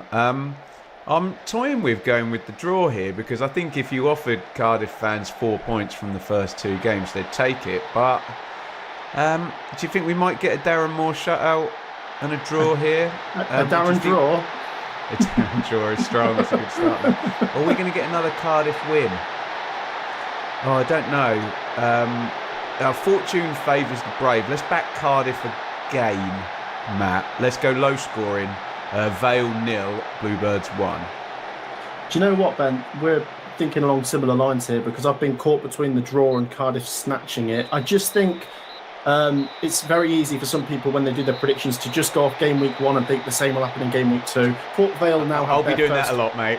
Yeah, but Port Vale have their first home game now, and although losing your first game of the season is not a problem, if you lose 2, then it does put pressure on the third one. They'll want to get something here. I'll go for a draw. I'll go 1-1. Showed some fight away at Rotherham. They were down to 10 for an hour. I know Rotherham went down to 10 later in the game, but they pulled one back, just didn't quite manage to get the draw out of it. I'll go Port Vale 1, Cardiff 1. I'm going to go for a draw here. Ben, we move on to Peterborough United versus Luton Town. Don't know if you saw much of the game on Friday night, but it wasn't a classic. I didn't. Sam was doing it, yeah. It went exactly how we thought, though. Obviously, you'd called the Luton 1-0. Wimbledon went there to frustrate. Look, the main thing is Luton got the win. Yeah, I think it might be teething problems, but they're maybe going to get better as the season goes on, as long as they got the 3 points. That's the main thing. Peterborough, of course, they lost to Cardiff, took the lead, but yeah, Cardiff were the stronger team. It feels like the last game here, Ben, with Port Vale Cardiff, where I'm torn between a draw and Luton possibly snatching it by the 1 goal. I'll go for Luton to just keep grinding out ugly wins. Peterborough 1, Luton 2. Oh, do I flip it or do we double down on Luton? You're right, they weren't convincing, were they? I think they're still going to do business as well. Do you think as well, Ben, that the opposition might suit Luton more, with Peterborough being more open than Wimbledon? Yeah, I agree with that. But then you're flipping home and away advantage, aren't you? I'm going to take a scoring draw then, Matt. I'm a bit confused by this one, to be honest. So I'll call it down the middle. I won't take a boring 1-1. Let's take a Desmond, and we'll go for a bit of chaos in this one. I love that. I've got a Desmond there. Do share your thoughts down below. Peterborough and Luton fans have got a 1-2 and a 2-2. And then, Ben, we move on to Reading versus top of the table, Huddersfield. Great start for Lee Grant there. Very convincing win over Leyton Orient. And they take on Reading, who lost away at Lincoln City, Ben. Maybe goals going to be an issue for them? Well, I just watched the highlights just before we came on, and it was one of those games. I'm see if we get any Lincoln fans in the comments if they were there, but it was one of those weird ones where Reading did actually create a fair amount, and then the second goal went in late, and I don't know if that pads the numbers there. So maybe Reading were a touch unlucky. But Huddersfield, that's exactly what you want, the opening day win. And, of course, the Bagsman Alfie May already on the score sheet and Harness already in the team and all the things we said, we don't know what Lee Grant's going to be like, but if it goes well, you'll get this, this, this and this. And that's exactly what we got. Should we go for momentum? Let's go for Huddersfield to get a second win. And I'll go 2-1 Huddersfield. I'll throw an away win in there.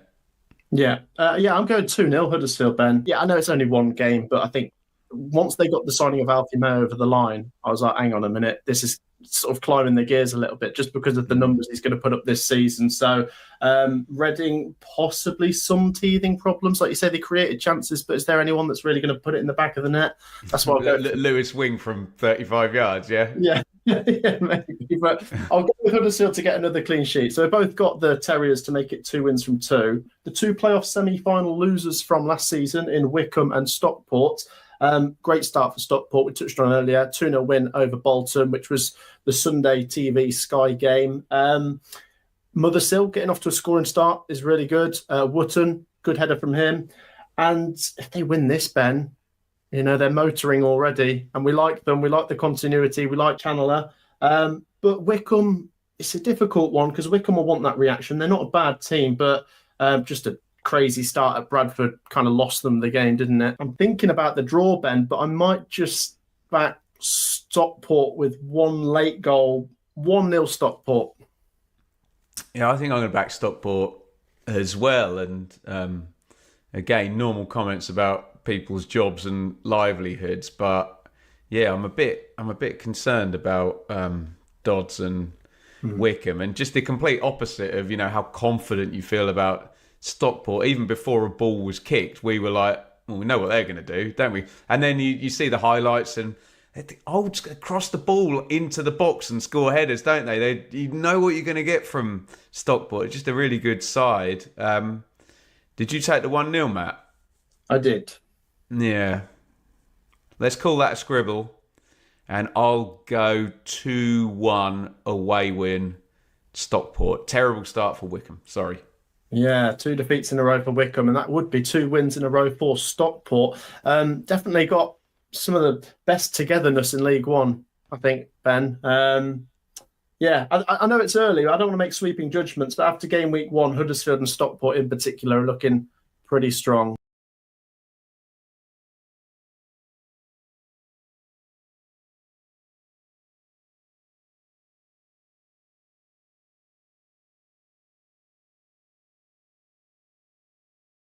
Last season, I'm very determined. Each and every week, we're going to be here predicting every season. I'm very determined each and every game. But what the viewers want to know, Sam, is how the hell are you? Have you detoxed from football? I have, mate. Yeah, it got to the point about, I'd say 10 days ago, where I was walking around the house in circles, and I'm very structured in my life normally. I like a plan. I like to know what I'm doing every day, even if it's menial jobs around the house. I've run out of those. So I need the football back. I need it back, mate. But I'm saying this because I'm going on holiday for a week shortly. The kids' school holidays obviously plays havoc now. I can't just have the football summer. It bleeds into August now as well. So I'm going away for a week, but did a little bit of League One the other day. Obviously Championship this week leading into the big kickoff, and I can't wait for it. I mean, it's the best league, isn't it? We've said that probably multiple times, but yeah, the Premier League will get me excited. Yes, League One and League Two gets me excited, but nothing like the Championship. That's the league, isn't it? Never a truer word spoken. The Championship is indeed the real quiz. And yeah, just quick bit of housekeeping. So Sam has had the temerity to dare to go on holiday with his family next week. So the Championship Check-In podcast will be back when Sam's back from holiday. We didn't think there was any point doing one and then, kind of stop starting. But we'll do the predictions this week. Sam's going to remotely do the predictions next week. He's going to hand in his homework, and then we'll be off and running properly. I've got to see if I can remember how to do this now. So you know the score lines. I think I do. We're going to predict each and every game. You get a point if you get the correct outcome, home, away, or draw. You get 3 points for the correct scoreline, and you get a bonus point. It is 4. They are few and far between. And that is if your scoreline has 5 or more goals. And we do not allow duplicate predictions on here. So the order is Sam will always go first on game 1, and then we will rotate thereafter. If Sam picks my score and he's gone first, I can't have it. Vice versa. You can have what the hell you like down there in the comments. And Sam, I'm going to have a nervous feeling because it is blockbuster stuff on Friday. The first prediction of 25-26 is horrible, but it's going to be a brilliant game. Birmingham versus Ipswich. Here we go.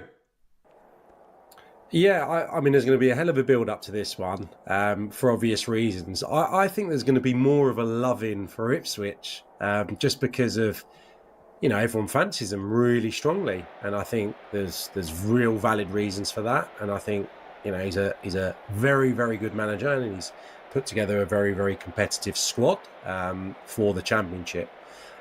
Whether he intended to or not, that is the fact.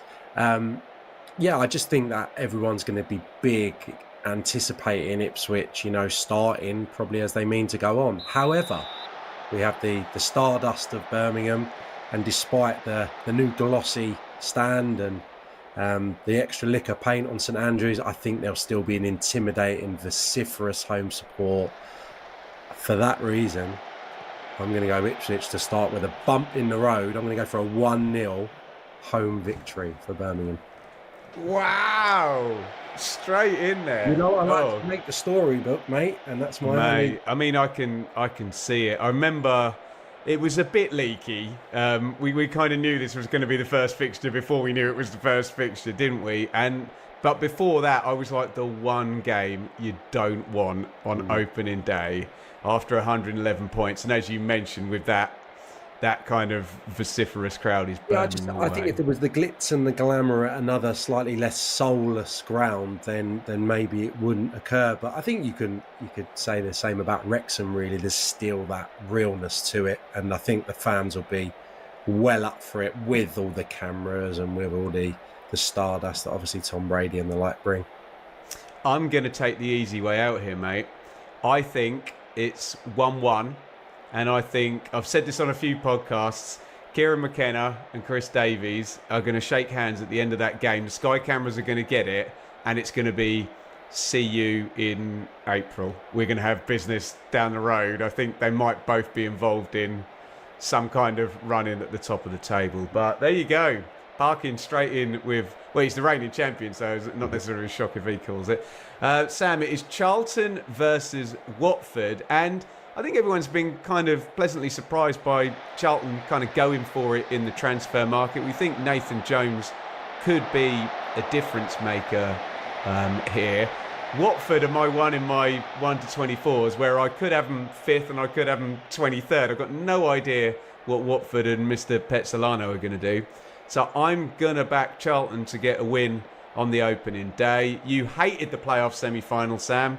You said it was a horrible game of football. It ended 1-0 to Charlton. So did the playoff final. Let's go with that. Charlton 1, Watford 0. That's the first scribble of the season, coming in very early. I'm not going to deviate from what I wrote down prior to coming on with you this evening. Yeah, I just think the Valley was a really tough place for teams in the third tier to go last season for a period, probably from December beyond, second half of the season. And Watford, there's so much uncertainty. Yeah, some really exciting business, some really exciting young players that remain, and time of speaking now, Chakvetadze, Louza, all still at the club. So, I'm quite excited about what Watford are going to look like. But I think Charlton, first day, big support, big stadium, Nathan Jones, motivation, skills. I'll give them a goal then, Watford, but I'll go 2-1 to the Addicts. Coventry versus Hull. Hull, of course, still under a soft transfer embargo that hasn't been lifted at Charlton. I suppose when you do all the reading up and looking into teams' opportunities this season, I think Coventry read quite pretty. And I don't think they'll be scarred despite the heartache of that last-minute goal. I just think there'll be a realism that they did incredibly well from where they were positioned to get there.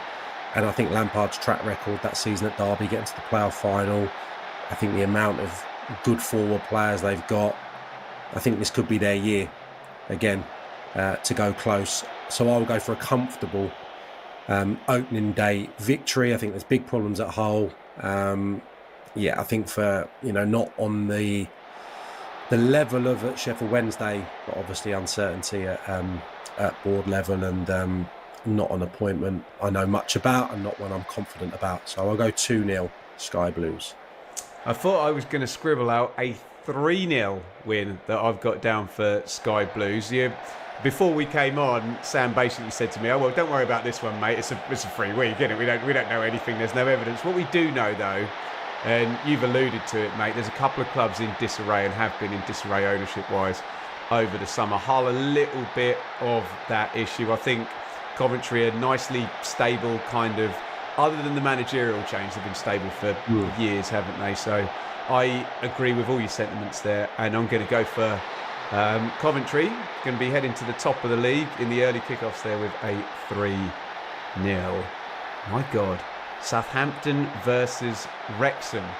Throwing in a couple of beauties on opening day here. So were this at Wrexham, I think I might be in the same boat you were with Birmingham Ipswich, where we've got one of these big League One promoted teams going against the Year One parachute team. With it being at Southampton, I think we'll get a debut win. Maybe we get something, Sam, like we'll get the fairy tale. Wrexham will take the lead maybe first half and Saints will come back and win it 2-1. I don't know your feelings on Still, whether that'll be a slow burner or whether it'll be straight out of the traps, but I'm going to go Saints 2, Wrexham 1. I would probably flip that if this were in Wales. We're on the same page tonight, mate. Yeah, that's a scribble for me once more. Okay. And I think it's the same conversation we probably had 2 years ago, or certainly my sentiment from 2 years ago, when I just didn't know what Southampton were going to look like in terms of which players are going to remain, who they're going to get through the door. I think with Diblin, Fernandez, the speculation around them, but one thing's for sure, they're going to have good championship players. They're going to have potency at the top end of the pitch with what they've got right now. But I agree with you. I think Wrexham might score. Might be kind of a long throw, and the elation of a packed away end. We might see that. I'll extend it to maybe a 3-1. Maybe get parity in the first half and get a couple in the second. 3-1 Saints. Middlesbrough v Swansea, Sam, where we've got Rob Edwards obviously in, and we've got a Swansea side who seem to get all of their business done, and a Middlesbrough side who look like they haven't managed to get the key asset out in Hackney to be able to do the business. So wonder whether that makes Swansea maybe a fancy here. Yeah, and I think there has to be a dud amongst these fixtures, and I'm going to plump for this one to be two sides that have struggled through pre-season. I was down in Exeter with the family last week. We left prior to them beating Swansea, I think, in their recent friendly, and I think Middlesbrough's results have been equally poor. So early uncertainty probably about how these seasons are going to go. So I'm going to go for both managers probably to be slightly relieved and take the 0-0 on opening day. Get it in there, 0-0. We haven't had a 0-0. We haven't had an away win yet. So I'll make my apologies now to Borough fans if Handsome Rob does get the amazing fast start here. But I don't know, I just kind of like the Swans' momentum from the end of the season. The fact that Middlesbrough might make a slow start because of business and a new manager. I am going to take Borough 1, Swansea 2. We'll throw that one in there. Could be completely wrong, but hey, that's the joy of doing this. Norwich versus Millwall in the Alex Neil derby. I'm quite high on both of these, but I'm higher on Norwich, whose business I really like, and there's still a big ginger American in the Norwich City squad who we expected to be long gone by this point, didn't we? Really like Norwich's business. I like Liam Manning. I've said on the show a few times that he will be a slow burner, but I think he gets the early win here. And I think if it's Manning and they've started to drill the patterns of play, I think it's 1-0. Norwich 1, Millwall 0. Yeah, completely agree. I think there's loads of optimism. I think probably slightly more at Millwall, maybe, given the signings, the different approach. Ivanovic still there. That we're seeing from them. I mean, I think Tanganga's still there as well, is he not? He is, yeah. I mean, if those two could remain, I mean, there's only one, they finished 8th last season, so yeah, man. They'd have a great shout for sneaking in. Norwich, I think you made a really good point there. I think if Josh Sargent is in the team for the weekend, I think he probably is a goal scorer, maybe a different score, yeah. So I will go for the same margin of victory, but I'll give Millwall a goal, 2-1, but I would fully expect both of these teams to improve on last season. Ex-League One promoted teams derby here, and a John Mousinho derby indeed, Sam. Oxford-Pompey. Oxford-Pompey. I think a similar... I covered this game back end of last season, actually, during Oxford's difficult spell, and Pompey ran out 2-0 winners when Oxford couldn't win for love nor money. And they at Oxford? At Oxford, yeah. Did they? Oh, yeah, right. they did. They won 2-0 there, yeah. And they rallied and finished the season really strongly, Oxford. I think it's going to be tough for both these teams. I probably fancy Portsmouth to kick on and be able to emulate what they did last season. I think it could be a long campaign for Oxford, but I'd give them a hell of a chance with Rowett in the dugout. I mean, you can't... It's difficult for me to see them going down. I think he'll find a way to get enough points here. Similar sentiment to what I said previously, Middlesbrough Swansea. I think a 1-1 probably suits both, so that's what I'm going to go. My first 1-1 of the season.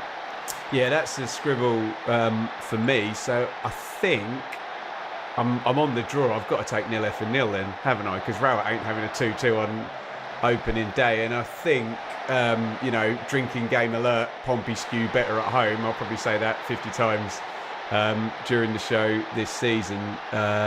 I think they'd shake hands with a double clean sheet, a point. No one's lost. We're off the mark, so I'll go 0-0. No Colby Bishop as well, I think, as we really? see here this evening. I think he's picked up a little niggle, which is going to see him miss the first couple of weeks of season. So goals might be in short supply for Pompey.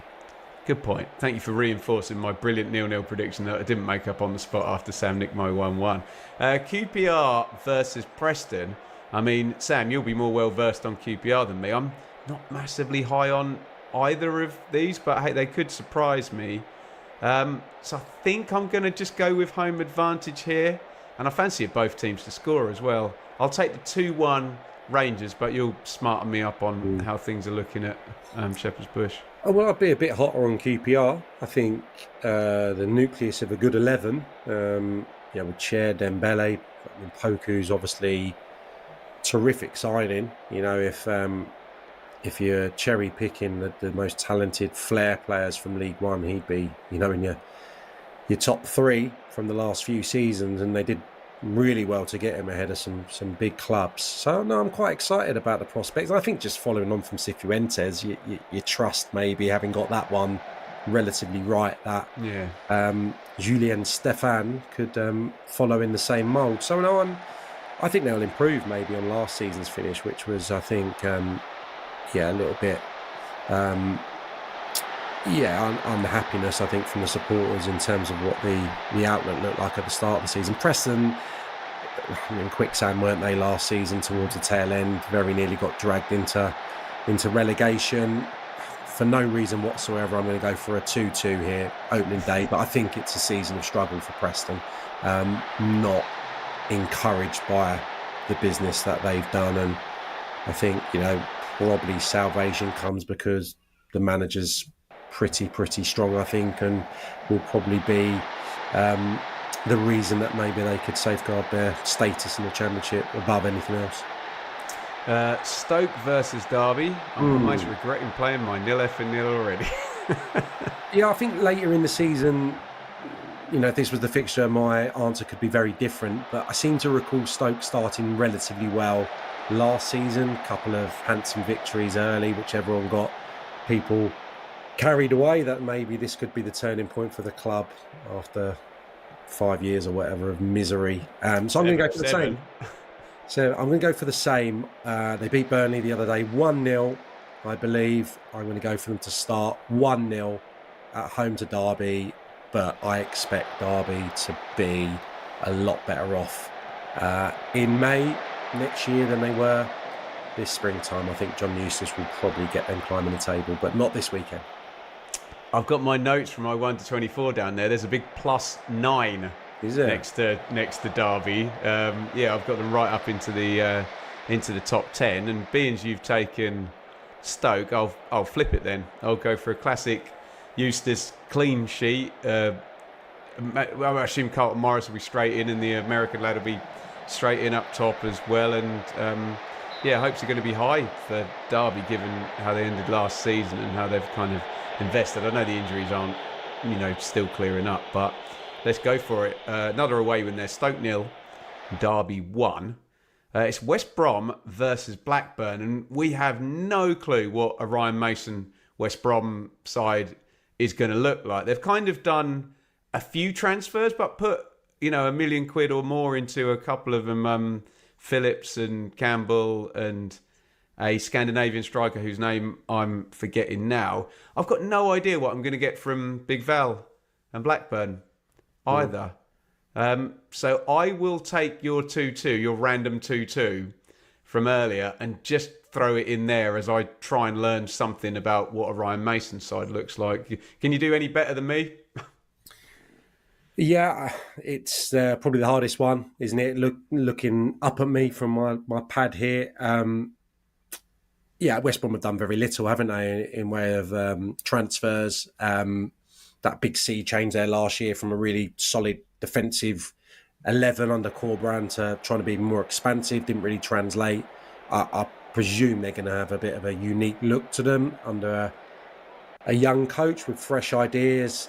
And maybe it's going to be a little bit of a tough beginning for him. I'm going to go for just a 2-1 away win. Valérien Ismaël to continue the great form that Rovers were in the tail end of last season. Speaking of the tail end of last season, the last competitive game that Bristol City played was literally at Sheffield United. Obviously, Sheffield United infamously played one more game that they'll probably want to forget. But it is Blades versus Robins, Sam. With Ruben Sellers in the dugout now, not Chris Wilder, and Gerhard Struber and not Liam Manning, all change.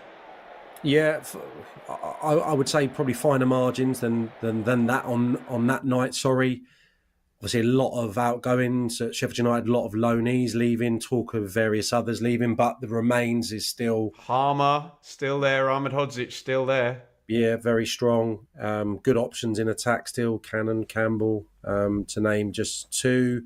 So I'll go for a narrow Sheffield United victory. I can't imagine Bristol City with their personnel are going to become free scoring. I know they got enough goals under Liam Manning to force their way into the playoffs, but I probably don't see them matching that this season unless there's a little bit more churn, a bit more quality through the door. I'll go 1-0 Blades. Okay, I'll take 2-0 Blades then. I think the best we saw of Sellers was kind of sort of intense, tight press. So I'm not expecting kind of fireworks. We might get fireworks from Struber, actually, more likely. I think he'll be really aggressive, but it's a difficult game, the first one. I was thinking that I might need to play a bonus point here, but I've just seen what the last fixture is, and there's opportunity for a bonus point on that one. So I'll keep it calm and go Blades 2, Bristol City 0. And it's Leicester versus Sheffield Wednesday. And very unfortunately, the entire world is going to have this as a home win. And I think I'm going to go big on this one. I think this has just got disaster written all over it. Leicester will smell blood, new manager, chance to, get things moving in the right direction before a potential sanction comes in, maybe from the EFL. I'm going to go 5-0, Sam. Cool. To Leicester. Yeah, I'm not going to go that big, but it's going to be a real test for the Sheffield Wednesday players. Obviously, they've come out and spoken in the last 24 hours about their application and about their desire to continue doing the right things. But I think it's different when you're presented with such a challenge with everything that's going on externally. So, yeah, I think they'll get beaten, and it'll probably be the power of Leicester's changes, probably their legs towards the tail end, and maybe get a few late on. I'll go 3-0. Leicester, maybe Sheffield Wednesday give a good account of themselves, but just run out of steam. And hopefully we won't be talking about this in the next few weeks. Hopefully a resolution is found quickly.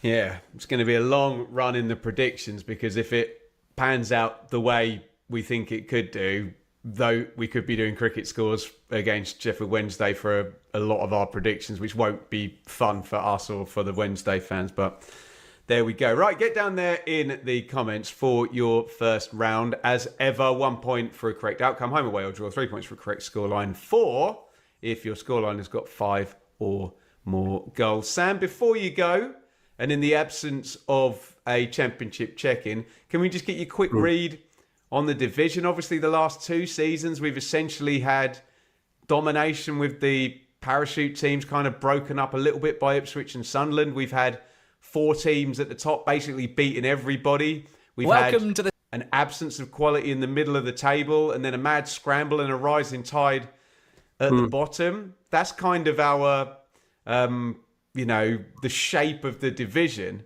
Is it going to be different this season? Could we get a bit more of a competitive middle order? Are we going to get 4 teams spanking everybody and, out there clear of, 2 on 100? Again, what's your feeling? My hunch is absolutely no. I hope not. No, I think I think it's really difficult to sit here and predict anything at the moment. And I've probably not been able to say that across the last few seasons in the Championship. I think it's looking pretty open. It probably leads itself to that Leicester, I know this has happened previously, see Maresca, see Russell Martin probably, but 2 changes in managerial departments at 2 of the relegated clubs.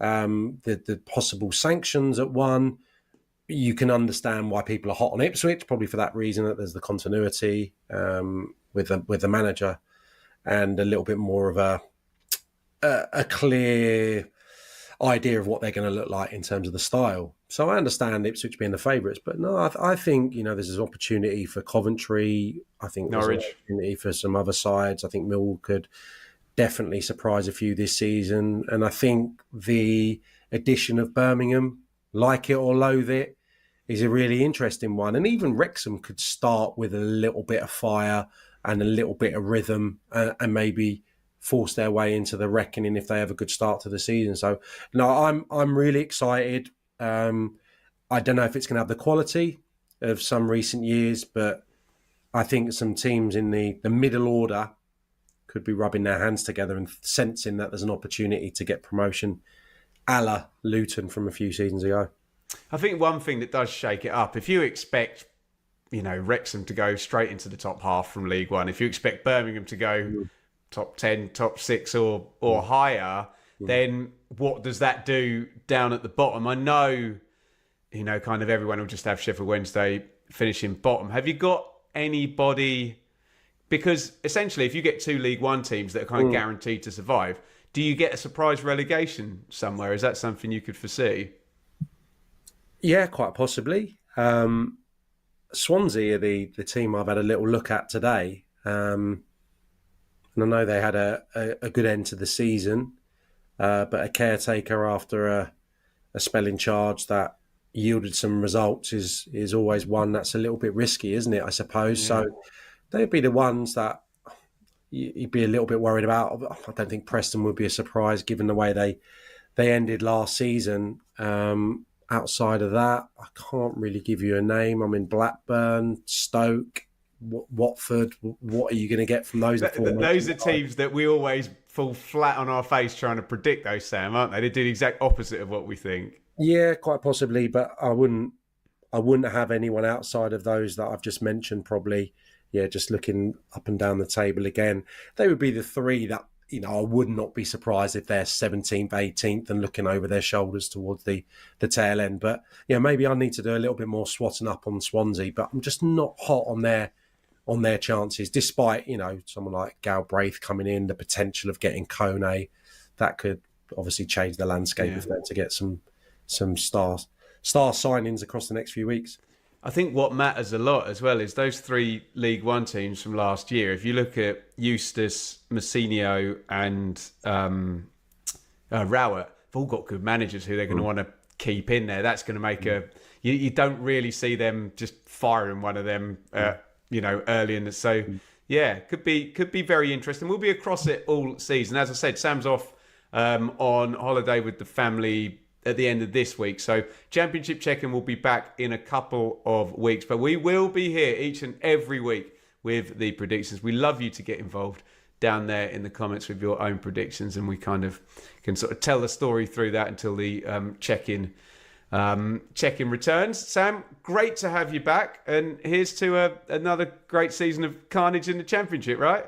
Yeah, absolutely, mate. And hopefully next time we speak, I'll have the white T-shirt on again and my glow will be even stronger than after a week in Cornwall. Sud de la France, here I come.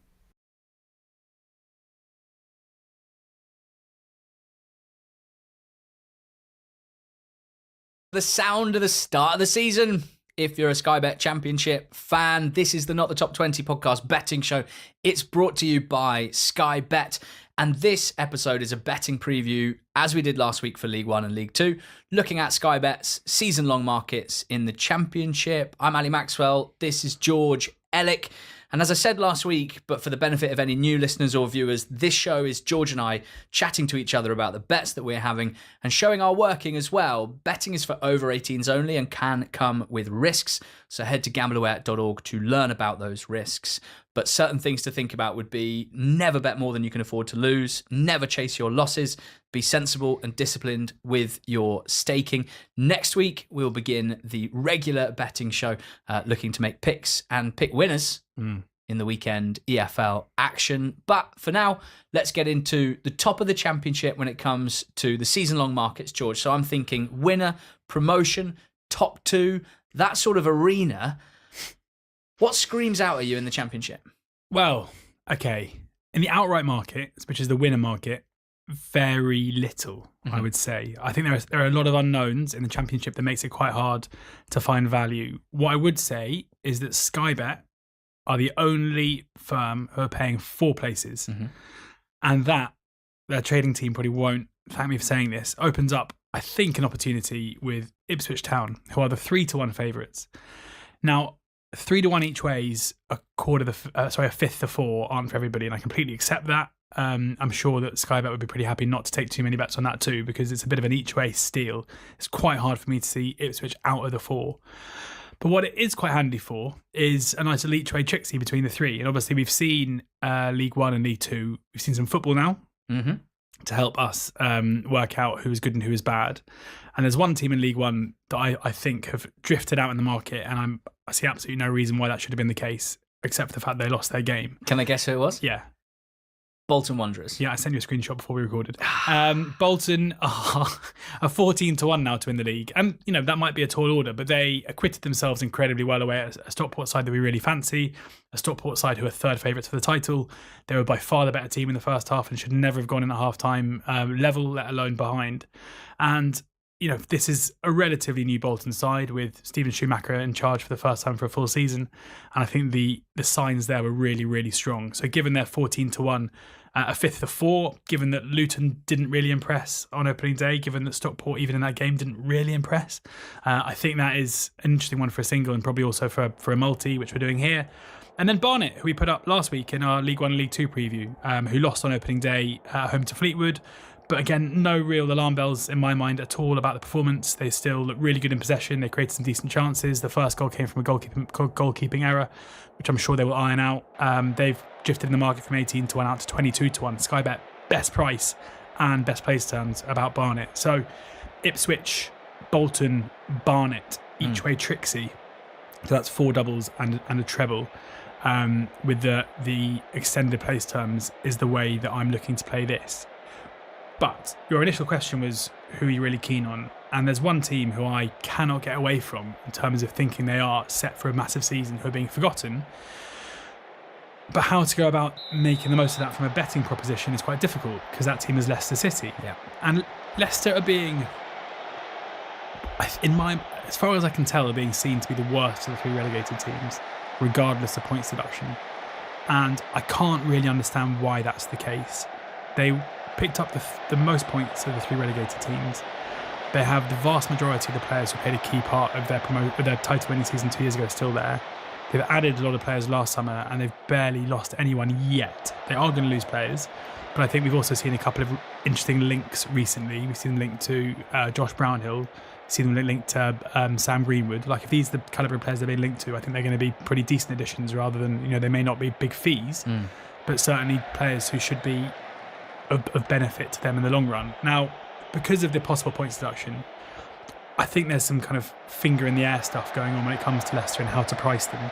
And for that reason, the 12-1 about them to win the league doesn't appeal at all, because realistically they could get a 12-point deduction, and then you're going to really struggle. But I think because the outright price is so big, it means that all their other prices are probably too big. Like, they're 4-1 for promotion, and they're 6-4 to finish in the top 6. And when you consider how the kind of spread of points between the top end of the championship down to 6th, it's normally huge. There's normally a huge gap between title winners and those that finish 6th. I'm talking 20-30 points. 32 points last season between Leeds and Burnley on 100 and Bristol City, who made it into 6th on 68. Yeah, so, in terms of top 6 price, you've got Ipswich, who are 100 to 30 on, so shorter than 3 on with Sky Bet in order to finish in the top 6. Saints, who are 2 on. Even if there is a deduction, we kind of 6 to 12 points seems to be the bracket that people are talking about. Even if it's the top end of that at 12, if Leicester end up being on par with most relegated teams that come out of the Premier League, then they'll finish in the top 6 still, even after that deduction.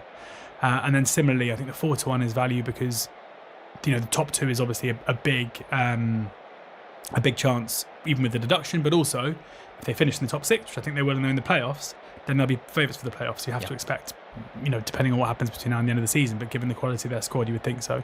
I think Cifuentes is a good manager. I think a really solid manager to come into arguably the most talented group of players in the whole league. And I just think because there's uncertainty, their place in the outright market means that their place in other markets is wrong, and they should be shorter in both of those two. Yeah, I'm fully on board with everything that you've said, really. I'm struggling to decide between Ipswich and Southampton, who I think will be the top 2 personally. I'm struggling to decide what I think the value is between those two. Ipswich, the shorter price, the logical favourites when I weigh everything up with my head. And Southampton, I just have a feeling in my loins that it could be quite special, but I don't really like making loin-based bets. So I'm going to leave that alone for the moment. And it's also like, I'd love to put up someone from the chasing pack, the sort of best of the rest category, someone to truly challenge. But I'm really struggling to make a case for someone to get 90 plus points, and that's likely what you'll need to challenge the top 2 based on the last few seasons. I don't think that Sheffield United will be able to replicate what was 92 points that they got last season, 90 with the deduction. Coventry, I think, could improve on 69 from last season. That included a poor start to the season. But am I talking improvement to the tune of 25 points to get to 94? It feels like a stretch to me. Bristol City finished 6th, and I don't expect them to get any better than that. In fact, quite the opposite. And of the rest, again, to back someone for the title and to expect them to challenge, you'd be looking at any team from outside last season's top 6 to be improving to the tune of like 35 points. Well, no, 25 to 30 points. And for me, that's just unrealistic. So, looking at top 6, top half markets where you bring a few others into play, this I find interesting, George, because Leicester 6-4 top 6. If you're looking to do maybe some cross-divisional multis, I think that represents value, as we talked about on the 1-24s, even with a 12-point deduction, which I think might be the max that it could be. A team like Leicester, even if they picked up 85 points and were just below a top 2 level, would likely still drop into the top 6. I also think that 6th spot being quite a low points tally as it was last season, for me reflects that the bottom of this division has got stronger and better. Therefore, I think it's harder for playoff chasing teams to accumulate a higher level of points. I think it's more spread out between the teams between like 5th and 22nd, basically. And so I think that leads to lower points tallies for 5th, 6th, 7th, 8th, etc. And it makes it easier for a team like Leicester, if we expect them to be pretty damn good, to make it in, even with a deduction. But I find that the top 6, top half, one of the things I find interesting from a betting point of view is that Birmingham are being priced up as around the 4th best team by Sky Bet in most markets, and Wrexham, who've come up from League One, are being priced up as around the 10th best team in the division as we record, and that they might get more bullish on Wrexham if they add even more bodies. So if you're not sure on those two teams flying right to the top of this division, there might be some opportunities. Yes, I mean, I looked long and hard at the Wrexham relegation price, which is 11-1 with Sky Bet. 12-1 with Sky Bet. And I just, even though it feels like an incredible opportunity to be backing a team that came second in League One with not a massive points tally to be relegated at that price in the Championship, like taking out Wrexham, taking out all the noise, everything else, like that is the general quality of a team that normally does that. You're going to be getting half the price, like max at best. But with Wrexham's spending power and the quality of certain players, Lewis O'Brien being one of them, Windass being another one. It is worth saying that Josh Windass was part of a Sheffield Wednesday team that looked like they were going to get relegated 2 seasons ago. Like it isn't like these players are too good to be playing for teams that struggle. But if they are struggling, then I would have thought the managerial change they would make will be pretty impressive. I would have thought January will probably be pretty impressive, and they probably have the muscle to get themselves out of it. I'd much rather be a backer of Wrexham relegation though than Wrexham top 6 or to win the title or anything like that at this stage. No disrespect for them, purely a price thing. I just think their place in the market doesn't look right to me. With Birmingham, I think it's just got to be a case of let's see. I think Friday night's going to be really interesting, where they are at home to the team who are favourites, to a team who haven't changed that much, with a manager who finished second in this league just over 12 months ago. I think it's really hard to work out how good Birmingham were at the back end of last season. It's quite hard to work out how good quite a lot of their signings are. I think with a couple, we know they're very good. I think we will find out really quickly on Friday night. Obviously things can change. Like if they're poor and they lose 2-0, that's not to say they're going to be poor. But what level they start at, I think this is going to be really interesting. I think it's just a watching brief, because there is a chance that they could be the best team in the league. There's also a chance they might be a mid-table team, and the opportunities will arise off the back of that. What do you like in the top 6, top half markets? I think Millwall look overpriced. Like, often these markets, to my amateur eye, look like there's so much kind of reputation factored into price, and I don't think that's necessarily right. Like with Millwall last season under Alex Neil, they were a phenomenally good side, and to be honest, their underlying numbers in the first half of the season when they weren't that good were pretty strong. They have strengthened over the course of the summer. They brought in some good signings. They finished just outside the playoffs last season, so why they're perceived to only have a 20% chance of finishing the top 6 this time around, I'm not entirely sure. 5-1, which is joint top price in the market with Sky Bet, looks a bit of value to me. I'd also be interested in Swansea as well at 6-1, another team who finished just outside the playoffs, another team who finished last season strong, who've signed some decent players. It does kind of feel to me, unlike other seasons where Like going into last season, we knew Leeds were going to be good. We thought the Burnley were probably going to be good. You know, it felt like there wasn't much room, I guess, for teams making a run into the playoffs. This time around, it feels like the kind of general quality of a lot of the fancy teams is a bit less set in stone, and it wouldn't be a huge surprise if they're not as good. You know, there was that season a couple of years ago when Norwich and Watford both finished mid-table after their relegation. I'm not saying I think that's going to happen, but I do think this looks like it might be a bit more open at the top end, in which case teams like Millwall, Swansea, it wouldn't be a huge surprise to see them not only knocking on the door again, but forcing their way into the reckoning. Yeah, you've mentioned Millwall, and I do think the 11 to 10 top half is good value, albeit it's not something personally that I'd be wanting to lock down season-long money on as a single. The 5 to 4 for Derby, I would have been desperate for that to be a little bit longer because I've got a good feeling about them, but I probably wouldn't see 5 to 4 as massively exciting. They may have some restrictions just in terms of player quality and, frankly, injuries to start the season that they have. At a longer price for the top half, I'm going to take Charlton at 11 to 4, understanding that it's a long shot. And they're one of the least likely per this market to make the top half. This is basically a pure bet on the power of Nathan Jones. My admiration for what he can do at football clubs is full to the brim, shall we say. And I don't think that Jones taking Charlton from League One to the Championship is in any way the end of the story here. I think there's more chapters in this. And I'm more into their transfer business than George is. I think they've prioritised players that, you know, yes, they are unproven at this level, but at the very least, I feel they very clearly have been signed to suit the current tactical system rather than just signed because they think they're good League One players, as most of them were last season. And in most cases, the physical aspect, the athleticism that they have, the intensity that they're able to play at, as I saw it in League One, I think means they should be able to handle the speed of the league as well. This is all really important stuff for Charlton at Championship level. I had them 13th, Charlton, in my own personal 1 to 24. So I think the 11 to 4 for 12th, if that's where I think they might finish, suits me pretty nicely. Charlton at 11 to 4 top half is my selection around this region. Go on. I don't hate the 11 to 4 Charlton relegation. It's the same price as top half. And this is more, I definitely...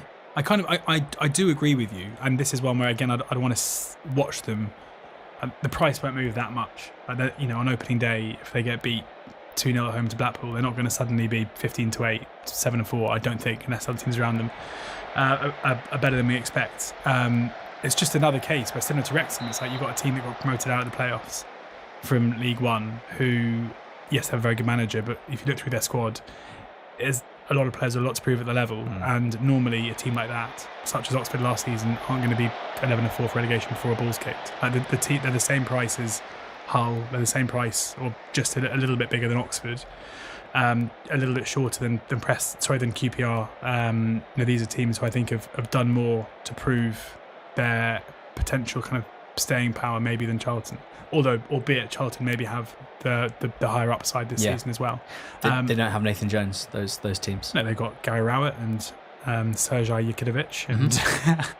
And I think Preston, though, are the standout value in the relegation market at 9 to 2 with Sky Bet. Now, we put this up in the long shot, which is our betting subscription Substack offering. So I won't go into too much there, but there are loads of stuff we put up there over the course of pre-season. It's a weekly email every Monday that goes out on our Substack. It's £20 per month. If you want to subscribe, you can find details of that.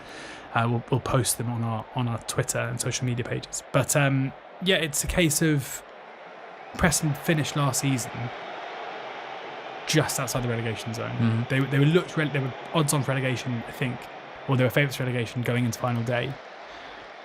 And they've lost a couple of key players, Emil Rees being one of them.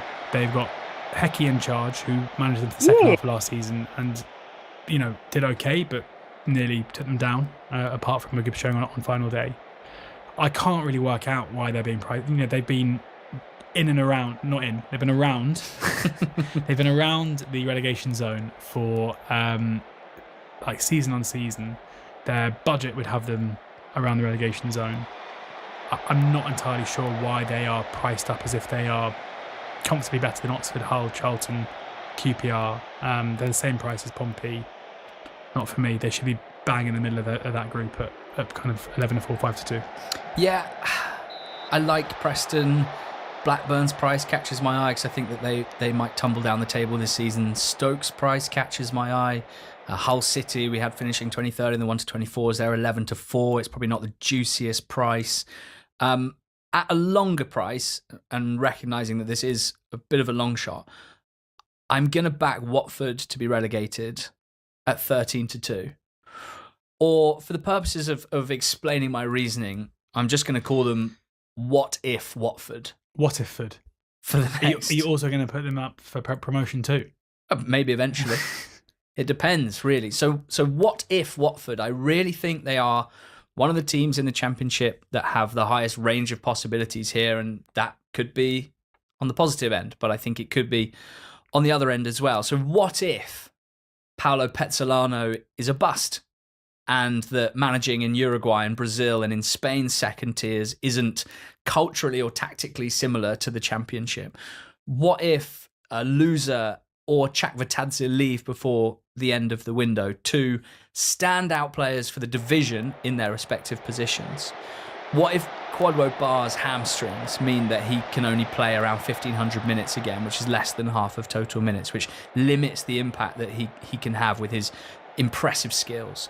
What if their new group of young attackers, all signed from overseas, don't adapt quickly and perhaps lose confidence or are moved on in January and have to be replaced in January by loans, or Emmanuel Dennis on a free, for example, is what it normally is? What if, basically, the team that picked up the fewest points in this league in the second half of last season and posted poor numbers pretty much throughout the season, what if that wasn't just because of Tom Cleverley, but because of something at a club level and at a squad level and at a team level? What if they are that poor again, and the hot streak that they enjoyed in the first 2 months of the season doesn't happen again this season? Well, I think if some or all of those boxes are ticked, the 13-2 will look like very good value. But equally, and I'm kind of hopeful that I'm wrong, because I think Watford, Vibes FC, as I see it, one of the most fun teams on paper before the start of the season, and I hope that they carry that onto the field and are as exciting as it looks like they could be. But I think for the reasons that I've laid out, the 13-2, is a bit of a long shot, and I like that price for relegation. Top goal scorer in the Championship. We've had some quite fun winners over the last few years. Pirot ended up winning it late on last season, kind of almost in spite of himself, playing for the best team that scored so many goals and only just about getting to, 18 goals in the end? Very low goals tally. And then in previous seasons, we had Smodics and Akpom winning at triple figure prices.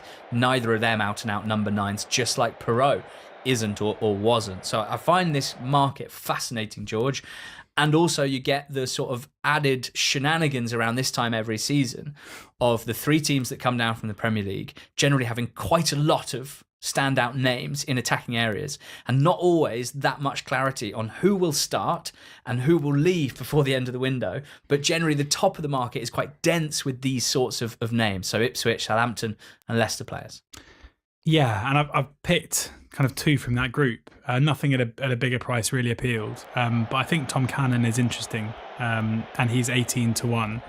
Said he's struggled to kind of have a consistent full season playing for the same team, basically. But in bursts, he scored a lot of goals. He had that spell in 22-23, the back end of the season, where he scored 8 in 20 games for North End. But that started slowly, and a lot of those 8 goals came in a kind of cluster at the end of the season. He then got his move to Leicester, but struggled to break into the team in the second half of the season. He had a loan at Stoke in the first half of last season, scored 9 goals in the first half of the campaign, and then was was bought by Sheffield United, where he was kind of in and out of the side because, as ever, Chris Wilder had so many strikers to choose from, and he couldn't really get regular minutes. I think he will this season. My hunch is that Tyrese Campbell may start the season as their starting striker, but I think Cannon might end up being the main man. Also helpful that he can play off the left-hand side as well, so him and Cannon can both. Him and Campbell can both play. I think at 18-1 he appeals. And then I think that there's obviously a big risk that he's going to move on. But Patson Daka is 18-1 to be top scorer in the Championship, and he's currently Leicester's only striker. And Leicester host Sheffield Wednesday on opening day. Like, there has to be a world here where Daka, who has been really I mean, I know that Leicester he hasn't been, and he definitely divides opinion amongst their fans, but has been prolific early in his career elsewhere. And there's got to be a chance that he gets off to an absolute flyer on Sunday if everything goes ahead with the game. And if he does, if he does score a brace or score a hat trick or something, then suddenly he's going to be right up at the top end of the market. They'll probably be quite keen to keep him, and his whole Leicester career might change. So it comes with a caveat that I guess they might bring in strikers and he might move on. But I think, given the situation at the moment in terms of having no competition for his spot, he makes appeal. Yeah, Haji Wright has always been at the back of my mind in this market from the start of last season, where I really think if Wright hadn't picked up an injury that kept him out for a good few months, he would have won this market. Now, you could probably say that about a few other players, in particular Josh Sargent, who I like as well. If I knew that Sargent was going to stay and play for Norwich all season, I'd be really, really interested in him at 16 to 1, sorry.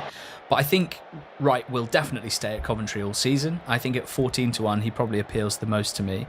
His 0.51 goals, non-penalty goals per 90, 0.55 goals per 90 was very similar to Tyrese Campbell, who led that at 0.57. Latelath and Joel Perreault, 0.56. Neither of them in the league anymore. And Sargent, 0.54. So there was a clutch of players who all were scoring at a very similar rate. None of them at a super high rate. And I'm just not sure that Tyrese Campbell, as much as I love him in front of goal, is going to be able to play enough minutes here to challenge the very top of the market. But I think that Haji Wright can. I also think that his rate might rise from last season, where he often played off the left. But Mason Clark's back from injury now, and I think with him on the left, Sakamoto on the right, they have options. Lampard at the top of the pitch with Ellis Sims, Brandon Thomas-Asante, Norman Bassett. But I think that Wright is the one that probably has the most trust in front of goal from the fan base and possibly from Lampard as well at the moment. And there's no particular reason why he couldn't play as the number 9. So for me, at the moment, Haji Wright is my pick at 14 to 1, top goal scorer in the Championship. Before we get into some weekend picks, on the Sky Bet site, on the Championship section, on the outrights, they've put together some sort of multiple team specials as well, packaged up within the Championship ahead of kickoff this weekend. I've backed 3 of them, which I'm going to tell you about. One of them at 4 to 1 is Leicester, Ipswich and Southampton to finish in the top 6. For the reasons that we laid out earlier, we think all 3 are likely to be strong, and we're not even sure of the sort of best of the rest being able to challenge. So Saints, Ipswich, Leicester to finish top 6 at 4 to 1.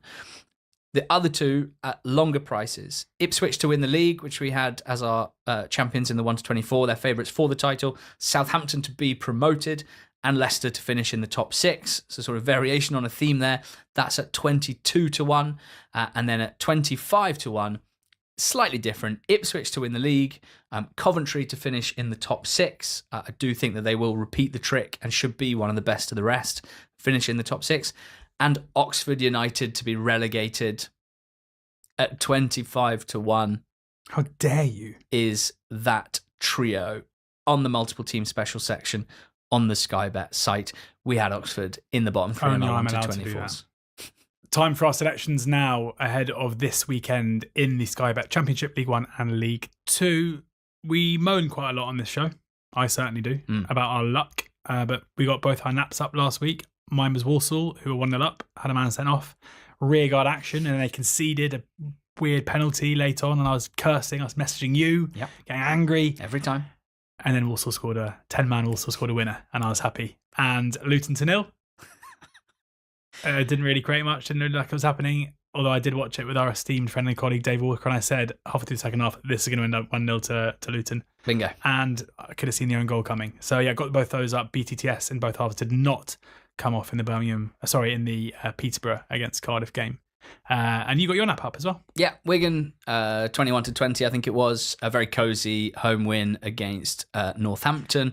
So excited for this weekend. Next weekend, the sort of betting show proper, if you like, we'll start with a solid structure each week, which we'll work through over the next 40 weeks or so. But for now, I'm just going to flag up certain things that stand out to us across the 3 leagues this weekend. And before we get into the Championship, I want to flag up something that I think could be really interesting from a non-betting and also from a betting point of view. watch out for penalties.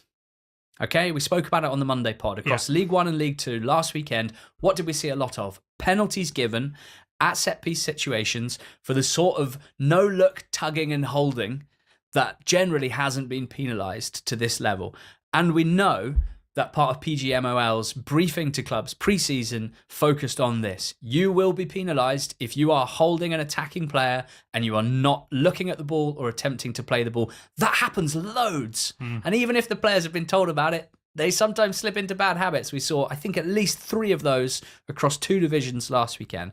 So what do we know about these sorts of new directives? They tend to go pretty hard at them in the first few weeks of the season to try and sort of set them in stone. And so I'd say from a betting point of view, if you've got a good handle on who's taking penalties for each team in the 3 leagues, particularly if they're midfielders or defenders and their anytime price might be not taking it into account, it could be worth a look. This sort of grappling penalty, which we might see a fair bit of this weekend. So there you go. There's my public service announcement. In the Championship, I've backed Charlton to beat Watford at home, the biggest crowd at the Valley since 2008. According to esteemed South London journalist Rich Corley. I'd love to be there because I think it's going to be rocking and I expect a fast start from Charlton under Jones. They finished last season in some form. I don't really see why they would need any time to get back up and running in terms of their performance level. Whereas Watford, we don't know exactly how coherent they're going to look on opening day. They've got a lot of new attacking players. Chakvetadze has been out and maybe touch and go for this one. Lots of players at the top end of the pitch adapting to the league for the first time. And I think Charlton away is a bit of a baptism of fire, the intensity that they play with. So I think the 29-20, 2.45 the decimal, represents good value here. Championship? Anything? No. No. Well, let me tell you then about Stoke 0, Derby 0. It's my other bet in the Championship this weekend at 7-1. This is quite Derby centric, and I'm going to say it now. I'm going to be looking to back 0-0 in Derby games as long as the price is right for the first 3 or 4 weeks of the season because they are missing a lot of players, particularly at the top end of the pitch. But the way that Eustace plays and the way that Derby defended in the last few months of last season when they conceded a goal a game or maybe even less, insane defensive numbers in his first few months. I don't suddenly see them looking to cut loose because it's a new season and they're overexcited. I think quite the opposite. I think particularly away from home, they will massively play for low margin games, basically play for a 1-0 win where we nick a goal from the set piece and very little else happens. And I think they'll be fairly effective at that.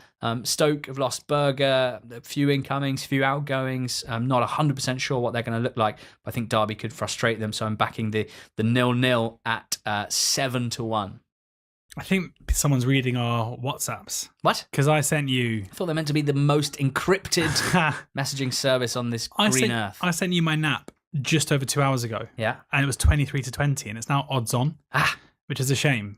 So it's my nap that is slightly less strong now because of the price. But Tranmere to beat Shrewsbury. Mm-hmm. Now 19-20 with Sky Bet kind of being backed as we record. Tranmere were pretty impressive, I thought, in their away game against Colchester on opening day. They were 1-0 up early and conceded late to a very good goal from Colchester, but they were solid against a Colchester side who are pretty well fancy going into the season. As I said in the 1-24s and in our pre-season content, I'm pretty worried about Shrewsbury. Their opening day 0-0 draw didn't do much to alleviate my concerns. I think if Tranmere show up in the way they finished last season under Andy Crosby and the way they played on Saturday, I think they should make pretty light work of them. Yes, all the prices quoted on this show are subject to change because there's a bit of a turnaround time between recording and putting it out, but they are all correct as of time of recording. In League One, I instantly looked for Stevenage at home to Rotherham, George, because you know I'm all Stevenage all the time at the moment, and also mainly because of Rotherham's defensive absences. But I found the 8-11 too short to back, sadly. But I've backed Burton at Barnsley. Interesting. A 12-5 draw no bet. Now, you will be able to tell me, better than I will be able to tell the listeners, that the Barnsley-Argyle game last weekend saw an absolutely insane swing towards the start of the game or towards kickoff. Pro-Barnsley, anti-Argyle. Which is it? Well, which is it? Then Barnsley win 3-1. And it seems to me like people have gone like, yeah, okay, so it's both Argyle bad and Barnsley good. Yeah. Because Argyle are a massive price at Bolton, and Barnsley are a very short price here at home to Burton. Yes, everyone. Burton who beat Mansfield 2-1. But also big Burton drift on Saturday too. Big Burton drift. And he went and won against Mansfield. Barnsley are in a new form, aren't they, under Conor Hourihane? There's been a fair amount of turnover, not loads, but I think in the style of play in particular. They obviously won at Argyle, which is a really standout result. But 3 goals absolutely gifted to them. Even Barnsley fans that I spoke to weren't necessarily getting carried away because they kind of understood what they had just seen. I don't think the performance itself completely blew away Argyle, right? So this is a starting 11 at the moment with some square pegs in round holes, I think, because they've changed tactical system and they've been building a team to play 3 at the back and wing backs for multiple windows, so it's taking them some time to move to a kind of 4-3-3. Whereas I think Burton, even in losing Burrell and Bodvarsson at the top of the pitch, I think they're broadly the same as the end of last season, where Gary Bowyer had them an incredibly coherent team with incredibly coherent tactical setup. They beat Mansfield 2-1 off the back of 2 screamers from Charlie Webster, so not a performance to get unbelievably carried away with, but it is mostly the same group of players, or at least very similar player profiles, in that sort of 3-5-2 formation. The midfield I love a lot in Chalk, who sits deep and does the dirty work, and then Webster and McKiernan, who add goal threat and attacking verve. And at the top of the pitch, it's now Jake Beasley, the big man, and Fabio Tavares trying to fill the Burrell mould. I don't know exactly the quality of those two as a duo, but they're not terrible players, and they both look fairly lively in different ways. So I just kind of think that I can bet on a certain level of performance from Burton under Bowyer in this system with this group of players. Whereas with Barnsley, I'm still not entirely clear. And only 3 teams had a worse home record than Barnsley in League One last season. So yes, there's a chance that a feeling of freshness and a good opening day result could blow away those cobwebs, and at Oakwell they might be sparkling all season. But, you know, back end of last season under Hourihane, they were around the 1 point per game mark, while Burton were well above that. So yeah, taking the draw out, still getting well over 2-1, 14-5, Burton draw no bet. I like that as value in League One this weekend. You've picked out a couple in League Two. Yeah, a couple more in League Two. I'm really interested in the Crawley-Newport game from a betting perspective, because Crawley are 4-9 to win it, which I really struggled to wrap my head around. Yeah. They were maybe the most alarmingly poor team on opening day away at Grimsby. That might be Grimsby being very good, but even so, no shots in the first half, 5 shots in total. Just did not look like a cohesive football team in any way whatsoever. And I remember Scott Lindsay was in charge of an MK Dons team who spent a lot of last season not looking like a very cohesive football team in any way whatsoever as well. Up against a Newport side who drew in the Carabao Cup against Barnet away from home, having been 2-0 up going into the 96th minute. They drew 1-1 with Notts County, having led that game for a long period and conceded a penalty. Yet, sure, the underlying numbers aren't great in either, but I think they're showing themselves to be at least competitive. And so, this could end up being a game between 2 of the poorest teams in the league. But I think right now, Crawley are still being perceived as maybe not being so bad, and maybe Newport are being seen to be worse than they are. I would never, I can't see how you can be backing Crawley at 4-9 for this one. Maybe the 6-4 about a Newport or draw also appeals. That's also kind of best price in the market with Sky Bet. So yeah, getting with Newport in various ways. And then Barrow are favourites at home to MK Dons. And I'm afraid I'm just not really having that at all. Right. So MK at 17-10 is the way I'd play this away from home. I don't think MK Dons can be the price they are for the title and also be this price away at home to Barrow. Like Barrow, are probably fancied because of what they did at the back end of last season under Andy Wing. I wouldn't say there was too much to be excited by on opening day. Same with MK Dons, who weren't great at all, and they would have been expected to beat Oldham and didn't do that. However, it was another game where they conceded very, very little by way of chance. I think Barrow will struggle to kind of lay a glove on them in that respect. And it's going to click at some point, I would have thought, in terms of MK Dons' attacking play. This isn't a case where if MK were the price I thought they would be, which is kind of 6-5-ish or so, and favourites to win the game, I wouldn't be getting involved. But I think they have to be the likeliest winner between the two, and they're not being priced up that way.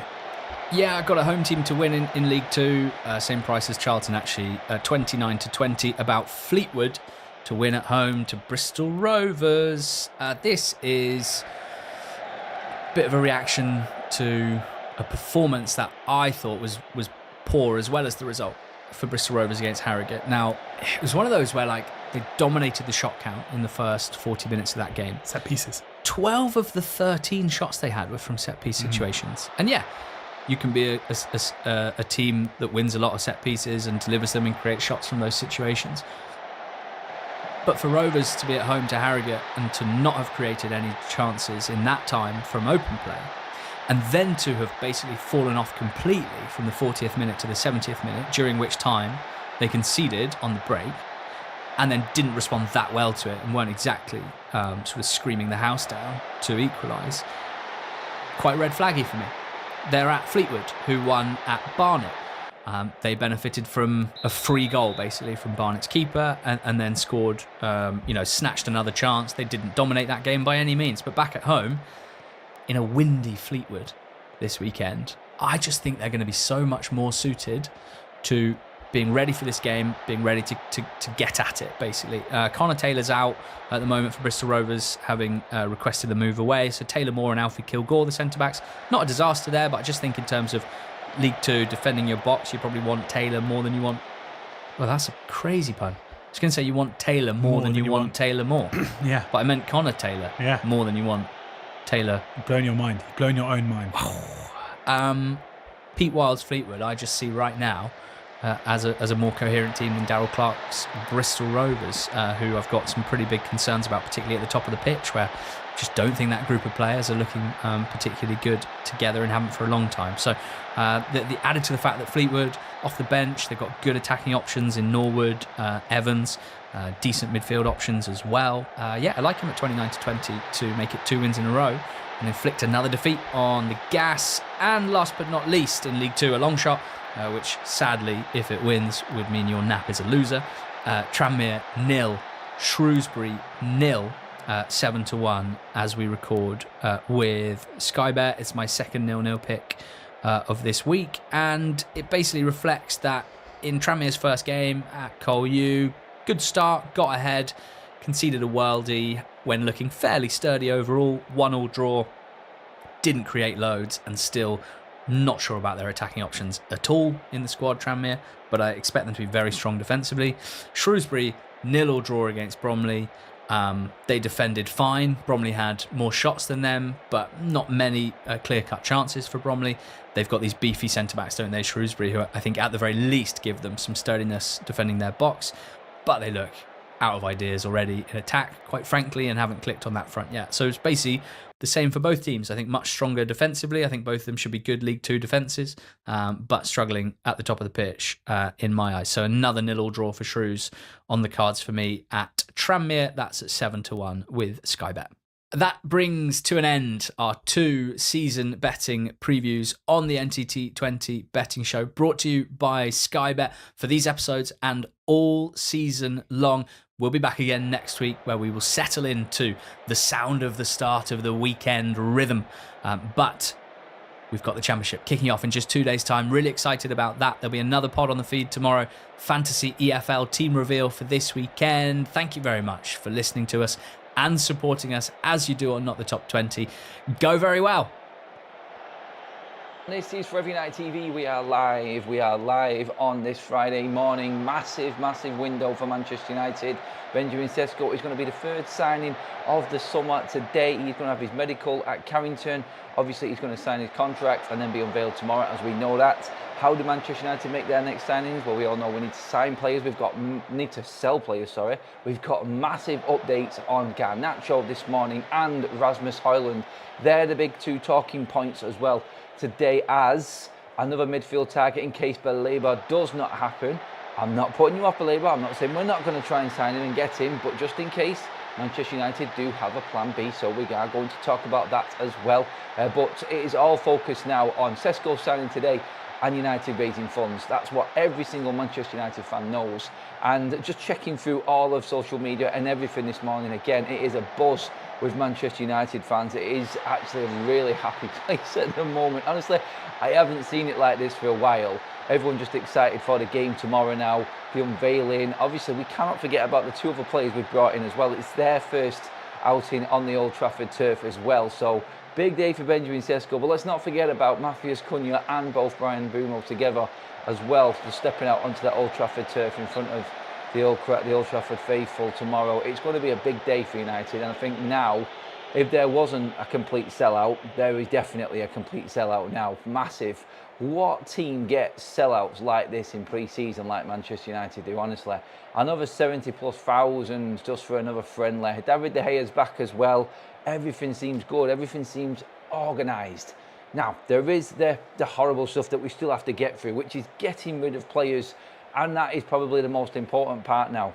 We've said all along, and I've said this, I said the biggest judgment will be for Ineos in selling the players that Manchester United don't want. It's easy to buy a player. United have masses of money. We know this. I think we proved it this summer, even when our so-called owner says that we are going to go bankrupt in December if we don't get rid of staff members, but then all of a sudden we go and spend a fortune.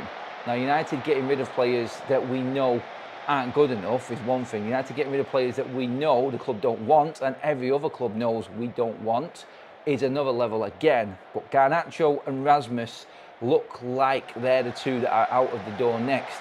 On Rasmus, first of all, the news came, and if you didn't see it late last night, it was late, it came from Italy, but obviously we know from what Romano said last night as well, and this was kind of into the late evening, but not too late, so everyone might have seen this. If not, what Romano said was Manchester United are holding meetings as we speak to discuss Rasmus Højlund's future now that Benjamin Sesko is secured. This was always the point. If Sesko gets officially announced, then the talk moves to Rasmus Højlund. We don't like it. We don't think that we should have just one striker. If there's an injury to Sesko, we're in trouble. I get all of them comments, but we did say last night, if it meant getting Baleba in for Manchester United, would you let Rasmus Højlund go? I think the majority of the vote on that was yes, we will get rid of Rasmus Højlund if it means bringing in Carlos Baleba. So when you look at the situation as it is now, Rasmus does not want to go. That's been made very, very clear by him and his representation. He wants to fight for his place. Romano said this as well last night. But Rasmus Højlund on loan, I mean, I've mentioned this before. This works as a win-win for both, because I know it's not going to sound nice for Rasmus Højlund right now, but if you told him it was still officially a Manchester United player, but he's going to go away and get game time elsewhere to prove that he can be the striker that Manchester United could use possibly next summer. We won't have to go out and buy another striker next summer. We're just bringing Rasmus back. Win-win. Manchester United are looking to move Rasmus Højlund on whichever way they can. If someone comes in with 40 million, they're going to go. Some people have even said 30 million. There's varying reports at the moment. I think the latest one has come from Simon Stone from the BBC, which is that it's 40 million that Manchester United will accept, or it's probably going to be a loan for Rasmus Højlund. Now, last night, Damasio came out and said that AC Milan are in touch with Manchester United over a potential loan. United would prefer to sell. Now, if you're Rasmus Højlund at this point, Manchester United are going to prefer to sell you rather than loan you. Where is your head at? Like, clearly he reads the papers. Not so much the papers anymore, but you know what I mean. He sees the stories online. He sees all of the reports. He sees all of the journalists in and around Manchester United. Every single one of them, by the way, that he knows and has spoken to at different times in mixed zones and in press conferences. He knows all of the faces. He'll know who they represent, what broadcasters and what publications they are. Every single one of them has said exactly the same thing, moving Rasmus Højlund on this summer. He knows. He's not stupid. He knows that Manchester United are looking to move him on. But last night, last night, the attempts to sign Rasmus Højlund, or what have been reported as attempts to sign Rasmus Højlund from AC Milan, are that they want to take him on loan with a possible option to buy at the end of it, as in next summer. So when you look at that, how does that work for Manchester United? Well, let's just calculate it down. Rasmus Højlund approximately on what, between, I think he's on around about £4 to £5 million a year in wages. Milan would cover that. And that set, obviously we know United would only loan him out if someone covered his wages. So it's not too much money. Approximately 80 grand a week or somewhere around there Rasmus Højlund's on at the moment. So he's not costing the club a lot in wages. So that's easy to cover. So that's why these clubs are wanting to take Rasmus Højlund, because he is a raw talent with an actual record in Serie A. So that would work well for AC Milan also. But on this and the other reports on it is there will be a hefty loan fee. How much that is, I don't know. But this would tell me that obviously there would be some form of option to buy Rasmus Højlund at the end, as well as this loan fee. So you calculate it both together. If United want 40 million, then there would be some form of 10 million loan fee and then 30 million option or obligation at the end of the loan. This would still work for Manchester United, because 10 million in the bank account is good profit, and you've still got the player and you've got his wages off the books. So you could calculate it at 10 million in a loan fee. It may even be more. Manchester United might even try and get more than 10 million for Rasmus Højlund. But it goes into what we've already made and the money that Manchester United are generating, plus an option next summer, or even just to bring Rasmus Højlund back at Manchester United's call if he actually smashes it in Italy. So you don't know. So maybe 15 million worth of finances for Manchester United available after this actual season is done and this financial year ends, from Rasmus Højlund just going on loan. And then maybe he comes back a better player. Maybe we've got an option to bring him back in as another striker next summer. And we don't have to panic buy him. We can stick to the original plan, which is probably going to be other areas of the pitch. I honestly don't think Manchester United's summer after next season is going to be anywhere near what this one is. They're trying to get business done now while they can and while they can afford it.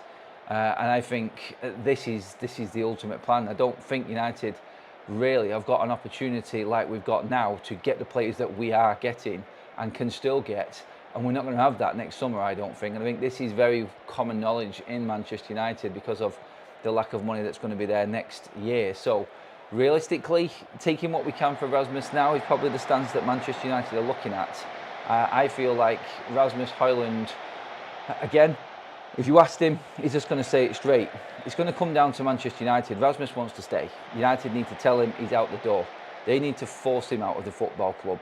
They need to be ruthless if they want him out. Look, we don't want this to happen. We want players to obviously come through who are young and then get better and better. But he's had 2 years. This is what we cannot forget. Rasmus, as much as he has improved over the summer, is still not doing it in the Premier League, and you just don't know. We could be sat here after the window shuts and not bought a striker and still have Rasmus, and we're going, oh, we should have sold him. As soon as the big stuff happens and the big games come around, we get the same old results. This is how you judge a player from the Premier League and the big competitions, not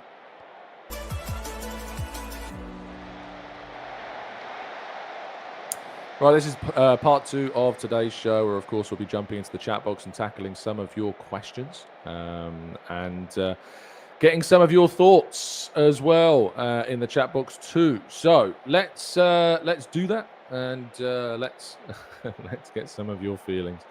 Let's scroll up, shall we, and go to our organizer. Says Tom, the problem is selling normally happens late in the window. So another signing is the same. I personally think that we've done our business. Carl says it's always hard to shift subpar players on high wages, and the club's done some silly things, of course, in the past. Derek says, Tom, Arsenal are pathetic. A blind man would see our attack is not the same. It's your latest on the same level as City and Liverpool. A striker keeps means quiet. The usual, do enough to stay top 4. I don't agree, Derek. Personally, I think Arsenal's attack of Saka and Gyökeres, and then potentially one of 3 options on the left of Madueke, Martinelli, and Trossard at the moment, of course, depending on what could still change. I mean, just to say that's not a great attack or not puts us into the top echelons of attacks in the league, I would disagree with you. I especially think the depth in midfield is excellent. I think the depth we've got at the back line is excellent. So I would disagree with you, Derek, is where I'm at. You know, at the end of the day, we have 2 competitive options in every single position. So That's the thing. Aloy says, Tom, can you tell us where exactly you got the news and info from? Don't just say from a reliable source as usual with loads of reasons you can't say. Thanks. Okay, Aloy, I'll probably just not answer your question instead because you won't like the answer. You ask any journalist where their info source is from or where the specific source of their info has come from, and just let me know which ones have told you. Because I'd be curious to know if they do. Dan and Dylan says, Tom, any other amazing forward players that are under the radar at the moment for a loan, other than the obvious? Off the top of my head, I'm struggling, mate. I am. So I couldn't give you an obvious candidate to my knowledge that would be available on a loan. Just off the top of my head, without any sit down and research, I would struggle. Even with sit down and research, I think I'd struggle a little bit. It's the loan market necessarily is not necessarily there. The only one really, people think about the Rodrigo situation, but that's just theory. It doesn't really come from anything concrete right now. And I hate that word, but that is the word. Bruh says, Madueke is cheap signing if we pay in installments. That's why we bought him in. It has nothing to do with his quality. It was the structure that Chelsea, of course, offered. I mean, yeah, it's true. People just kind of look at the price tag and think. Tanaka says the Madueke purchase looks more idiotic by the day. Striker and left wing was always the main issue. Just to remind me where he came on the other day. He came on at left wing, right? And that's where Arteta believes that he can play as well as on the right. There's a belief that he can play on both sides. And I mean, people haven't even given him a chance yet. Like, that's what annoys me, is that people make these conclusions without giving him a chance to see what he can do. That's what frustrates me the most, I think, is that there's judgments made about players without even having seen what they're going to do, what they can do at Arsenal. Patrick says that the club wanted Eze as much as we were told by the media, and if his signing now depends on sales, why didn't we sign him before Madueke? Is it a fair way to say Arteta prioritised Madueke over Arsenal? I guess the question here, Patrick, to you before being able to answer is this like, as we were told by the media, in this sense of like, that they wanted Eze as much as we were told. What we are and have been discussing, even before this news we've discussed today, is that Arsenal have had an interest in him. That interest peaked at the point that the Nwaneri contract situation was still unresolved at that point. And after the Nwaneri contract was resolved, the interest remained. It didn't disappear. It didn't strengthen. It may have actually simmered slightly, and we weren't getting as strong a links. If anything, we were getting more so from the players' side, around the idea that the player was very keen on the move. More so from the Palace side of things, where they were willing to kind of negotiate more so around the release clause, and that the release clause wasn't necessarily something that Arsenal were worried about because they knew that Palace were kind of, more malleable in any potential talks. The idea of Arteta prioritising Madueke over Eze, yes. But I told you that ages ago. And there's a very good reason why that happened. And that's because if you look across the squad and all these positions we were talking about, and I said we've got 2 players in every single position, before we made the signings that we made this summer, the position where we didn't have 2 players in each position was centre forward, because we only had Kai Havertz there and an injured Jesus. So 1 player. And on the right wing with Saka, and then some players who can play in that role, but whose main roles lie elsewhere. Ødegaard has Nwaneri, Rice has Marino, Zubimendi has Norgard, Martinelli has Trossard, Calafiori and Lewis Skelly, Kivior and Gabriel, Saliba now Mosquera, which is another area we need to sign in, of course, Timber White. And so they prioritise making sure first we got the players in so that we have 2 players in every single position on the field. The benefit of Madueke, of course, being that he can also play on the left, and came on the field the other day on the left. And I think he will play on the left a lot. But we had to make sure we brought in a player that could give us that cover to Saka if we needed. And we already had 2 left wingers. So that's why the order of those signings went the way that it did in that sense. Anne says, Tom, I'm going to play devil's advocate here. I watched back Sammy's interview regarding when he was talking about Sesko and that we'll sign him over Gyökeres. How did that work out? Well, I mean, Anthony, it's probably best in these situations to use quotes when you kind of like bring up potentially other people involved in this. So you're going to have to go and get me the quotes first. But we all know, Anthony, that Sesko was the number one target. He was who Arsenal were pushing to sign at the start of the window. And it looked like potentially that could be a deal that would happen. The thing that wasn't really expected was just how stubborn Leipzig would be around the price. And that stubbornness has been rewarded to a degree because Man United have paid nearly the 90 million euros that they have ended up wanting. So you're going to have to get me some quotes, Anthony, around that one because I'm not quite sure of the context. Jabu says, I feel like we are being dishonest here. We can't say that we have a great attack if the left wing and left side is dysfunctional. It is really not a bad thing to criticise the strategy, guys. Centre forward and right wing is good. I'm with Jabu in the sense that I don't think personnel is the main issue for our left-hand side. I think it's a system thing. The system is, for me, the priority issue with our left. But that's for me is the number one issue. It's how we play. It's a coaching thing. That for me is the big thing about our left-hand side. So from my perspective, even if you were to say sign a Rodrigo, for example, it would improve things, but I don't think it would solve things because I still think that systematically there is an issue on our left flank. That needs to be solved and changed, and we need to improve. And I think Madueke potentially can help to do that. But obviously, I would think that also signing a more natural left-wing player would also do great things as well. Vacan says, I believe a new attacker comes in. Arteta really wants one. I mean, as we've said from the start of the window, Arsenal would have liked, and that, of course, means Arteta, 3 offensive signings. But that third offensive signing, as we have always said, it's never not been the case. That third offensive signing always been reliant on Arsenal moving players out. We have to move players out because we've spent close to £200 million and we've sold less than 10. So within UEFA financial fair play regulations, we have to work within them, and the club want to work within them comfortably, not just up to the line. They want to work comfortably within them.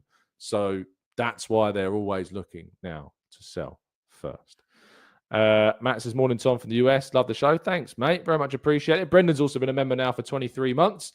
And Jashar's been a member for 54. Incredible commitment from you all. Thank you so much for the kind words in the chat box. Of course, there's nearly 2,000 of you watching. If you've not yet dropped a like on the video, please do. We try and reach 1,000 likes on the show every single day, even when it's not even the news we want to hear. So, yeah, that's what I'm grateful for.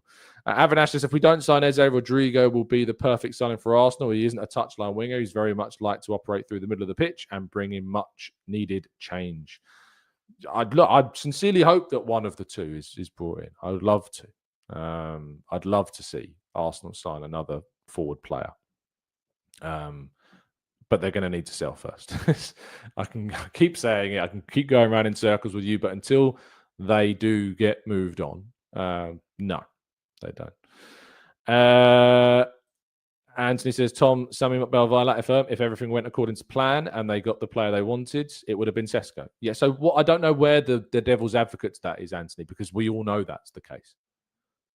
We've known that the whole summer. If everything went to plan, Arsenal would have signed Sesko.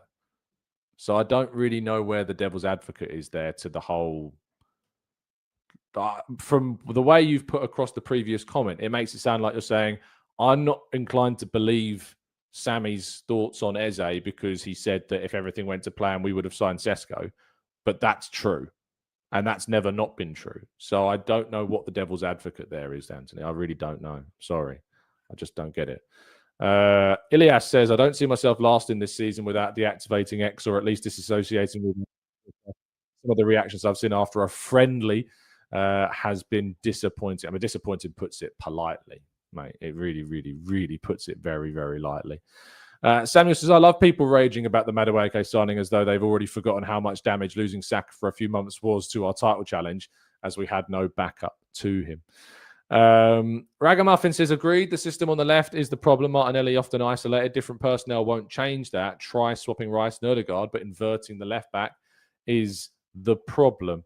The midfield is definitely a part of it, I think. The structure of the midfield. It's not just about the left winger. It is about the structure of the midfield. And I was talking to Andrew yesterday, if you listened to the Arscast yesterday, I was talking about the idea that when Rice arrived, for me, I was like, okay, we've got our Rodri now. He is going to be our Rodri, but he became this number 8, and I think he's a very good number 8. But I think we've almost married ourselves to this idea now that Rice is our number 8, and Rice is a very good one, but he's not the stylistic 8 that I think supports the left-hand side enough. When you watch Rice play and he's on the ball, you often find that he ends up playing passes internally or to the right. He does play passes to the left, but I feel that there is an emphasis on the way that Rice kind of moves the play towards the right side of the field. Try and do the right hand. So that's my left arm, but I know on the camera it's the other way around. So like he tries to like move the play more so through the middle and to the right, but less so, even though he does do it, but to the left. So this kind of structure we've got in midfield has almost impacted that. When we had Granit Xhaka in that position, it was very different. When we had Granit Xhaka in the left 8 role, Arsenal was a lot more balanced. There was a lot of balance to the Arsenal midfield. And in 23-24, when we were so dominant, of course, we'd started the season off with having a left footer in the left 8 role because Havertz played a lot there. And in the second half of the season, gradually that changed. And we changed the system. And I think that obviously kind of caught teams out and they weren't as prepared for it. Now they know the system. They know the Rice left 8. They know Odegaard. They know the centre forward. They know Martinelli and Saka. And we've played kind of this same system for so long without much variety that it's become easier to defend against. So I think that's a big part to play. And that's why we need variation. That's why I wanted Eze, because I think he could also have played left 8. I think he could have played that left 8 role and we could have moved Rice back and we could have had Zubimendi and Rice rotating. But when you've got Rice and Marino and Norgard and Zubimendi, the desire, of course, the necessity to sign a left 8 obviously does diminish. So, yeah, I don't know where else to go from that point. Kieran says off social media, but had heard Fabrizio saying Liverpool wanting to test the waters for Barcola.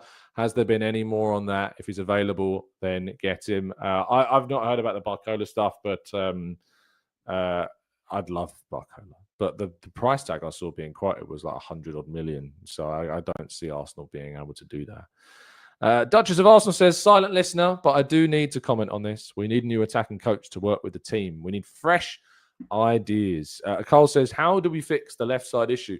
You see Odegaard, Saka and White and Timber overload. The right-hand side, is this what we need to be switching to occasionally doing the same, therefore, on the left? Potentially, Carl. Potentially, that's what needs to change.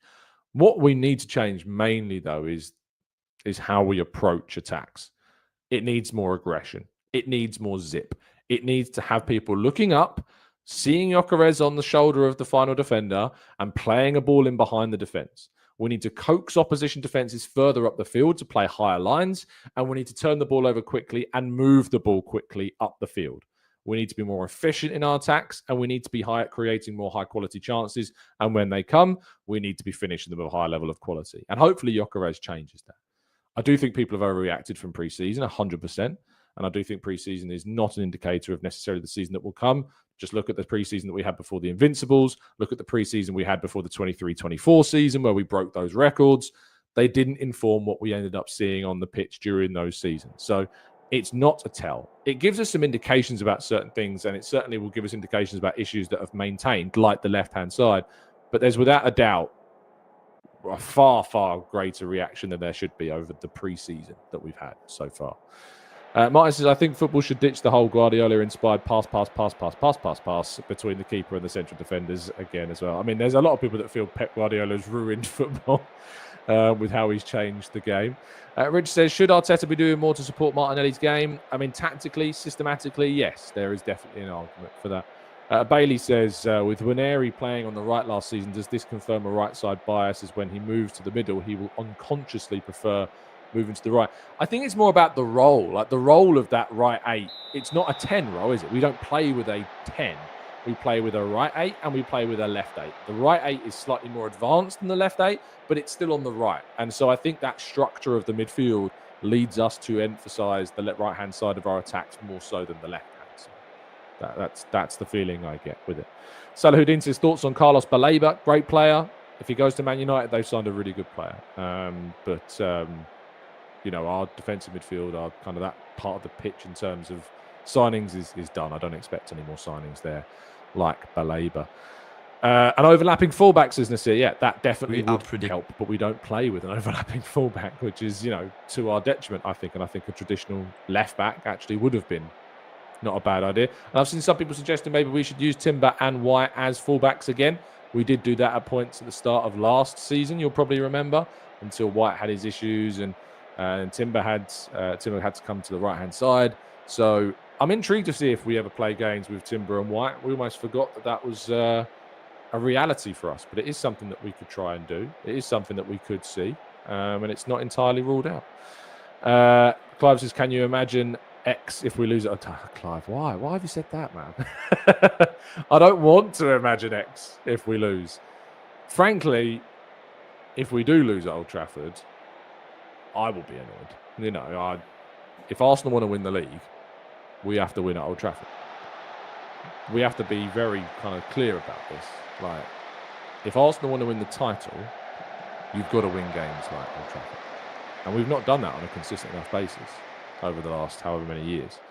We've had decent records there in more recent times than we have done. We're not really losing there. We did pick up a win in, 2020, I think, and 2023, I think, maybe 24. But we need to be winning that game.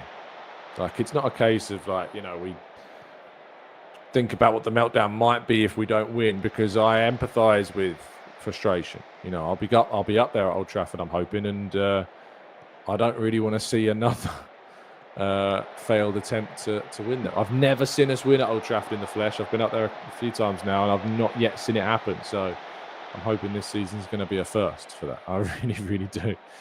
Kieran says, thoughts on the growing view in the community that we should try switching Odegaard and Rice. I both seem much more incisive with their passing on those sides and would help the left-hand side dynamic. I wouldn't be against seeing it. I would not be against seeing it at all.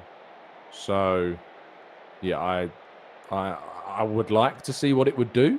I'm not convinced it's the answer, I'll be honest with you, but I'd be curious to see if Odegaard was given more free roam. I don't necessarily think it's as much about swapping Rice and Odegaard. I actually think it's about more structurally the midfield. I would change the 4-3-3 to a 4-2-3-1 as a foundation. I know Arteta will tell me, as he has done, that we don't play with a 4-3-3. We play with lots of different structures. We don't have a single formation, except whatever. But ignoring that, which I think is deflection, I would personally play a 4-2-3-1. I would give Odegaard a more freer, more natural number 10 role in the midfield. And then I would focus more so on Zubimendi and Rice being right and left-sided 6/8s. Because I believe that Zubimendi is good progressing the ball and progressing himself up the field. And I think he can play a role that sees him move further forwards and into the opposition half and into that kind of suffocating sphere of horseshoe football. I would play that double pivot. So you've got Rice and Zubimendi kind of going back and forth. And then you've got Odegaard in the middle being more free to support the right and the left. That's how I would personally structure the midfield, because I think it would make us less predictable. It would stop opposition teams from being able to kind of mark out one space of the field that contains both two of our most impactful players in Saka and Odegaard. And it would allow us to create more space. I think it would encase us to create more. It would stretch teams more because Odegaard would be moving more freer over the pitch. But I think that the 4-2-3-1 foundation with this current setup with Rice and Zubimendi would suit us more than the 4-3-3 structure of the 4-1-2-3 that we play currently. We currently play in a 4-1-2-3. That's the 4-3-3 that we play. There's the Zubimendi, previously Partey role, and then there is the right and left 8, with the right 8 being slightly further pushed than the left. But I think that we'd get more from a 4-2-3. We've not seen that yet. I want to see it, but we've not seen it yet. I like the days of Coquelin and Santi Cazorla and Ozil. Like that was a really creative midfield. We didn't have the threat necessarily in our attack beyond Alexis. We lacked kind of quality on the right. We lacked the centre forward. We lacked the defence, during that time. I'm convinced if you had the midfield of Ozil, Santi Cazorla and Coquelin in the current team, I'd be very curious to see how that would have done in this current setup of Arsenal, because it was a very effective midfield. And if you look at Liverpool's midfield, and I talked about this with Andrew yesterday on the Arscast as well, if you look at the role that Szoboszlai is being asked to play now, there's something of the Santi role about what Szoboszlai is going to be asked to do this season, because I actually thought that Arne Slot wouldn't do what he's doing. I thought it would be Gravenberch, McAllister and Wirtz. I thought that Szoboszlai would be demoted to the bench. But I watched their game against Athletic Club the other day, and the role of Gravenberch in kind of a tandem with Szoboszlai playing a more deeper role and a deep line playmaker role rather than an attacking role, in the same sense as he was last season, with Wirtz playing kind of a freer second striker role, if you like, behind Ekitike, that I think has given Liverpool incredible balance. And I'm really worried about Liverpool for next season. Like, Liverpool are threatening beyond anything else. Very scary team, especially with the fullbacks they've also brought in. It's a very, very, very, very scary team. There's some holes in it. They lack that centre-half signing. They lack that defensive midfield signing. They focus very much on those attacking signings. And I actually think somewhat it would be a mistake for them to spend 100 and whatever million on Isak. If they took that 100 and whatever million on Isak and instead spent it on another centre-half and another defensive midfielder, I'd personally be more scared of Liverpool than I am if they were to sign Isak on top of what they already have. If they'd have taken that, if they take that Isak money and spend it on a defensive midfielder and another centre-half to be the long-term replacement for Van Dijk, I'm more concerned about Liverpool then than I am if they don't do that and sign Isak instead and play him instead of Ekitike, and Ekitike moves to the bench, or plays in a wide area as he can do. So that's kind of where I'm at. Thank you, Patrick, for your kind words. Very much appreciate it. I'm glad you enjoyed the listen. If you haven't listened to it, you can go listen to it on the Arscast, of course, podcast, wherever you get your podcast. But that's kind of where I'm at on that side. But it's just theory, isn't it? I'm not a coach. I'm just theorising. And you have to say these things with the veil that you are just a fan. Take the journalism hat off, just a fan. And these ideas could be really naive. And if Arteta ever was to hear the words back, you might say this guy hasn't got a clue what he's talking about, and maybe I don't. But that's just how I absorb what I've seen, and I'm trying to think of solutions to the problems. And I'm trying to think, if we change this structure in this way and have kind of a more freer number 10 role and the pivot sixes, that might give us a bit more freedom and unpredictability and variety in our attack. It might bring some more support to the left-hand side. It'd be interesting to see who you would start on the left and right of that six. Would you play Zubi on the left to give the left more progression from kind of a passing standpoint, and then play Rice on the right-hand side? It's something to consider.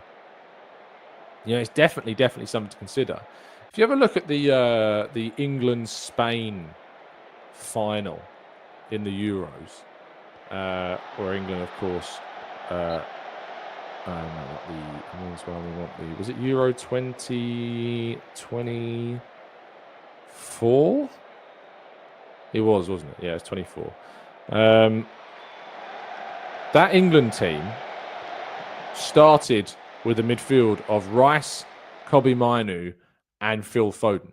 Or Bellingham. I guess Bellingham more so. Foden, I guess, was more to the left-hand side. Bellingham played the 10 role. So you had Rice and Kobbie Mainoo and Bellingham. So Bellingham kind of plays, obviously, what he wants, plays behind Kane. Rice was the deepest of those three. And Kobbie Mainoo, of course, played kind of the box-to-box role. But could certainly provide plenty going forwards. And a lot was made, of course, of that. Now, I personally, think Conor Gallagher, I really like Conor Gallagher as a player. I think I think he's an excellent sign for Atletico Madrid, and I don't think it's any surprise that he's been a really big success there. But you had either Gallagher or Eze that could have played instead of Kobbie Mainoo. I think would have been an interesting option for us there. We put too much emphasis on defence under Southgate. We were too cautious, and that didn't help. But Rice's role for me, And I'd always said, you know, I've always thought that Rice was going to be Arsenal's Rodri, but now we've brought in Zubimendi, we know he is going to play this box-to-box role instead. So the structure of Arsenal is a conundrum that still needs to be solved, and Arteta has to find a way of solving it. So we'll see what happens. Enoxinho says another good thing about the 4-2-3-1 is that you have better roles for Trossard and Havertz too. Havertz's best days were at Leverkusen. He was a 10 or a second striker type. Well, it's interesting because when Havertz was at Bayer Leverkusen, he did play as an attacking midfielder, but he played as well in a tandem. He played with Julian Brandt at Bayer Leverkusen when he was there. So it wasn't like he was playing like a free second striker number 10 role. He was playing, I'm trying to think who it was who played defensive midfield. I feel like, was it Andrić? Was it Andrić that played defensive midfield? Or the other thing in my mind is that it was a Brazilian player. I'm seeing if I can get up what it was. So the midfield was no, it's not that one. This one, Havertz, Brandt, Aranguiz, who was is Chilean, right? Yes, it was Charles Aranguiz who was playing kind of the six. No, it was a South American playing the six, and you had Julian Brandt and Havertz playing ahead of him, which is kind of more similar to what we do now, except Julian Brandt and Havertz are much more forward-thinking players as a pair than Ødegaard and Rice are. So the balance was kind of more so, all the emphasis was on Aranguiz to be the kind of holding six, the protector of that back line, which contained some very, very impressive players, you know, during that time. You still had Jonathan Tah, of course, who's become the player that we all know that he is today. You still had Sven Bender, of course, as well, that was in that back line too, and his brother eventually went and played for Leverkusen. Or did they both play for Dortmund at the same time, or was it Leverkusen at the same time? One of the two teams. So yeah, that Havertz idea works, and I think actually if you played a 4-2-3-1, you would get more from Havertz playing the second striker, but the Bayer Leverkusen example is slightly off because Julian Brandt, of course, played alongside him rather than playing that kind of free 10 role on his own. I think he may have done on occasion played on his own, but it was mainly with Julian Brandt next to him. Eddie says, what are changes you have seen in pre-season so far compared to the team that we played last season? Is it just me, or do we struggle to score from open play? Well, the key thing that we are seeing is perhaps more directness about how we approach games. There's more of an urgency to kind of getting the ball up the field in terms of kind of long balls down the line at times. But it's difficult really to assess too much because I don't think we've seen our starting 11 yet. For me, our starting 11, if everybody is fully fit, match ready to go, the 11 that I would like to see personally is Raya, Timber, Saliba, Gabriel, Lewis Skelly, Zubimendi, Rice in a pivot, Ødegaard as a 10, Saka, Gyökeres, Madueke. That would be the 11 that I'd go for if it was up to me. That's how I would play it. But we haven't seen that yet. And we may see that Saturday, depending on fitness. But I think Ben White's probably in line to start. I think Ben White's had an excellent pre-season. You know, it's not a downer on White, me picking Timber. I just really, really love Timber, and I think he's an excellent player, and I just appreciate the balance he brings to our team. But Ben White has had an excellent pre-season, and if he starts, I have no issue with that at all. So, yeah. Aloy says, Tom told everyone several times that that signing of Eze was independent of moving for any current player. But he has now changed his storyline. He told us that signing a left winger would depend on sales. Yes, and that, as I said in the first part of the show, you know, that was the previous understanding. That was what we understood before, was that Eze was separate to the sales of a left winger, as in a Trossard. That's what I said. It wasn't like any sales. It wasn't independent of moving any players on. I always said that Eze was dependent upon Arsenal moving some players on first, but it was separate more so to the Leo Martinelli futures, as the chat box will now, I'm hoping, will certainly confirm that that is indeed what I said, that we had to move on your Vieiras, your Nelsons, your Lokongas to open up funds to potentially move for an Eze. And that could still happen. But what I did get slightly off was the Nwaneri influence. That Nwaneri's, because the information really wasn't available at that point until practically this week, that Nwaneri's contract had a far greater level of influence on the kind of the rolling back of Arsenal's not aggress, that's the wrong word, but just the discussions around a move for Eze. The interest hasn't disappeared. It's not gone. It's still there. It's not to say it's impossible. But I didn't say what you said, and as people are pointing out to you in the chat box, of course, that's not what I said. But I did say that it was Eze's future was independent. For any of you the that didn't Madueke see deal, my which it was, post-match because it's reaction been video talked to about. Bayern Munich's dismantling of us last night, maybe best don't, as I've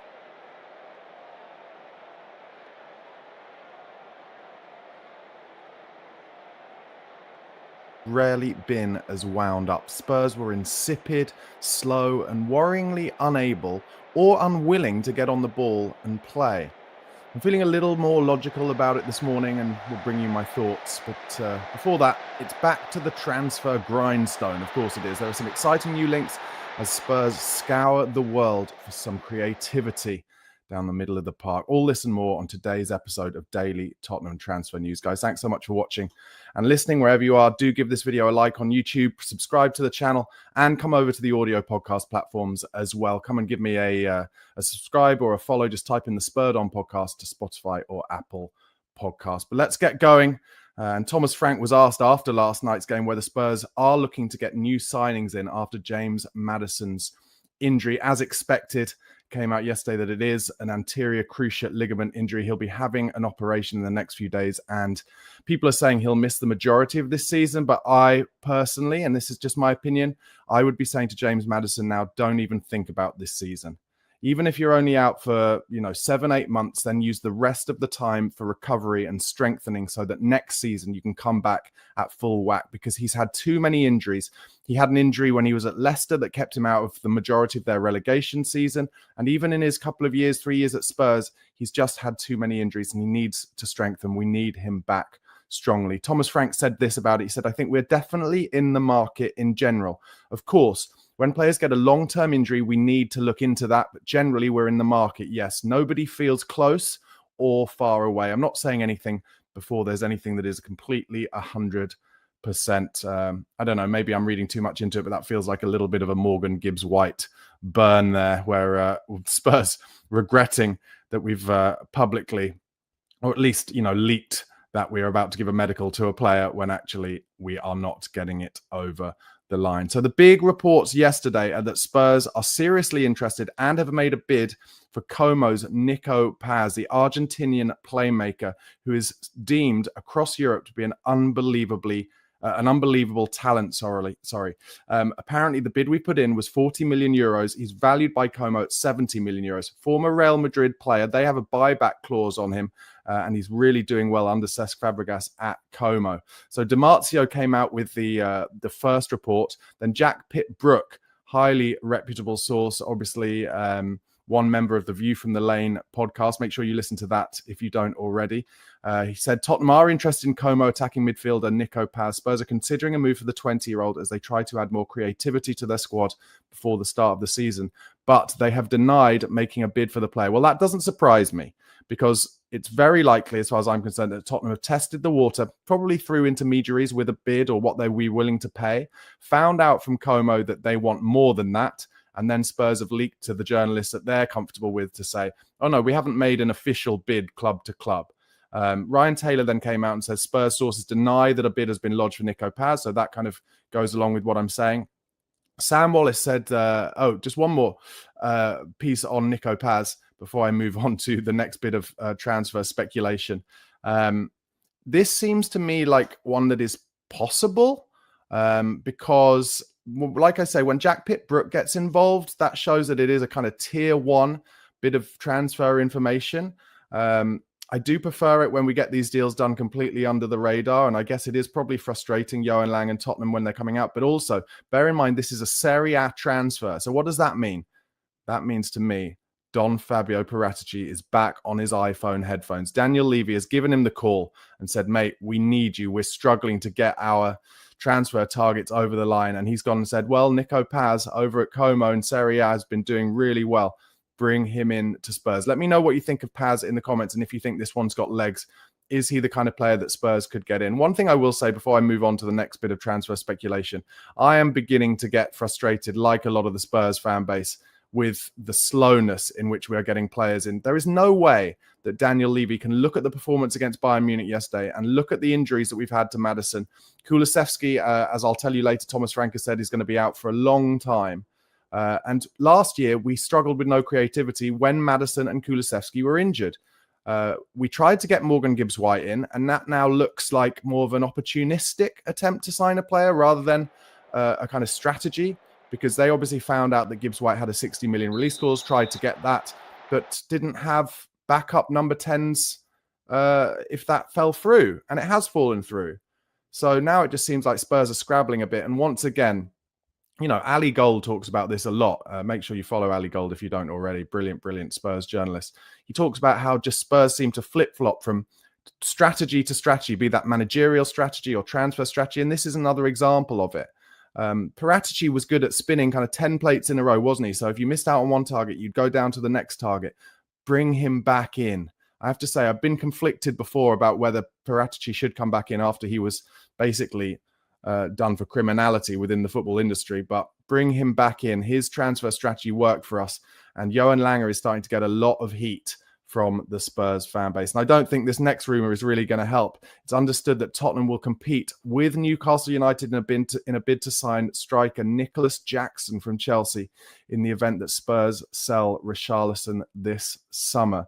And Fabrizio Romano confirmed that on YouTube last night. Jackson is a target for Spurs if Richarlison leaves Spurs this summer. For me, Nicholas Jackson obviously is talented, but we have to look elsewhere. Stop getting managers from Chelsea. Stop trying to do business with Chelsea. They don't do business with us anyway. And Jackson just misses far too many chances as far as I'm concerned. I don't know. It just doesn't fill me with any joy, the idea of bringing Nicholas Jackson over. And also, Chelsea put an £80 million valuation on him, which is completely ridiculous. I'll be honest, I'd actually prefer Spurs to get Nkunku from Chelsea than Jackson if there was a choice. Nkunku reminds me of kind of a stockier, more powerful version of Jermaine Defoe.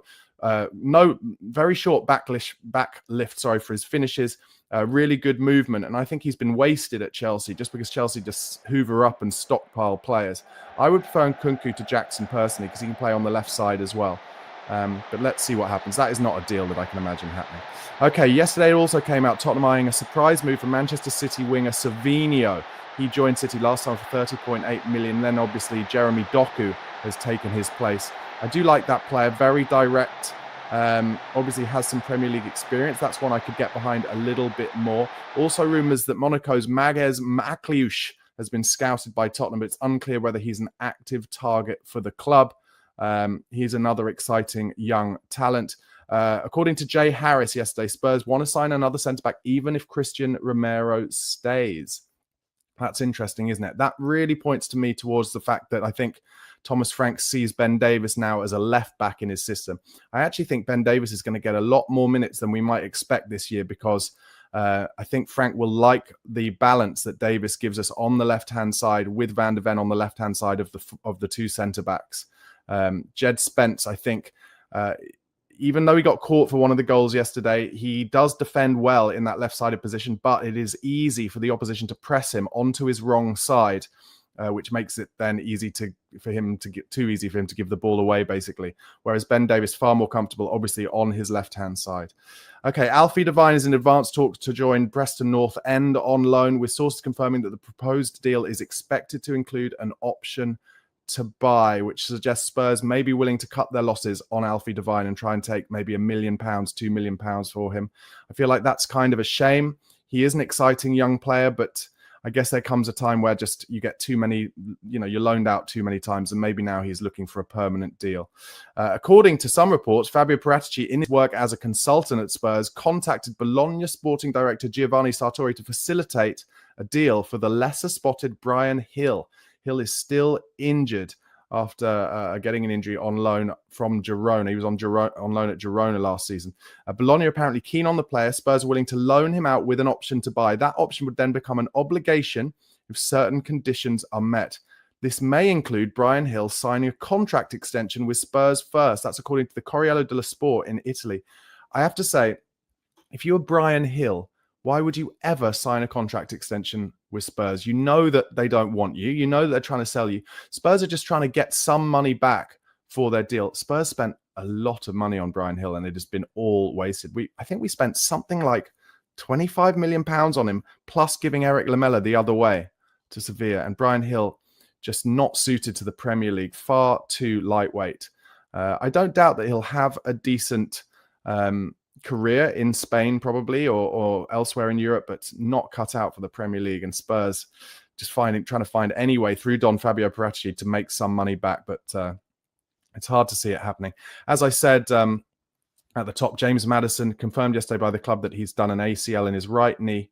His surgery, according to the club, it says will take place in the coming days, and following that, James will begin his rehabilitation with our medical team.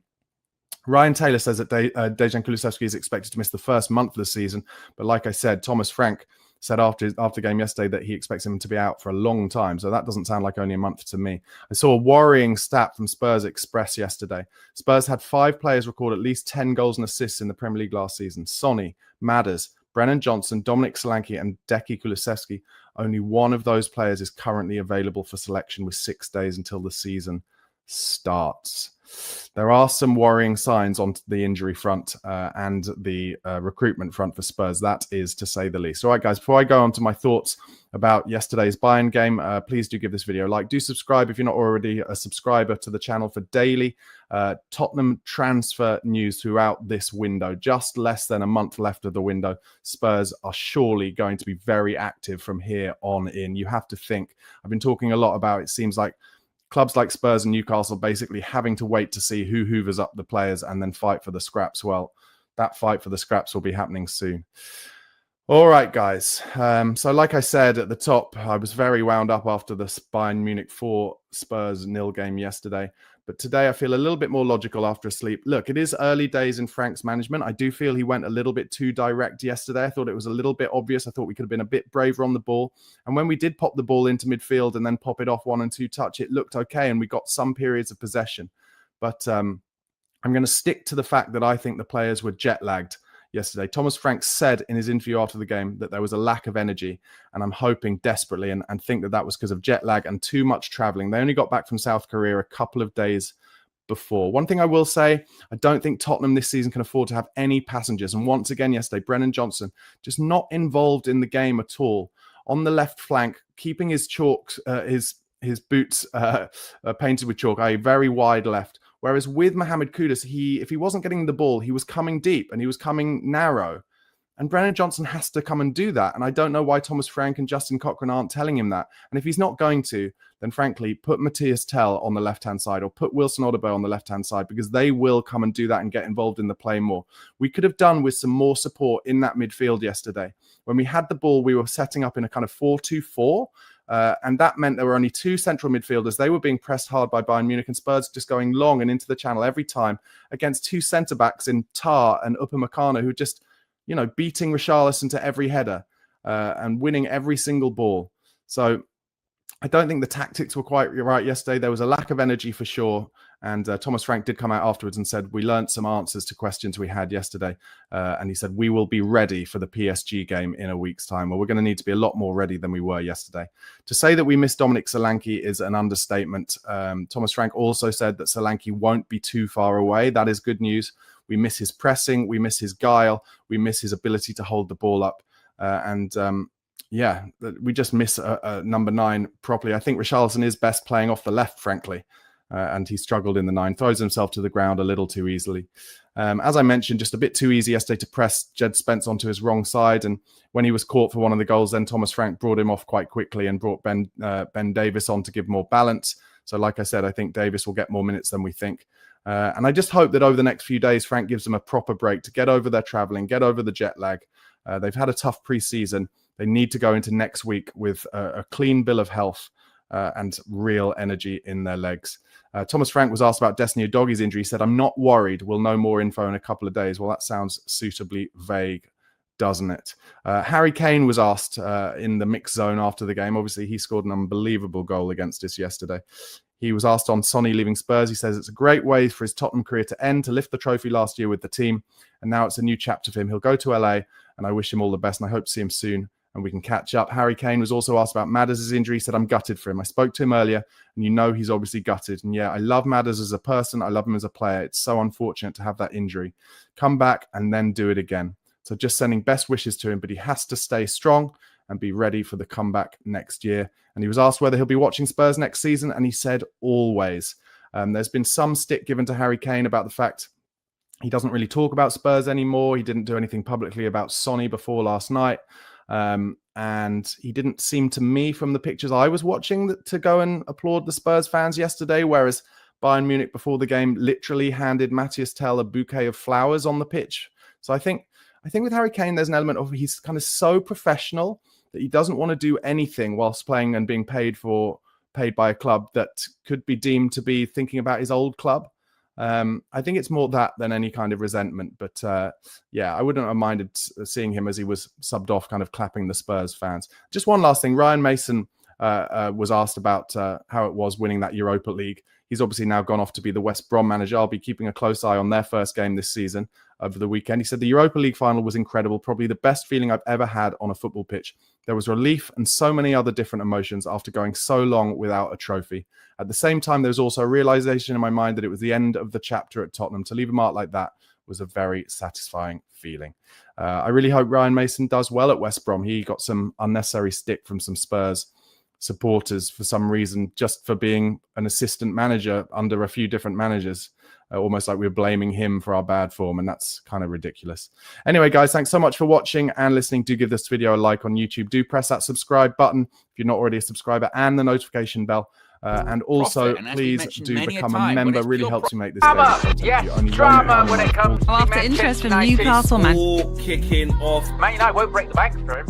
And if Man United won't break the bank for him, they've got other targets.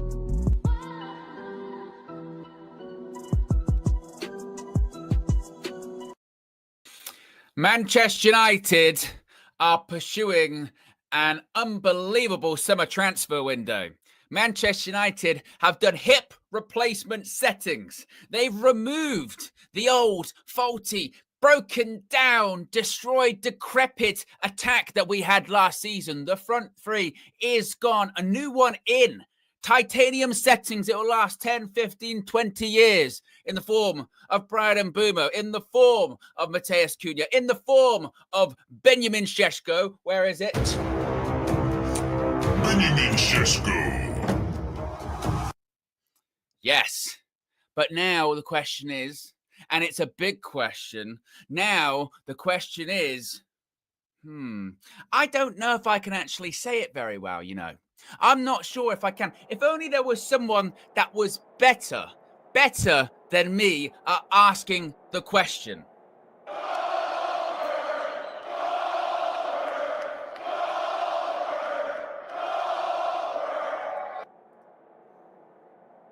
Be sure to subscribe. I might 200k. Anyone? As Stephanie Griffith says, one of our mods. We're back in action tomorrow against Fiorentina at Old Trafford. Final game of pre-season. We'll be covering it here live on United View as well. We've got so much to discuss. We're going to be talking about the latest, about this possible pursuit of Carlos Baleba this morning. £104 million, possibly the asking price set by Brighton. So big I can't even really say it. We're going to be chatting about that, and if we can bring that price down. Brighton, they do drive a hard bargain, but there is space to do a deal. Also, just before we went live, some breaking news. Chelsea and Alejandro Garnacho, they've agreed personal terms. So now club-to-club talks are really going to ramp up in the next couple of days. It was reported yesterday by the likes of Alex Crook, by the likes of Ben Jacobs, by the likes of David Ornstein that Manchester United and Chelsea are going to have talks over Garnacho. Garnacho only wants one move, and that's to move to Stamford Bridge this summer, and a deal could be reached possibly around £50 million. And with that, there could also be an exit of Rasmus Højlund. Now that Benjamin Šeško is having his medical, now that he is going to sign on the dotted line and become a Manchester United player, we've got a brand new striker, which could mean the end for Rasmus Højlund at Manchester United. AC Milan, according to a report in Italy, may have already agreed a loan deal with Manchester United for Højlund, but will Højlund agree to the deal? Does he see the writing on the wall, or does he want to stay and fight? And a little bit more on Benjamin Šeško, because it's all about that, isn't it? It's all about that. It's all about that from the Newcastle fans. Oh, he's just going for greed. He's just going for, he's just going for money. Why would you want to go for Manchester United? Why would you want to go there today? That's what it's all about. Actually, no. We offered less to Leipzig. We offered less to Šeško. And guess what? They accepted us. He wanted us. And he's going to be a Manchester United player. And today, we've got a bit of an update on what Šeško...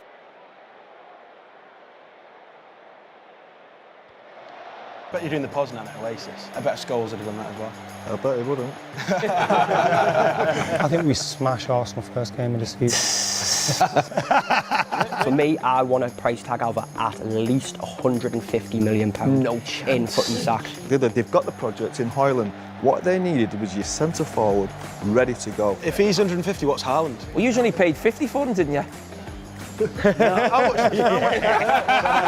Ambition for the season is to be 16th. That's the ambition. That's us. That's good. Hands off that. Mainly down to Gary Neville's industry. Is that the same industry that you benefit from coming on this show? Well, you've got to pick your battles, I guess. Who ever thought Carragher would defend Gary Neville so passionately? Because I'm getting paid by him.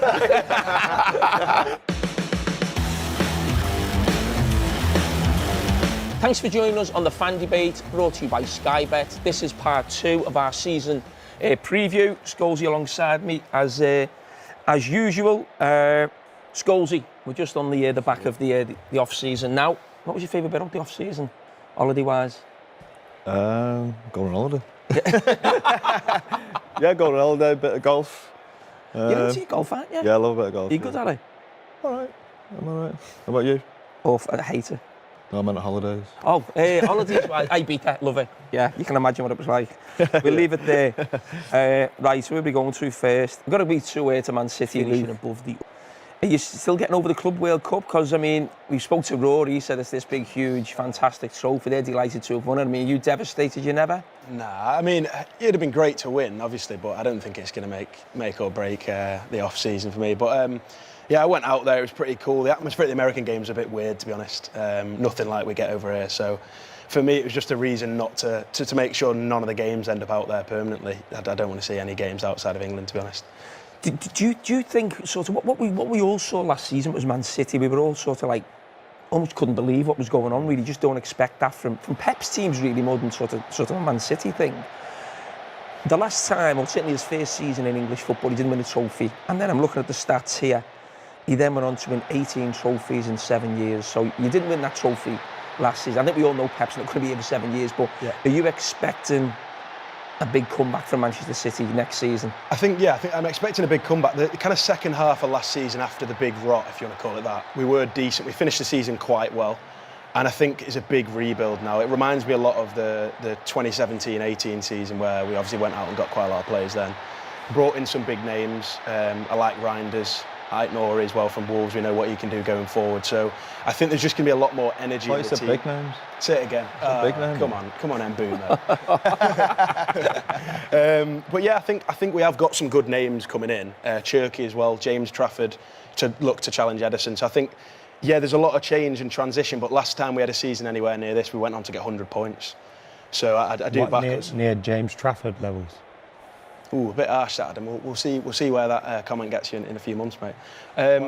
James Trafford isn't going to prove me wrong, is he? Okay, mate. I think he will. But yeah, no, I'm confident for the new. Do you think he's going to be a keeper? I think Ederson will start as number one. I think by the end of the year, Ederson will be on the way out and James Trafford will be number one.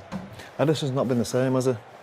I think it didn't help. Well, obviously the whole team was pretty poor last season, but I think Ederson generally, he had a lot of injury problems. So he constantly in and out of the team. You never want that with a goalkeeper. You want a safe pair of hands. It's always there. So yeah, I think last season wasn't his finest, but yeah, you got to back him, haven't you? So sorry, Joe, because I always think of City and Pep at the start of a season. He almost uses the first 5 or 6 games as a pre-season, which is why they finished strong. You mentioned finished strong, so you said there they finished strong again last year.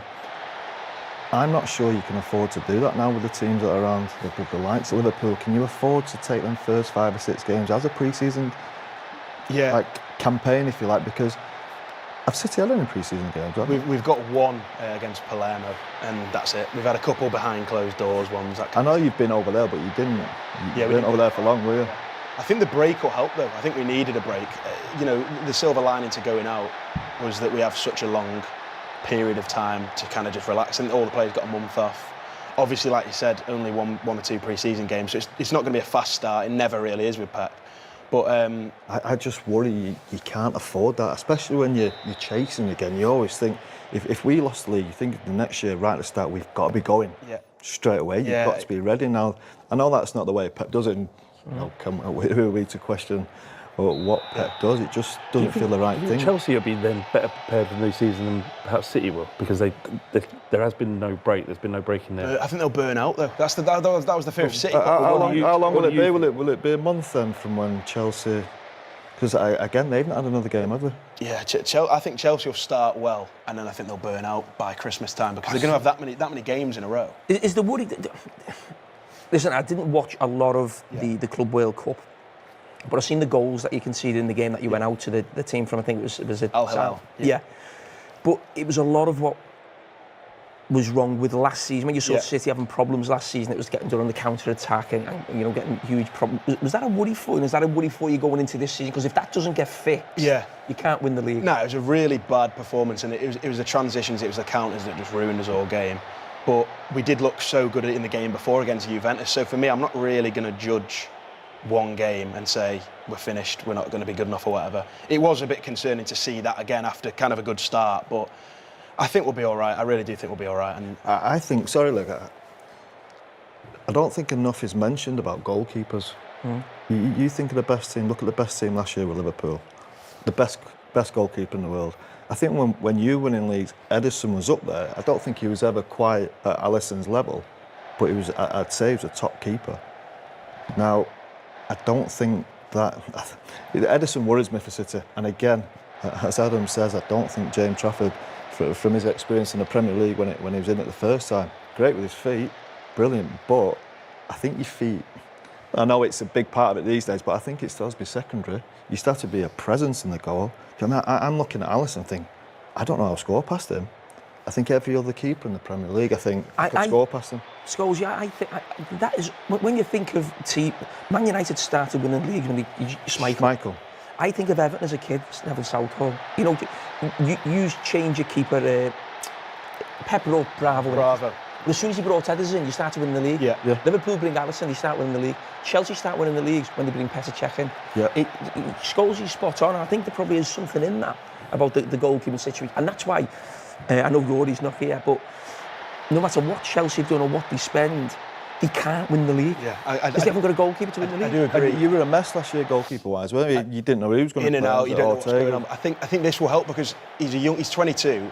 He conceded 15, 16 goals all season. I know it's a championship. He kept 30-odd clean sheets. I know, like I said, it's a championship. He's beefed out a lot since, he was in the Premier League. That's what I say. It is about his presence. Beefing He's out. not even thinking he's the best goalkeeper. I was with Peter Schmeichel every day, watching him and thinking, I'm not going to score past him.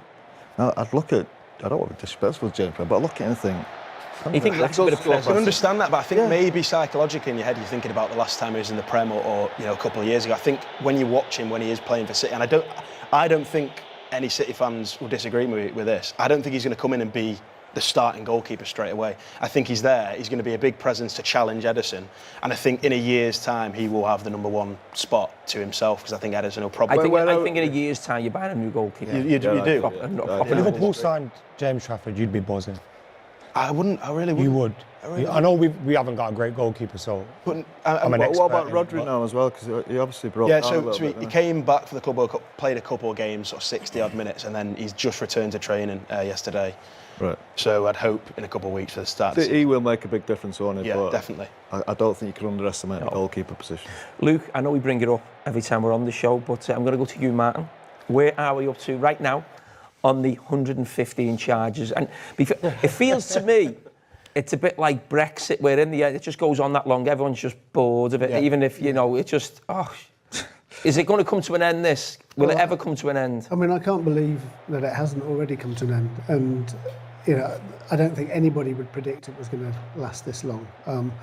I noticed that actually the Premier League brought a new rule book last week where they said that the judges are going to sit on arbitration panels have to say in writing that they can dedicate the necessary time and diligence to doing these tribunals. And I just wonder if that, it didn't explain why, but I wonder if that is a factor here, that perhaps the people sitting on this panel, the three people, they've got other commitments maybe which has delayed things. I don't know that, but some people have said to me, the reason it's taking so long means that the serious charges have been proven. Other people have said the reason it's taken so long is that that the serious charges haven't been proven. I don't think we can read anything into it. But as Daniel Levy... So is it just down to sort of the people involved in terms of the judges, or is there anyone you can point a finger at why it's taken so long? It is now just down to the three judges or retired judges sitting on this panel. They finished the hearing in December. And so, 8 months now. And I mean, it is the most serious, huge case of its kind that English football has ever seen. So, you can understand why they want to be absolutely certain on every single factor. And there's so many different alleged rule breaches, 115, that they want to make absolutely sure that their decisions are watertight. So you can see why it's going to take a long time. But this long, and as Daniel Levy said to Gary Neville a couple of days ago, it's not good for the Premier League. All the clubs, they want it finished one way or the other. You're supporting us, aren't you? What's that? You're supporting us, aren't you? Bet you're doing the Poznan at Oasis. Where are we going here? Oh, talking about Oasis. Yeah. I didn't actually. I was there a couple of nights ago. Have you been? Have you been? Yeah. Yeah, it was good, wasn't it? Yeah, it was good. Pepper's there as well, wasn't he? Yeah, I've seen that, yeah. Good. Yeah, I went. I didn't think Heaton Park was for me. I thought more Wembley. Where were you? Yeah, Heaton Park. Okay, yeah, good. Good, top stuff, yeah. Doing Poznan. Singing along? Fans, yeah. Poznan, yeah. Better Scholes would have done that as well. I bet he wouldn't.